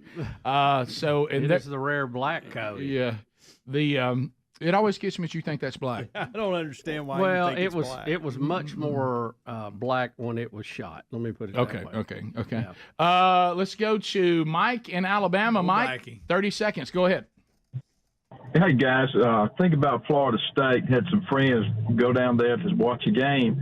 Having a big time, they pulled up by the stadium. Old Mr. Yank said, "Man, I sure wish I had my piano." They said, "Why would you want a piano?" He said, "I left all the tickets laying on top of it." Oh,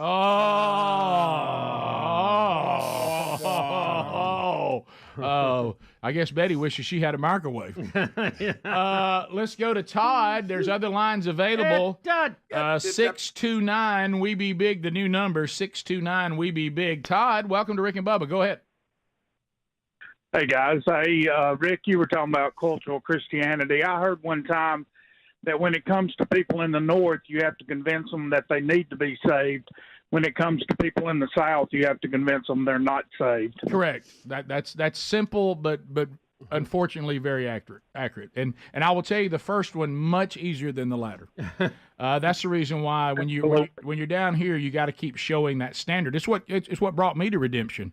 I was walking around with the most outlandish claim that I had been redeemed until it was pointed out. So what you're saying is Jesus doesn't transform people. The Holy Spirit doesn't change anything. You're just the same as you've always been. And so God's that inept. And so like I even said, they were talking about cultural Christianity. I said, if we have not been transformed by Jesus, it is not because of the lack of his inability to do so. We are the problem. I don't understand what this says. Okay. I do know what you're talking about. All right, Robert calling out of South Carolina. Robert, go ahead. 30 seconds. I was calling to tell Speedy that last week after Nanny got him with the day of in 1,000 years and having everybody add their ages to their birthdays, that I have done that to everybody I can find. I even did it to my church, and you all would be surprised. Well, it's a small church. We have small church. We don't have that many people. Do you think anybody's ever told Robert his entire life talk slower? Slow down, Robert. Slow down. But yeah, Easy, yeah. Robert. It was Speedy. We were having fun with that, Robert, with Speedy on Saturday night again. Yeah. Lines are available. You can join us if you dial the new number 629 We Be Big. Thomas, Huntsville 100.3 The River. Thomas, go ahead. Rick, I was just calling to ask if you were going to take the electric blanket that you got at the Yankee Swap. Did you get that so you could take it to the camp house and use it as one of your throws? Yeah, that's the first thing Sherry said to me. She goes, well, I've got some, so if you want it, you can take it and put it in that basket I was talking about. I said, baby, the basket's dead on arrival. There'll be no wicker basket under the TV at the camp house. That's not going to happen. And I said, now, if we want to have some throws, and we won't call them that, if we want to have some blankets and quilts, which is what we'd call them, right, for people to, put on their bed if the spread and the sheet's not enough, then we'll put those in a closet or one of those, big brown things you put things in, and they can take it out and use it. But we're not going to have a wicker basket under camp house TV in the open for men to see. That's not going to happen. I said, but could this be a nice item for the camp house? Maybe, but it won't be out for people to see. They'll have to go get it. Let's go to Randy out of Huntsville, 100.3. We ain't got no band. Randy, go ahead. Burgess, how are y'all? We're good. Hey, I'm just driving from Huntsville to Scottsboro this morning. I'm checking to see, has Greg been up this way this weekend? No, not that we know. Greg, you been up that way? I have not. There is a big freaking love seat right in the middle of the 4-lane. Well, I haven't been known for that. Yeah. Now that dropped out. I don't know what he was going to say. I don't think he said that. Let's hope not. Yeah, but I have to admit, it sounded perfect timing on the convenient. Yeah, I'll tell you what it sounded like when we watch a video and they bleep it. That's what it sounded like. Yeah. Now, when mine fell out, I did refer to it as that. Greg, now see, but do you feel bad about that? Do you wish? I don't know how he knew that. Right. Matter of fact, that might have been a direct quote. Yeah, he must have been listening. He must have been paying attention. He must live on Pleasant Valley Road. Well, but now you haven't you ride them roads, but you didn't go there, did you? No. Yeah. By the way, I've got we just now got the wedding pictures that now we have access to the wedding pictures from now both weddings. All right. We don't have all of them from Blake's wedding. We got a few, but we got them all from Brody's wedding, and of course that just put Sherry in a tailspin last night of looking at pictures. And Greg, there are pictures of your grandson Ellis out there dancing. Yeah, cutting a jig. Right. And then some of him coming down the aisle that I can't wait to send y'all. Oh, I can't wait to see that. Scott in Millbrook. Scott, 30 seconds. Go ahead.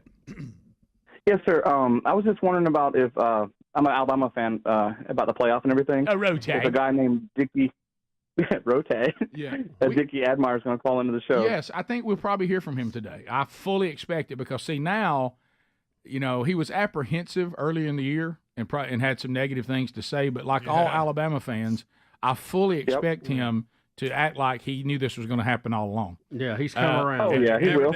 And he thinks Milrose should win the Heisman. I think that's probably where it'll be. But, yeah, we should hear from Mr. Nadmeyer before the show's over today. No doubt.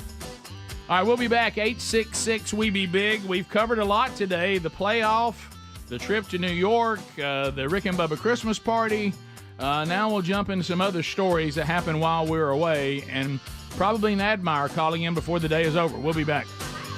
Rick and Bubba, Rick and Bubba.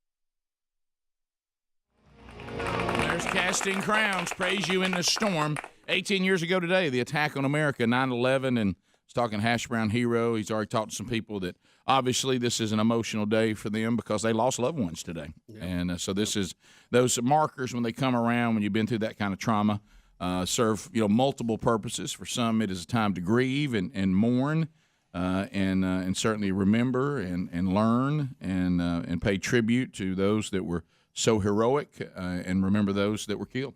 Wow. Mhm. I know. I can't believe it's been 18 years. 18 years. You know, it's one of those things, you know, playing this, you know, the theology of the song we just played. I know with some people it's difficult theology, but it's true, and it's talking about that, you know, God hears every single prayer, and when you think about things that happen, and you think about things being allowed, and then sometimes you have to be careful because the adversary will use what you believe about God against you, and say, oh, so you believe God is sovereign, and you believe that he could have stopped this, and he didn't, so what do you think about him now?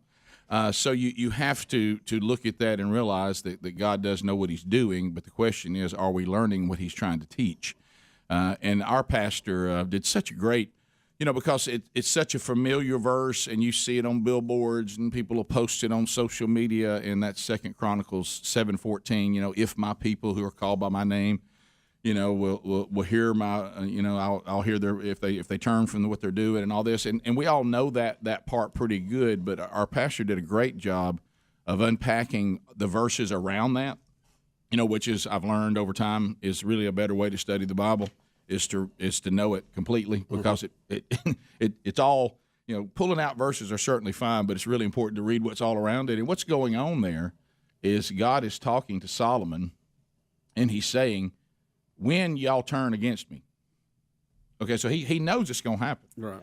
And when y'all do this, and when y'all turn against me, and when you start chasing after idols, and you and you know, you blaspheme this temple that we worked so hard on. Now, when that happens, and when that does, if, you know, little word but means a lot, if y'all will decide to turn from those wicked ways, and he says, so when that happens, I'm going to be bringing pestilence all over you. So when my pestilence come, he's already saying this is going to happen. Right. And so when it does, based on your behavior, then you have an option. Then you have an option to turn yourself back to me, and then I'll hear your prayers. But you got to turn from your wicked ways. Right. And then I will heal your land. Meaning, I'm going to destroy your land, and I'm going to bring pestilence on it. That is going to happen. And you got a choice on what you're going to do about that. And I just wonder if 18 years later, on this marker, if we've learned what God intended us to learn.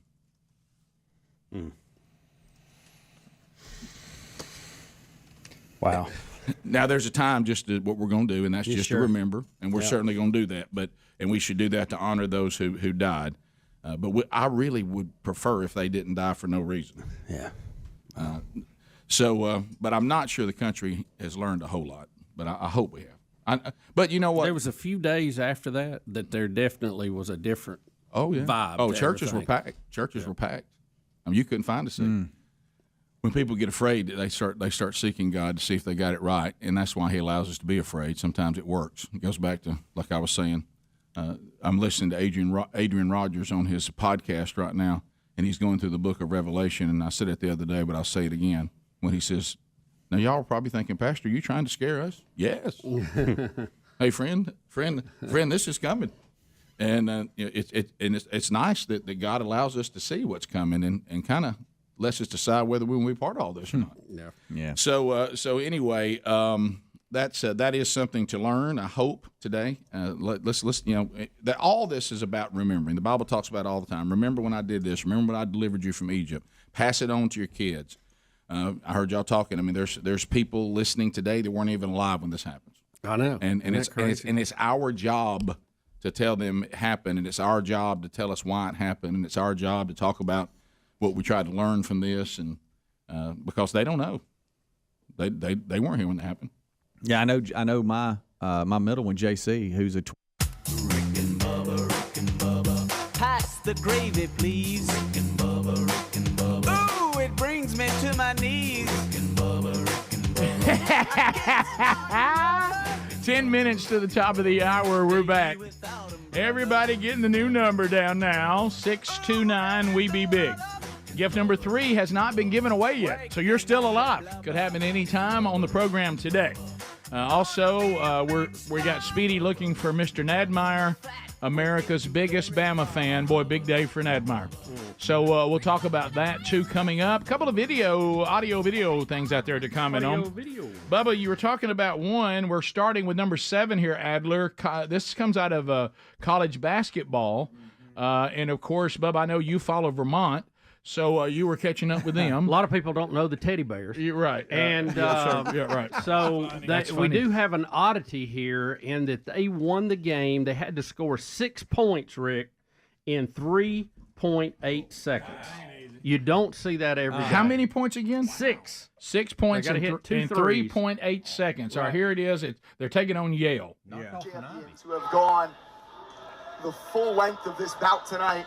The count amounts with only 3 seconds remaining. Deloney puts it in with 0.6 seconds still on the clock, but it will be too little too late. All Yale needs to do is inbounds. Oh, guys. And a foul, a push off. It's Vermont ball. Oh, Can no. Vermont draw up? Can they have a prayer answered? Deloney, long. And he puts it in. No! And they called a foul. Yeah, they did. They called a foul. So he's going to get a shot to win the 12 game. of 15 shooting free throws on the year. Patrick Jim goes definitely silent. 0.3 seconds. Unbelievable. For the win. He made it! Strike the pose, TJ Long, and bang! No chance! That's unbelievable. Vermont won 66. Tell you what else is. You ever seen that many white people on one court? Burgess. I mean, seriously, good job. Greg, we knew it was an Ivy League game without even having to be told. Wow. Good night. Good gracious, Who let Gregory. the honkies in? Who let the honkies out? Okay, but wow, that's funny. Too funny. Also, we have we have a couple of reactions over on that college football playoff thing, which we've talked about quite a bit. 9A. So we'll start with Florida State reacting as they see the playoff. Of course, I thought it wasn't going to be till Tuesday night. The playoff, Rick Burgess. them seeing it all together in their reaction, and of course, it's. I see some of them walking out, and of course, you know they're frustrated. This is their watch party. Heartbroken, devastated, and I'm sure there is a lot of anger in Tallahassee as a result of this. Just a terribly unfortunate set of circumstances that left Mike Norvell, who has done a fabulous job at Florida State, put the Seminoles in position, and now will be a challenge of leadership. What was he saying? Look at over Broke. The players were leaving, and he was trying to keep them in the room. Look at Broke Leg right there behind him. Yep. Boy, that's that hurts. Yeah, letting that sink in for a little bit. Yeah. Good night alive. That's Bubba, you put it out on Team Text, and I never thought about it. UNA destroyed Florida State season. They do. Them and Auburn both. Yeah. Yeah, right. Thank you, Alabama teams. Yeah, couldn't even make a play right then just to let Florida State to have a chance. Yeah. So, of course, they probably can't then get put out by Georgia. But Sure. But anyway, so and here is now Michigan has gone undefeated. It looks like, in my opinion, even the others that have made it to the playoffs, this looks like the best football team they've had in a long time. Right, really right. good. But then they realized that because Alabama coming in at 4, going to number 1, maybe not the best thing. I think if you had your pick, you would probably wanted to have been number 2 here. Yeah. Just based on how hot Alabama So here's is right Michigan realizing they've got to play Alabama round 1. Yeah. They're watching the screen. It's about to happen here. Florida State or Alabama. One spot. The other school plays Michigan. Number 5, heartbroken. Who's number 4?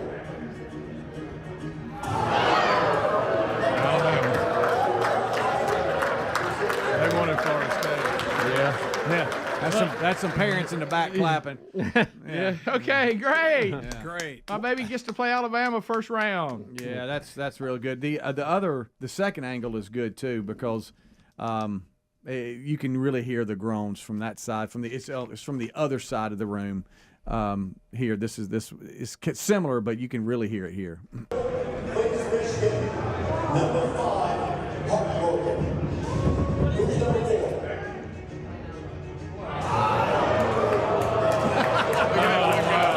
You see a guy stand up. Oh, come on! How about he gave you the real reaction, then I saw him try to recover. Okay, we're all right. Fergie threw his hands up. While we're playing videos, I have a special request. Okay. And this is just for you, Rick. It's not McAfee. It is. I Okay. want to see is if. funny. Here's why. Because I love this. Okay. And he's been doing this for the dogs all year, but this is what I want to see. I want to see if you like this or don't like it. See if it wins me over to him? Yeah. Okay. it's funny. All right, here we go. Wins back-to-back national champions. Once they're coming down the track. It's the Mean Machine in the red and black.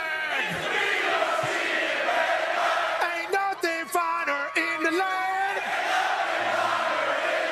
than a drunk, obnoxious Georgia fan. Go dogs. Go dogs. Sick 'em. Watch his pick. Give me Alabama to break.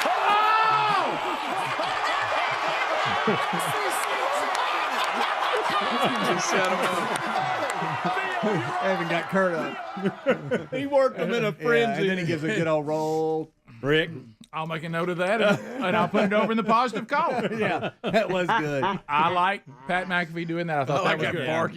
Thought it was well done. That was good. And speaking of Bama, it's so Saban. They don't have watch parties, he said. Yeah. We don't have watch parties. I told the team to be here at 2. That's why there's no video of their reaction, because they weren't together. Yeah. Washington did the same thing, which I found interesting. Yeah. And his that they coach, knew they I don't know a were whole lot about him, but I know he's a lot of no-nonsense guy. I'll say this about Washington. I have been waiting for y'all to choke the entire season. I know. And I keep thinking you're going to, and you haven't. No, Of course, we'll see. of course, you got a chance for it. Yeah.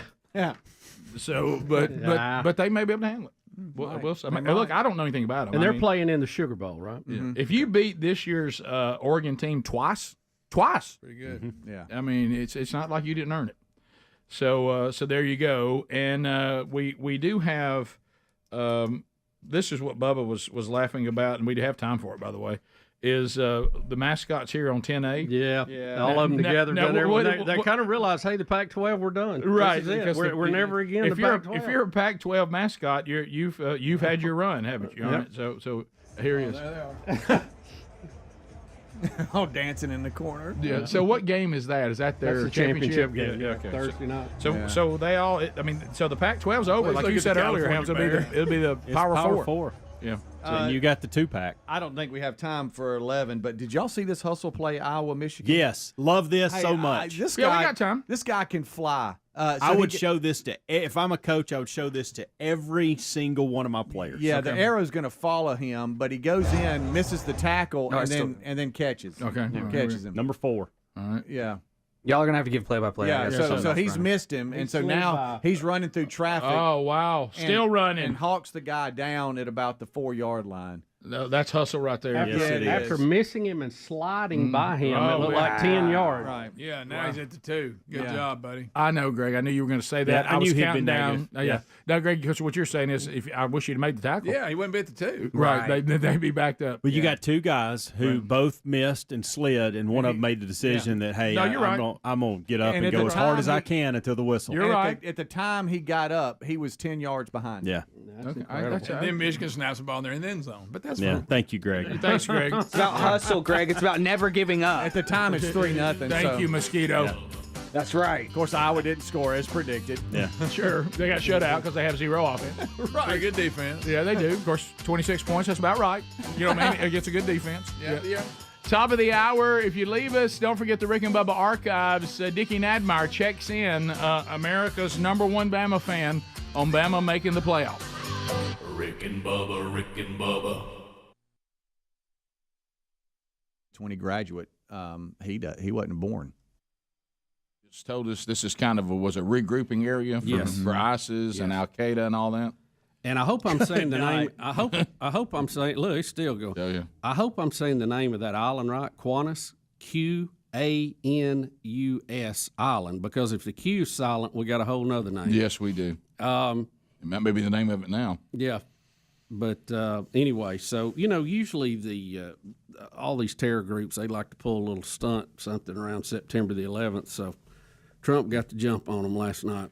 Yeah. So you wonder because ISIS has all but vanished. But the thing that we've talked about this way back on all the debates on the Iraqi war and Afghanistan and all that most people that were experts say the things you have to not allow is for them to create these sales and get the training and the funding that they need. And as long as you keep them on the run and they can't do that, they're much less effective.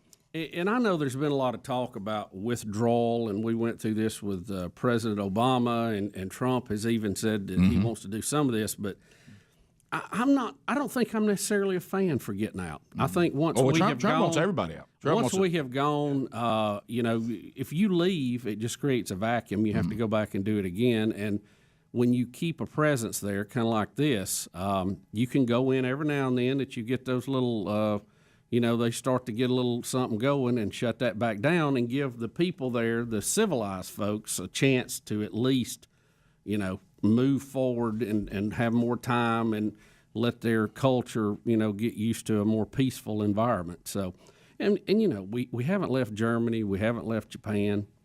Well, I don't know that we're ever going to get out of there totally. Condoleezza Rice has a book out, and she was saying that just exactly what you just said.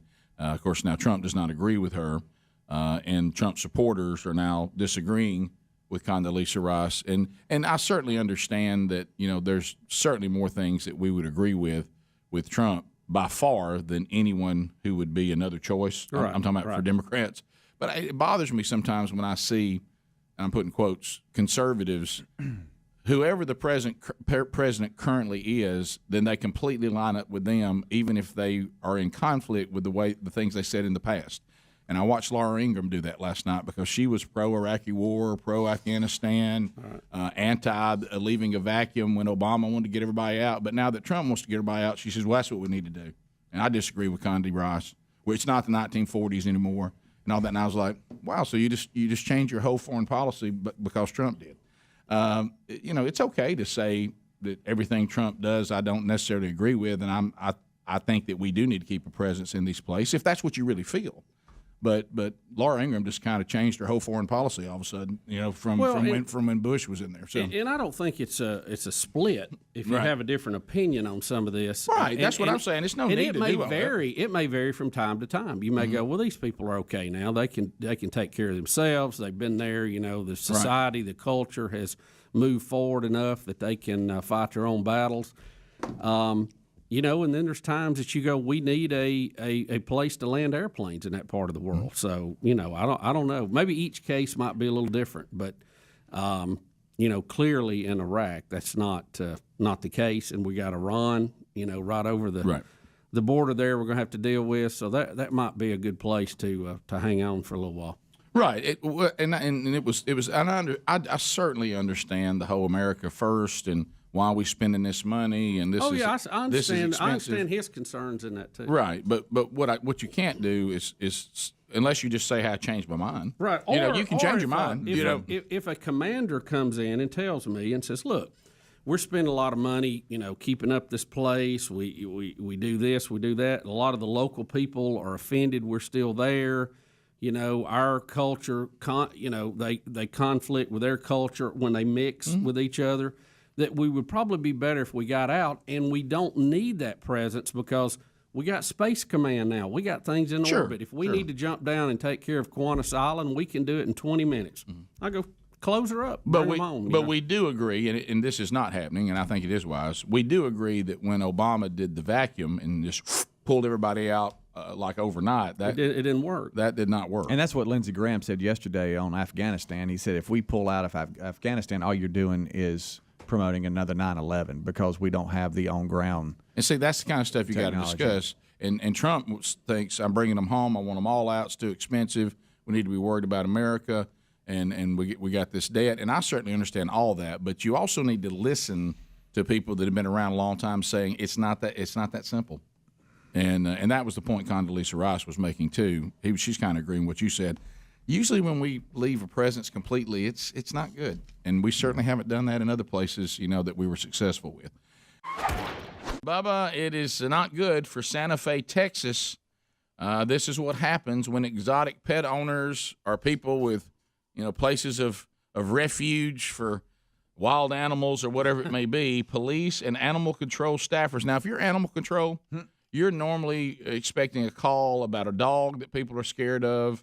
Hey, I've got raccoon problems. Bubba, you can relate to that. How do I trap? How do I trap an armadillo? Hey, there's a snake here. You don't like it when you get a call that people are saying there is a primate that is loose, and I love this line, and reportedly has been spotted swinging through the trees of the neighborhood. Oh boy. And terrorizing residents. You know, we've kind of lived this, hadn't we? Yep, yeah. This is swinging.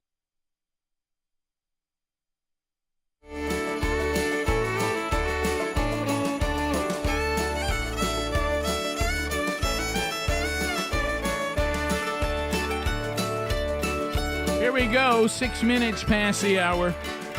Still to come, gift number 3 in the 12 working days of Christmas. And if you're listening to the live show, you know that's going to happen sometime this hour. Oh, my goodness. The anticipation mounts. The gang all here. We've been expecting this call. Haven't heard from him all season. Dickie Nadler.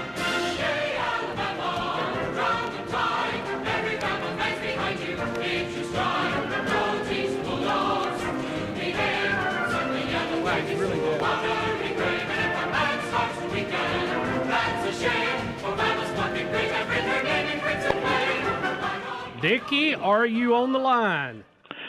Road Tide, Mr. Bill Bossy Barner.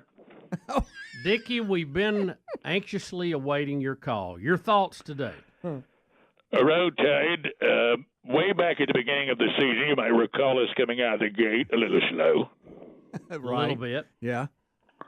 The fair-weathered Bama fans everywhere begin to doubt Saban's excellence. They begin to doubt our quarterback, Hayden Milrow. Hayden who? And let me just say, Milrow Tide. Road Tide. So, Dickie, Jalen Milrow. Were you Dickie. not one of the people that were doubting the quarterback selection at the beginning of the year, maybe game 2 or 3? Never doubted. I've been a Bama fan my entire life. I was actually born, and my first words were Bear Bryant. The first words out of Some your mouth. people said, Bear Daddy, Bryant. I just said Bear. Roll Tide. I never doubted Mr. Bill Bubba C. Boussois Bonner. You are, I know in Auburn land, people doubt, they wonder. By the way, good team y'all put in this year. And once again, excellent coaching on Nick Saban's part, because we played in the Iron Bowl, as he has been known to do. Yeah. We held back so that Georgia would take us lightly. Brilliance on Nick Saban's part. Never doubted Nick, never doubted our quarterback, never doubted our team. I predicted another national championship, which all you have to do is say, I think we'll win one if you're a Bama fan, and odds are you will. So, Dickie, Roll Tide. are you already in Southern California, or are you still in Atlanta celebrating? Well, we've left Atlanta earlier this morning, and we are en route to California, where we'll be at the Rose Bowl, ready to celebrate our round 1 playoff victory over Michigan. And, of course, we'll be taking on one of them Harbaugh brothers. I believe it's John. And we'll be defeating. He's no longer with the Ravens, I don't think. Now he's coaching in college because he wasn't good enough to win. Yeah.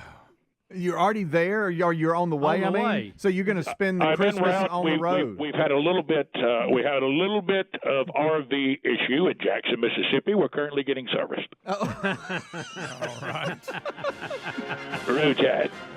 So, Dickie, Road Tide. were you ever in doubt about the Georgia game? When you have running backs like Larry Dale Williams, you don't doubt. Larry Dale. Road Tide. So, looking forward to Michigan, any concerns there? Big Blue. No concerns whatsoever. Their quarterback, Paul McCartney, does not concern me. McCartney. In any way, shape, or form. It's a northern team, Bubba. Even Auburn can beat those. Oh, wow. So you're very confident. Hey, Dickie, I don't know. I don't know about that. So no concern whatsoever. Somebody said there's a freeze warning. 4th and 31. Touchdown, Bama. Road Tide. Yeah, listen, we've always said you got to be good and lucky to win championships, and I think Alabama checked both boxes right now. Well, I don't know if you saw our quarterback. I don't know if you paid attention to Hayden Milrob, but he dropped it in a cup. That was talent. He did. And we set up that play to take, so Georgia would take us lightly, never doubted it, knew he was going to win because that is Auburn doing a very Auburn thing. Auburn can't, if it's 4th and 31, if you're playing Auburn, you still got a shot. So do you, Roll Tide.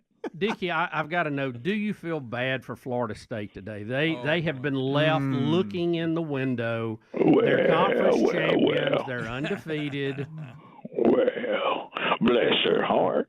I mean, they put together a pretty good little team this year. They put a good little club. Maybe they did okay against inferior teams. ACC, whoa.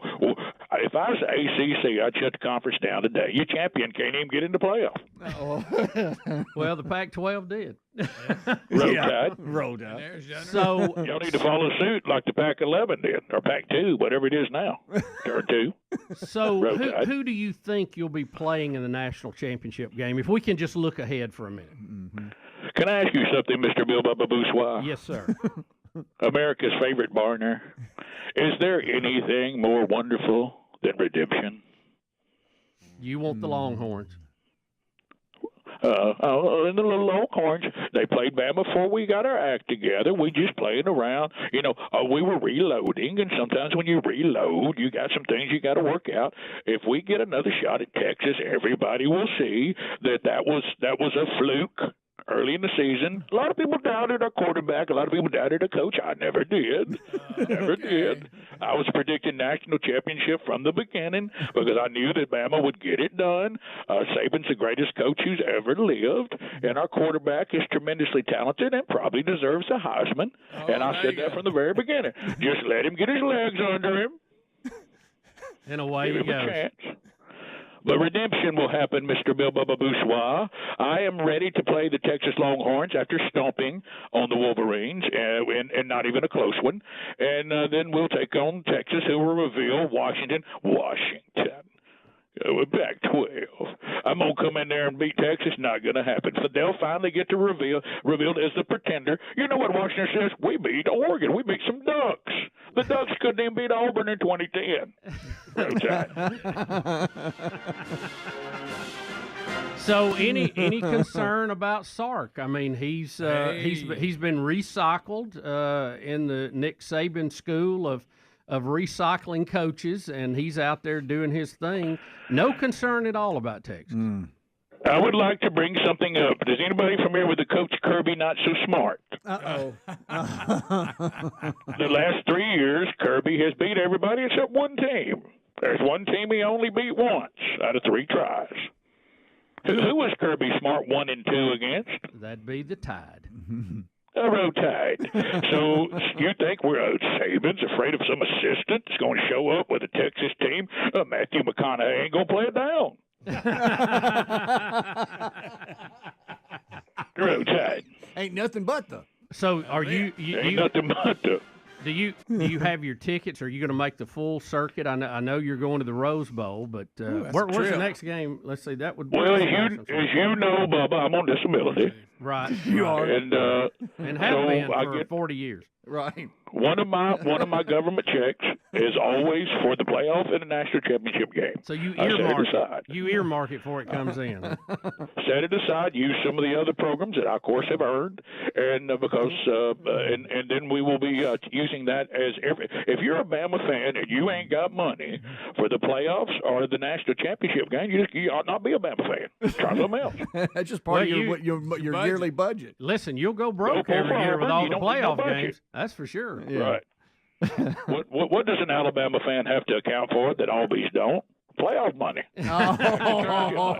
Well, look, the Auburn folks can save up. They only go once every 50 years. Yeah. So it's, Well, I'd like to congratulate you, Mr. Bill Bubba Barner. Yeah. I saw you picked up a few more national championships.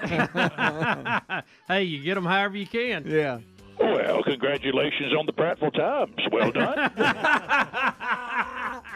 Roll Tide. I'm glad we found you, Dickie. You be travel safely, buddy. A road tide and admire out, never doubted. Never doubted. He said he never doubted. There he goes. Never doubted, Bubba. Yeah, I know. No, none of them did. That's right. None of them did. Rick and Bubba, Rick and Bubba. Through the trees, they said the people claiming to see this, they believe they are credible. Residents on social media are also claiming that a primate, the primate that is swinging through the trees, has tried to attack them, has tried to attack their dogs, and in one instance, someone's claiming it went after their kid. So anyway, one woman puts on Facebook, these kind of stuff is what we live for. Just had a monkey try to attack me while I was going to the mail. Okay. All right, so anyway, here. Did she say going to the mail? Yeah, like going to get the mail. Yeah, going to get the mail. Just going to the mail. That's going to the funny mail. way to say it. Yeah, going out there checking mail. So here's the monkey. Here's the problem. They think, and I was hoping the picture was not going to be accurate to the story. Hey, it's one thing for a spider monkey, a rhesus monkey, something be going through the trees. This is nice. They think this is a chimpanzee. Oh, the chimps. Now rough. this is not good. Yeah, it's that lady with no face. This is not good. This is not good. Right now, they say they're taking it seriously. They say they hope it's not a hoax. They say because if this is a hoax, it would be a severe waste of time. You know what I would say? Check and see if any of them plan on raiding Area 51 on social media. Is this a new thing now on social media? We make up hoax and get everybody stirred. Yeah, of course. So that's what they're trying to figure out. They think that the swinging through the trees they think is credible, which is not good. They're not sure about the alleged attacks. They can't seem to substantiate that. It's like those clowns. Everybody wanted to be attacked, so they're making stuff up. Well, here's where it gets kind of weird. Yeah, exactly. Here's where it gets weird. They've got a drone involved, Bubba. So the drone's trying to check the treetops to see if they see a chimpanzee in Santa Fe, Texas, something you don't expect. They also said they've called all registered primate owners in the area to confirm that their animals were accounted for. So they're saying that nobody's reporting that they're missing a primate. That's not good, though, that there's people to call that actually have them. I know. Yeah. Would they tell Anybody you, missing a would they primate? tell you the truth if they Right. were? They say that when everybody keeps asking about is it a monkey or is it a chimpanzee, Texas Wildlife Commission says they don't have a photo, but from what's being described, they think it is not a monkey. It is an ape, and they think it's a chimpanzee. Well, you better not approach him. No. No, his name's not Caesar, is it? No. He's riding a horse. Yeah. Last time I saw him, he was on a horse. Yeah. I didn't realize that there is a primate. No. Did y'all know there is a primate team? It says, this is What? all new Call out information the to me. primate team. here's what they're I'm saying. amazed, really. They're saying the Bayou Animal Services said in their Facebook update Tuesday, I guess they're the ones that have a primate team. People should not put themselves in potential harm by interfering with the experts searching for the animal. Here comes the quote. The safety of residents and the animal are top priority. I'm glad they put residents first. That's what it say. Please allow the primate team to do their job, and please keep phone lines free in order for us to take actual verifiable reports. That means everybody under the sun's calling, tell me what's this about the chimpanzee? That we don't need that. What we're trying to do is find out, is this real? And we only need people that can give us information, not all y'all keep calling us asking about it. What? Somebody said, is that real? Y'all seen one? Who thinks it's a hoax? No, I think it's real. I think it's real, but I don't think it's a chimp. Yeah, that's. What do you think in today's world, Rick, It's a monkey. It's just it's not a chimpanzee. Right. I feel like in today's world, it's completely made up. What if it's only thing? What if it's a little squatch? It could be. It could be, Bubba. It's a juvenile. The only thing that makes me think it is some kind of monkey or something is all the reports that came in the general area at one time from people, different reports, Or is in it that somebody one little dressed area. up? Is It could somebody be dressed that. up? Could be. I wouldn't do that in Texas. No. No. I will tell you this: if this is legit, Connecticut, sure. Texas, no. Wow, I got a Connecticut update yesterday. Wow. But anyway, if this is real, I'm with you, Bubba. I think this has a gunned down primate at the end of it all. In Texas? Yeah. I'll tell you what. Harambe all Let me over tell you again. what happened. Somebody that owns one, it got loose. Yeah. And they were able to round it back up, so they're just being quiet about it. You know what? That's a great yeah. That's good. Because if they have a license where they call and check to see if their primate's good, they also could lose that license. So they don't want to.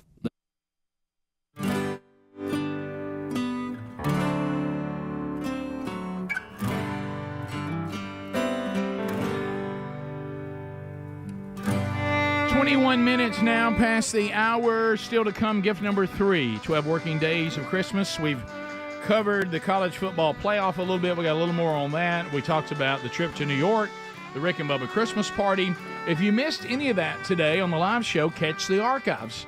And boy, are we getting emails from all of you all over the country. The number of hours those podcast archives have provided for you. We got a video archive as well on the YouTube channel. So thanks to all of you for that. Really encouraging. All right, so Nadmeyer called. He never doubted. So he knew this was going to happen. And one of the things that people are recognizing today is the fact that in that SEC championship game, which really was the round one of the playoffs, Georgia went down the field, as at one time Coach Saban referred to a team that ran the wishbone, Georgia Southern, or the option, the veer against them. He used an analogy about when an offense goes through your defense. We won't use that again. Right, it had something to do with a tin cup. Or horn. Horn. Yeah. And Georgia did that on the first drive. And I remember thinking to myself, wow, Alabama may be run out of the stadium. And Saban said, yeah, they felt the same way, so they made adjustments. And here he is talking about those adjustments. Here we go.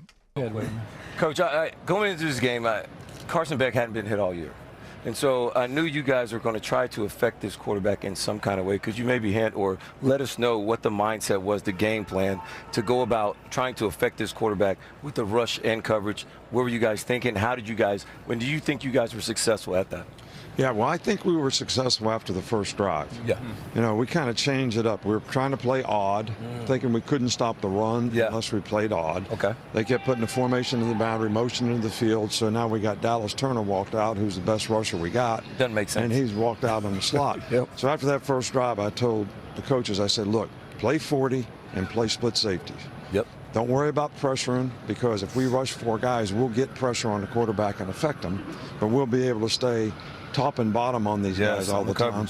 And 19's not going to kill us, and 84's not going to kill us. And other than the one big play they made when they ran a force and go into the boundary over there, and number 1 caught it. Misplayed it. Yeah, we misplayed it. But other than that, we took the big plays away, and I thought played really well. That's funny. There you go. Yeah, he said we tried something. We tried to be sharp on the first drive, and we realized that ain't going to work. Our best rusher's out here in the slot. Yeah. So they changed that, and I do know that 19 and 84, especially 84, were playing hurt, but that they were still making plays on that first strategy. So they adjusted that so they could manage 84 and 19. Even hurt, they can kill you if you if you get covered. Incredible. So basically, what Coach Saban was saying, and walk this out for everybody, Rick. They decided to go ahead and play 2 safeties, take a guy out of the box, so that they would not be spread out all over the field as much as they were, and keep the forward of pressure. Yeah, they were worried about Georgia's run game, and that's certainly something to be concerned about. Oh, yeah. The problem is this year Georgia has been weak against the run, and Alabama exploited that. But he realized, well, we're just picking one evil over another. Right. I think we're better off. We're athletic enough to get pressure with 4 people rushing. I do not like us taking one of our best rushers, and now he's out in the slot. I think that makes us more susceptible to something more deadly. Than I think we can manage the run and we can manage pressure without having to do that. And by having the strong side into the boundary, working the man in motion, that was the design, to spread them out. That's and correct. get them out of that. Yeah. And Coach Saban basically said, look, we're not going to let them dictate. We're going to move back and play Correct. this way. Right. And I think we can still handle what they're doing, and they did. Yeah, when you got players like the Alabamas of the world have, I think he realized that. Don't fall victim to letting anybody dictate what you do. And of course, Greg, you played. Well, it wasn't you a bad played game DB. plan, He's but- talking about now they Yeah. can cover. They got somebody over the top end underneath, right? When they went to that different, went back to the 40. With So- the two safeties. Yeah, with the you two didn't. You always had somebody over the top. Right, so. yeah, and now you got somebody that can handle the short stuff too, and you still got athletes good enough to pressure, Right. you know, without trying to be too fancy. They So- went on to joke with Roman Harper and him on one side. Those were the table was split. DBs on one side and all the quarterbacks That's were funny. on the other side. That's funny. And also, so what would have been the counter move Georgia should have done to take care it's of a good that? question. I don't know. I think you would throw short, Yeah. and in the flat, Yeah, and throw up under the coverage. And I think that also forced Georgia. Because that's really not where they throw a lot of times. Yeah, well, and plus the two guys they do throw to are hurt. So that when you make them only do that, you know, they still have some guys that could beat you deep, but their short game kind of was injured players that now they didn't give a whole lot to. They start pressuring them too. Yeah. They also talked about the great play calling that Alabama had because they waited until their last drive when they really needed to go down to start running a new scheme with Milroe running the ball more. And they had not done that the whole game and waited to that drive to do it. And Georgia was kind of thrown off a little bit. Well, they break your back on that because that quarterback can get those first downs you need, and he got both of them. It was over. Yeah. You know, Kirby being the defensive guy he is, and he is a great one. I thought because I had never seen using two people to shadow the quarterback. That was a smart little early different on. too. Yeah. But boy, when it got late, it was a different thing. And design runs versus he might or might not run. Yeah, that's those design runs they do with him are ugly. Yeah, they talked about how a lot of times, not on this broadcast, I think it was more on College Game Day, about the some of the camera shots of Saban when Jalen is running all over the place and he's will he throw, will he run, Right. and how he's in despair on what's going to happen. That's a terrible And feeling. he's like, So is what- everybody on the field. He's like, what are you saying? He's like, go, Jalen, go. Right. Yeah, that's It's all you like can do. it's one of those. Don't throw it. Yes, throw it. Run or what? Don't run. He's like, it's just emotions are all over the place, but he just gets it done. So let me ask you this too, because I was kind of looking for Georgia to do this more in their run game. Auburn had success pulling guards and tackles and trapping a lot. I never saw Georgia really. To me, it looked like they were just staying with their power game straight forward. I think maybe they thought they could block it or they could make something happen. Yeah, I did- didn't see a lot of basically trickery on the line. To make some big openings. And Georgia certainly had a chance to win the game, but there's just something about if you've ever followed Alabama football, to Bubba's point, there's certain things that they always defensively have struggled with, and if you can't do that, you're at a huge disadvantage. And one of the things that put Georgia to disadvantage is this quarterback doesn't have legs. He can't really run. A running quarterback is a disadvantage because you really don't have anybody to account for him, and then you have to shadow him, and then that's somebody out of the lineup, and then you have to decide do you cover or pressure. Right. And I think Auburn showed pressure is a better option. Yeah. Well, what's funny, like you said, is for Alabama's defense to be so incredible, but they have always struggled against athletic quarterbacks that can run and misdirection. And you know, what you would think, because some of that seems so elementary, but that seems to be a little bit of a Achilles heel for them. But Georgia didn't try either one of those. But Georgia still had a chance to win the game at the very end. But as Speedy pointed out, once Milroe decided to use those legs to get the first downs to run the clock out, it was over. You know, so and that's just such a deadly weapon to have when you just say if we can get 2 first downs, it's over. Right. Because he can certainly because now he's not worried about scoring. He's just trying to pick up first down yards. Yeah, that's tough because you keeping have a drive alive or you anything. have to stack the box and try to stop the run, and then you know he drops back or runs wide, and boy, it's tough. So they that playoff game won by Bama, and Bama got in. We'll be back. Bottom of the hour coming up as the Rick and Bubba show continues. The number 1-629 We Be Big. Don't forget that 629 We Be Big as the show continues after this. Rick and Bubba, Rick and Bubba. Would cause any problem. So you think? Look, if he grabs that other wire, it's gonna ugly. be. It's going to be ugly. Yeah, he won't forget that, will he? No, he won't. What's left of him? Ooh. Pretty good shot from somebody right there. Yeah. Now, is this? Now, what country is this? He came I on. remember doing Where that. is that at? Didn't we do that? By the way, I remember us doing that story. Yeah, I do too. That's just footage there that. Y'all remember that bear that they Oh gosh, They he's got talking about the out one of that the missed the trampoline. Hit the trampoline. Oh yeah. No, it hit the trampoline. And then went up in the air. It went up there and then went. Yeah, that's right. It landed. It landed. It's like you when you jumped off the roof. Yeah. That hurt so bad. Yeah, I'm still hurt. So anyway, guys, I don't know what to tell you about whether Santa Fe's got a chimpanzee in the trees or not, and I'm leaning on two different places here. I think the combination of Helms and Bubba may have it. Yeah. First of all, it's not a chimpanzee, and somebody's exaggerated that. Look, here comes the bear. Watch the bear come down on the Somebody double springed him. They double springed. Yeah, that's that second one coming Hello, down. no. Problem. Yeah. But Around anyway, his head, too. I think it's a combination. I think it is. I think we're exaggerating the fact that it's not an ape. It is a monkey, and the person who let it out has got it back. Yeah. And then when they report saying, "Can you account for your primate?" Oh Absolutely. yeah, he's here. He's here. He never left. Bonzo's in his room. Let me ask you this: Yeah. What do you think is funnier, that bear coming out of the tree or the butt fumble? What? What do you tie that? Yeah, how do you tie those two? What made you in your mind when you saw the bear fall out of the tree? Both of them were shown on ESPN a lot. I mean, they would just refer, like we'll bring up something and show it. They have, and the late night show showed that bear falling 100 times. Oh my gosh. ESPN still shows the butt fumble. Which one is better? The bear on the Or trampoline? it's just funny. Or Kirk Gibson when he hit that home run? Adler, have you got the Mark Sanchez butt fumble? God, that is a good one. We'll be back 15 minutes to the top of the hour. Our number is 866-WE-BE-BIG. Both of them are funny, Greg. That's all. Funny. We'll be right back. Rick and Bubba, Rick and Bubba. 9/11 obviously today, and we will look back beginning top of the hour.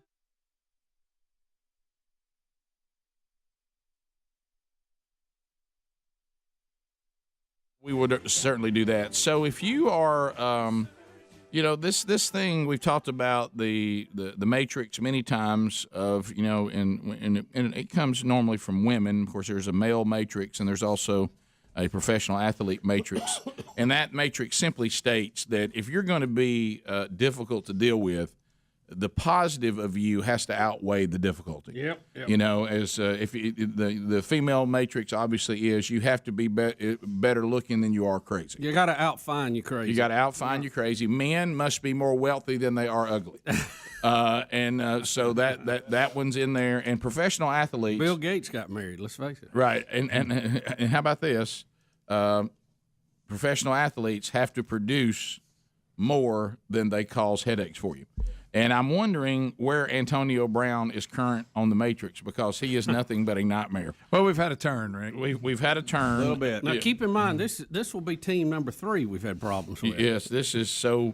He had a falling out with the Steelers that bounced him to the Raiders. The Raiders went through the most bizarre sitcom drama that you've ever seen. Finally, they had enough.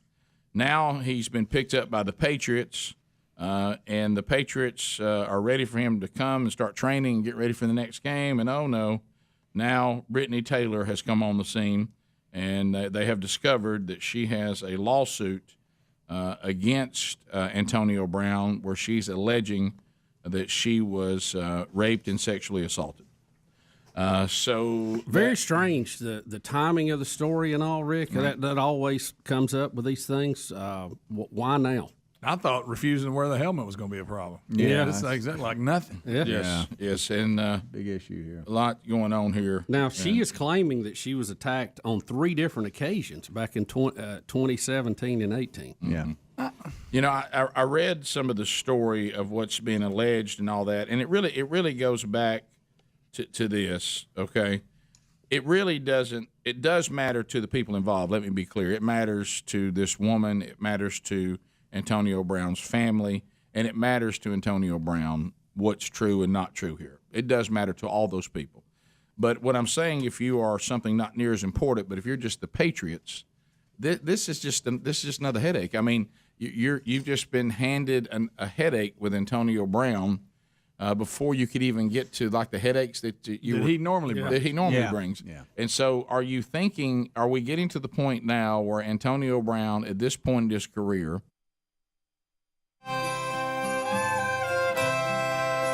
35 minutes past the hour. Happy holidays. Merry Christmas from all of us here at the Rick and Bubba Show.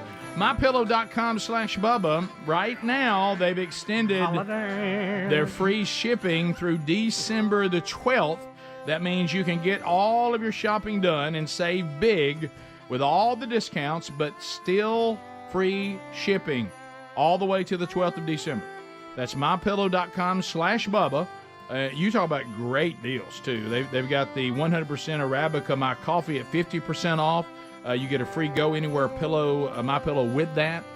They've also got Giza Dream Bed Sheets, $24.98. Down Comforters, 33% off. Duvet covers, up to 70% off. The all-new My Towel 6-piece sets in all types of colors, 50% off at just $29.98. King and Queen My Pillow 2.0s, 50% off. So savings, savings, savings. All that can be found at MyPillow.com/Bubba. Or you can go to rickandbubba.com, and you can find it right there under the sponsors button. Oh, good night. Good night. Look at that. Good night. Gift number 3. It is time. Our number 629. Make a note. That's a different number because y'all blew the other one up Friday with 90,000 calls. 629. We Be Big is the number. Congratulations to Matt Driggers. Matt won day 1. Congratulations to him. Brian Graham, Eudora, Mississippi, won on Friday. He crashed the phones. And today, Bubba, what's gift number 3? Rick, it's a little transportation for you today. The Hover 1 Hover 1 Blast electric self-balancing scooter. Oh, we got a scooter. Bubba, show us how it works. We got a scooter. Test it out, Bubba. It'll go 7 miles an hour, Rick. Get on it. Non-slip rubber foot pads, bright LED headlights, and folks, we're not responsible for any broken bones that come with it. If you break a hip, take that up with Hover. Not us. You're on your own. You're on your own. It is $119.99 value. Bubba, I thought you were giving away a vacuum cleaner when you said Hoover. Of course, that makes Helms mad because he thought he had one. All right, so a vacuum cleaner. Yeah. All right, so we've done 30th. We've done 30th caller because of the years of the show. Yep. We've done 59th caller because you and I are 59 right now. Okay. If you don't first caller, Adler, how old are you? You can say it in the microphone. It's just right there. I will be 38 on Friday. That's right. On Friday. So you're he's the youngest member. Brewster. What we could do is go 38 for the youngest member of the show. Let's do that. You want to do that one? And for your birthday coming. I like your thinking. Yeah. All right. Yeah, and the sharpest. And I'm hip and cool. And the greasiest head of all of the people on the staff. Hey, I'm a man. I'm 38. All right, so come after him. All right, so caller 38. Speedy, you turned 55, right? I will. You will? Wednesday. Tomorrow? We got 2 day after tomorrow? Yeah. Oh, yeah. We always do. All right, Bubba. so caller 55 on Wednesday. I didn't realize it was this week. Hey, write down caller 55 on Wednesday. Okay. Ooh. I agree. All right. So, all right, here we go. So today it's caller 38. Okay, and here Deep breath, buddy. Will this line hold up? All right, Hover 1, 2, 3, 4, 5, 6, 7, 8, 9, 10. 11, 12, 13, 14, 15, 16, 17, 18, 19, 20, 21, 22, 23, 24, 25, 26, 27, 28, 29, 30, 31, 32, 33, 34, 35, 36. Hey, it's Rick and Bubba Show. What's your name? Where you calling from? Hello? Rick and Bubba Show. Who is this? This is Andy from Opelika. Oh, Andy, you were caller 37. One short. 37. Can you believe it? One short. Greg, boy, good news, though. Good news. Let me look in this bag, see what I got for Andy. Nothing. Oh, Andy, you got nothing. You Andy, got you got nothing. Oh, you Andy, can't I'm even so have sorry. anything. Hi, Rick and Bubba Show. What's your name? Where are you calling from? Hello? Yeah, what's your name, sir? Yeah, Brandon. Where are you calling from, Brandon? Meridian, Mississippi. You did it! Let's go, Brandon! Let's go, Brandon!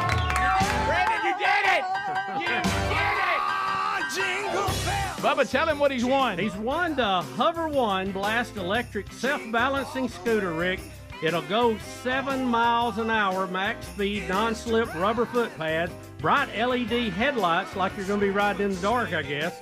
And remember, we're not responsible for broken bones. Brandon, congratulations. Thanks for listening to 97.9. How long you been listening, buddy? Just off and on for many years. Off and on for many years. I'm going to put you on hold. Calm down. Calm down, Brandon. Easy. All right, Brandon is the winner. Good dog. All right, so do we continue to do the thing we did? Yeah. Okay, sure. Hang on just a minute. Hi, Rick and Bubba Show. What's your name? Where you calling from? Hello? Hello? Yes, sir. What's your name? My name is Frank. I'm just one away, right? Frank, you missed it by one. You're actually caller 39. Where are you from? I live in Elkmont, Alabama. Well, Greg's going to say something to you that he normally doesn't say to those that barely miss. You know, Frank, I got good news for you. I'm going to look over here on this pad right here and see what I got. $100 Amazon gift card. You got a Amazon gift card. I love this show. This has got to be because of Greg's grandkids. That's it. What happened? Usually I have nothing, but I do have something today. Well, how about that, brother? It's $100. Man, that's wonderful. Yeah, let's put you on hold, get your information. They'll be partying in Elkmont tonight. That's right. That's right. Well, not a lot of hoverboards in Elkmont. Yep. So but you know what? Well, he ain't getting one, so it really doesn't matter. I know it. That's what I'm saying. It worked out. It worked out. All right. We'll put you on hold. We'll send that gift card to you, It okay? has no business there. All right. Thank you, guys. Thanks for listening to the show, buddy.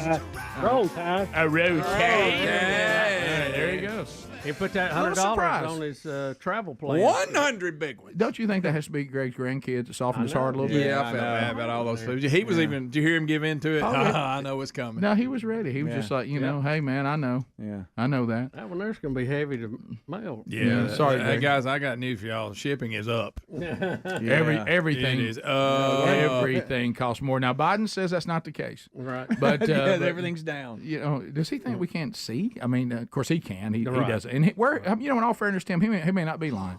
The world he's living in, the prices may be great. He's used his whole life of whatever he said, the media pick it up and echo it and never question, and that's what he's doing now. Yeah. Why change your ways now, Rick? Yep. All right. Well, congratulations. What's he pointing at? There goes gift number 3. What's he pointing What's he pointing at? Narrows it down, don't it? Yeah. What you got? That can't be that much. No, it's saying that's to ride it. Oh, I don't know. I don't know. I don't know the details. Anyway. Well, there you go. Hope you're little if you want it. But Well, Greg, not kid's everybody in thing. our audience is large. That's true. They can read a box. I know when you go to appearances, it seems that way. but I mean, but I don't think that's the case. You're probably right. I think we have some smaller people out there. probably You know, that's why we brought Adler on staff to try to appeal to the smaller community. Let's be a little more diverse. There it is. Yeah, trying to be diverse. I mean, not trying to brag. That's great. Once again, mosquito Adler bite. says he's normal size. Yeah, right. Yeah. You just work with some larger people. Yeah. Yeah, that's true. All right, we'll come back and we'll hit some of the Biden stuff. That's the only topic we hadn't hit today. It's kind of been nice, hasn't it? But congratulations. Gift number 3 has been given away. Tomorrow, do not miss another live show. Gift number 4 on tomorrow's live show, and that might as well go to you. We'll come back. We'll hit the final stories of this hour and wrap her up right after this. Rick and Bubba, Rick and Bubba. Like many of the world-class wide receivers before him, they seem to get more difficult to deal with when their game is starting to wane a little bit. Now, he's still fantastic, I'm sure, but you know what I'm talking about? It's always toward the end of their career that these wide receivers start this. And he's in a long line of drama queens that are wide receivers and all this. So in the Patriots, obviously, I don't think they're sitting there thinking their season is riding on Antonio Brown. No, they look pretty good without him. Yeah, they did. They did. So I'm wondering, do you even want to fool with this? Yeah, now that this coming, do you go, why even bother? Yeah. So I don't know. And I wonder if this blindsided him. Antonio Brown? Or is this why he was acting the way he was because he knew something was about to hit? Well, now there's not. Because, we're like, and Helms pointed out, he acted like he did not want to play. He kept coming up for reasons not to play. Yeah, it was very strange. Yeah. And again, it does bring up this thing, and we've seen this with athletes and politicians. While it's a very serious charge, the due process part of this, just because someone alleges something, do you take action against somebody, or are they allowed due process to see the process out and continue what they're doing, or is that disrespectful? I mean, that's it's always very odd to me how we handle some of these things. And correct me if this is a civil charge, right? Correct. This is not criminal. Right. Right? Yeah. So I think so. That's kind of odd. So usually that comes second after Right. the. Yes. So what you're going to do That's what I heard. What you're going to do now is just going to be she's just after money and all this. But now, of course, in true Antonio Brown fashion, they've been able to find actual text from him to her, and they're showing. So they do have text. Says filed in federal court. I see it here now. That he claimed that Brown bragged to Taylor about carrying out what is not a pleasant thing that is being alleged here. Yeah. And a profane and angry text message, and they have those text messages. Now she could be faking that they're from him, but I don't think that's. Let me ask you this too. How about not good? And again, I'm not picking sides here in this because obviously AB has not acted what I consider to be in the normal professional manner. But when he had the Raiders contract and had $29 million guaranteed versus $9 million, why not file then? You know what I'm saying? Because if you're wanting a payoff out of this, he certainly would have had more as a Raider than he does with this deal. Are they thinking? Made a lot of money in the are they past. thinking that he's falling out, and we better get him while he still has something if we're going to get a payoff? You're talking about the people that. Well, it looks like if you go back to this, like this text message is from June 29th. So it's of this year. Of this year, I guess. And Bubba, to your point, I don't know, Bubba. Let me rephrase it. It just says June 29th. Right. It didn't have the year on it. A great point, Bubba. And to add to that, his thinking, if he was going to know this was coming, then he probably would just kind of hang out where he was at.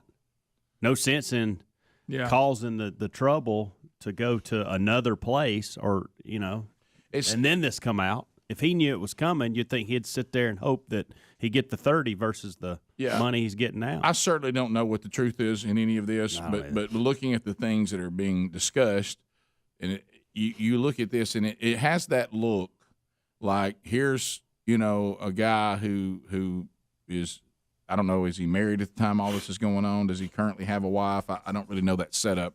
I know he has children because I saw those on when they were getting ready for the season. But I don't know his status currently or when this was alleged to have happened.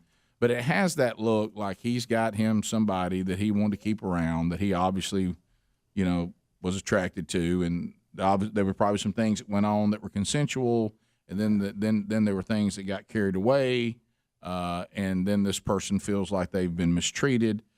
This person probably's tried to work it out with him over time. Then in his arrogance, he instead of saying, "Hey, look, let's work this out. Things got out of hand. Whatever." He's been defiant about it. Has kind of run her down. Looks like to herself, and maybe she's just got to the point where she said, "You know what? You're not handling this in a way. I certainly didn't want to be public with all this, but you're kind of treating me like I'm trash and."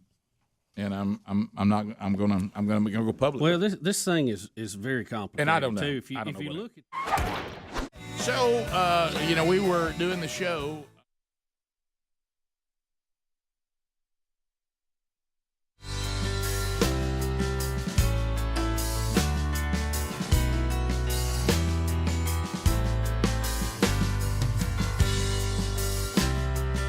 Yep, been pulling it off for 30 years, baby. Thank you for being with us on this edition of the Rick and Bubba Show. Gift number 3 is gone. And we even had a little bonus gift today. The 39th caller, which was one call off on the other side, picked up a $100 gift card from Amazon. Big-hearted Greg. Oh, Big-hearted Greg handed that one out. So congratulations to our winners. Tomorrow we'll see if we can add your name to that list as it continues. So you can join the likes of Matt Driggers, Brian Graham, Also, Brandon Harper and Frank Williams, all winning something in the 12 working days of Christmas. Ladies, it's all dudes right now. The ladies need to step up. And Rick, tomorrow we'll try to give you, show you our grand prize. What that's going to look like. So talk about it a little bit.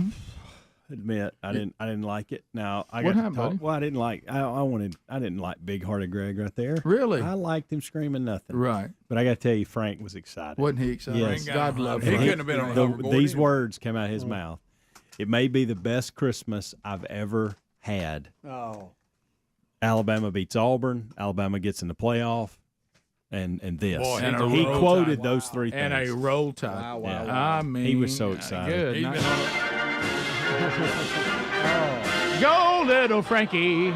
So, I mean, that's But for And he those of lives in the us, garden spot of the world, Elkmont. yeah, Yep. For those of us that enjoy hearing Greg do that was a little different. But it shifted, though. You went from being upset did. with Greg for happy It for did. Frank, right? I needed to Right. be able to talk to Frank. That helped. Yeah. Yeah. A road tide.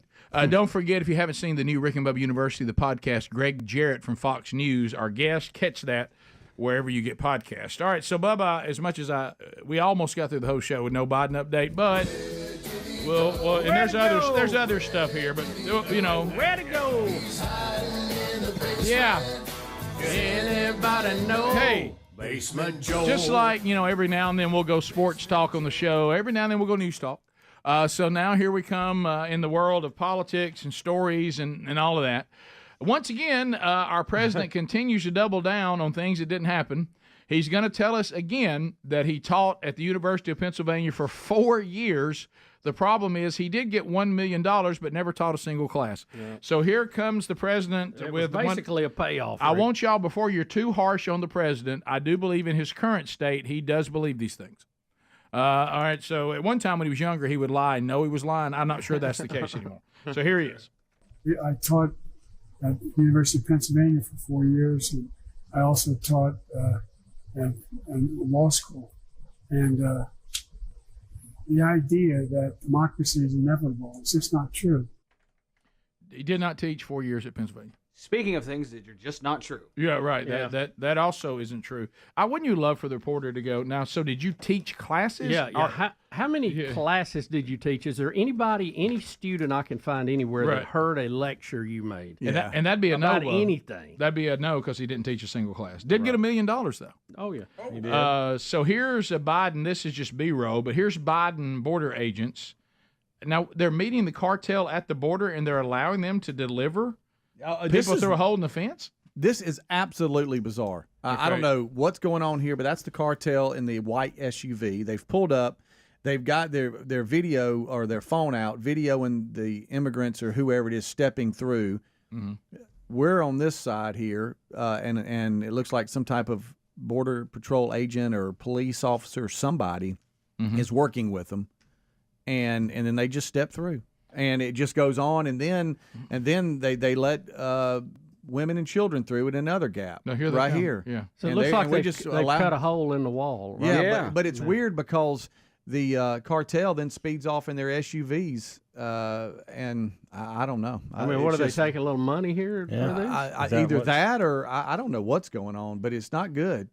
It's bizarre, isn't it? Yeah, very are bizarre. these hostages the cartel's giving back because we brought them something, or? It doesn't have that look. I'm just kind of wondering what this is, as we all are. So the agents are just letting this happen for what reason? I don't know. It doesn't explain. Anybody- It just says cartels on one side, we're on the other. It seems as though we're communicating and allowing it to happen. So, I don't know. But this is just the Rick and Bubba show, and we're sitting here watching. Aren't there other news agencies that can ask people who know why is this going? Did you see the cartel guy? He waved at Yes, everybody. he just waved at the camera. My goodness. But couldn't somebody ask the Biden administration explain this to us? And you can see, even though a slat in the wall has been cut out, right? Somebody had gone back and tried to fill in with just barbed wire. It looked like to make a temporary stop for it, and they just pushed it up and went right under it. Right. Couple of flashbacks. Now, 3A is the only flashback, right? B and C are current. Is that correct? All right, so here's a flashback to Trump talking to, and he and Larry King at the 1988 Republican National Convention. And here he is talking about whether he supports George Bush or not. All right, here we go. The author of a bestseller, and everyone knows you as the owner of buildings and hotels, but you might be classified as an Eastern Republican. Fair? Well, I guess you could say that, yes. Which means kind of a Rockefeller, Chase Manhattan Republican? I never thought of it in those terms. How do you define it? Are you a Bush Republican? No, I think I'm really, the people that I do best with are the people that drive the taxis. You know, wealthy people don't like me because I'm competing against them all the time, and they don't like me, and I like to win. The fact is, I go down the streets of New York, and the people that really like me are the taxi drivers and the workers, et cetera, et cetera. I mean, I really get then why are you a Republican? I have no idea. I mean, I am a Republican because I just believe in certain principles of the Republican Party. Okay, so and he has connected with the same blue-collar people again. Yep. Mm-hmm. Yeah.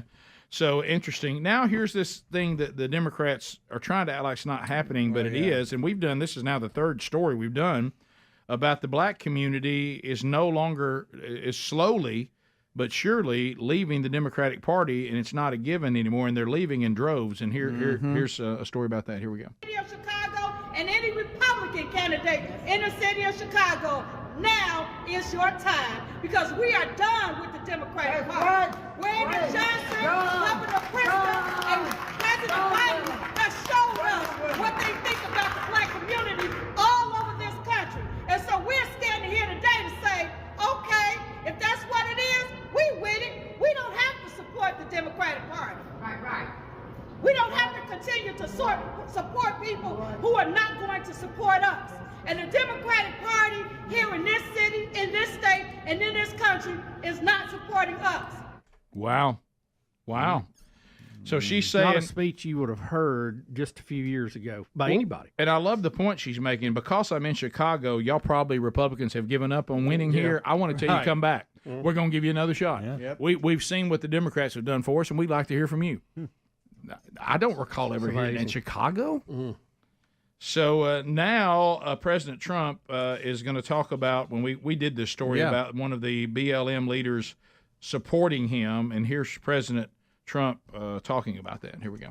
Did you see where a very respected representative of Black Lives Matter, New England territory, right? New England, endorsed Trump, he said.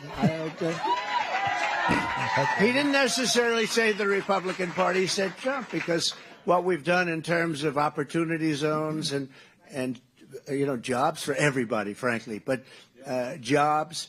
Historically, if you look at the colleges, black colleges and universities, I got them 10-year funding. They never had that. They'd have to come to Washington every year. We took care of their funding, and a lot of other things, criminal justice reform at a very, very high level, very fair. We got to be fair, but very, very something that everybody really, and we had tremendous conservative support, but criminal justice reform, and he came out in favor of Donald Trump, and he said, I'm going to do something that's going to surprise some people, but this guy has done more for the black population than any president, and I think he included Abraham Lincoln, but I'm not 100% sure.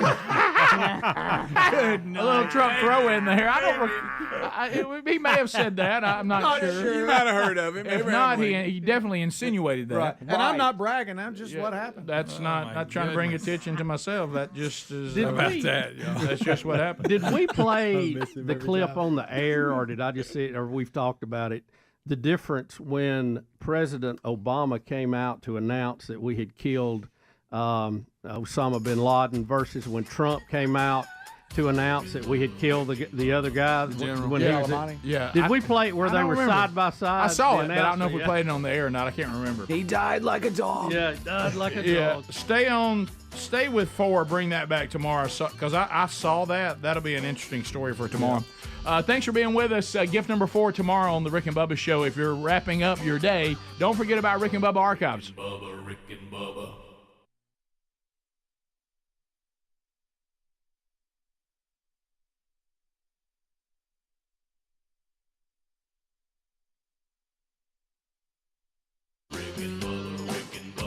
This is the Rick and Bubba Show.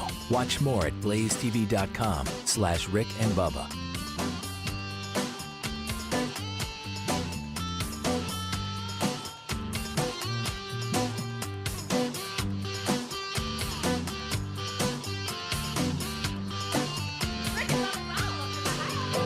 Rick and Bubba, Rick and Bubba.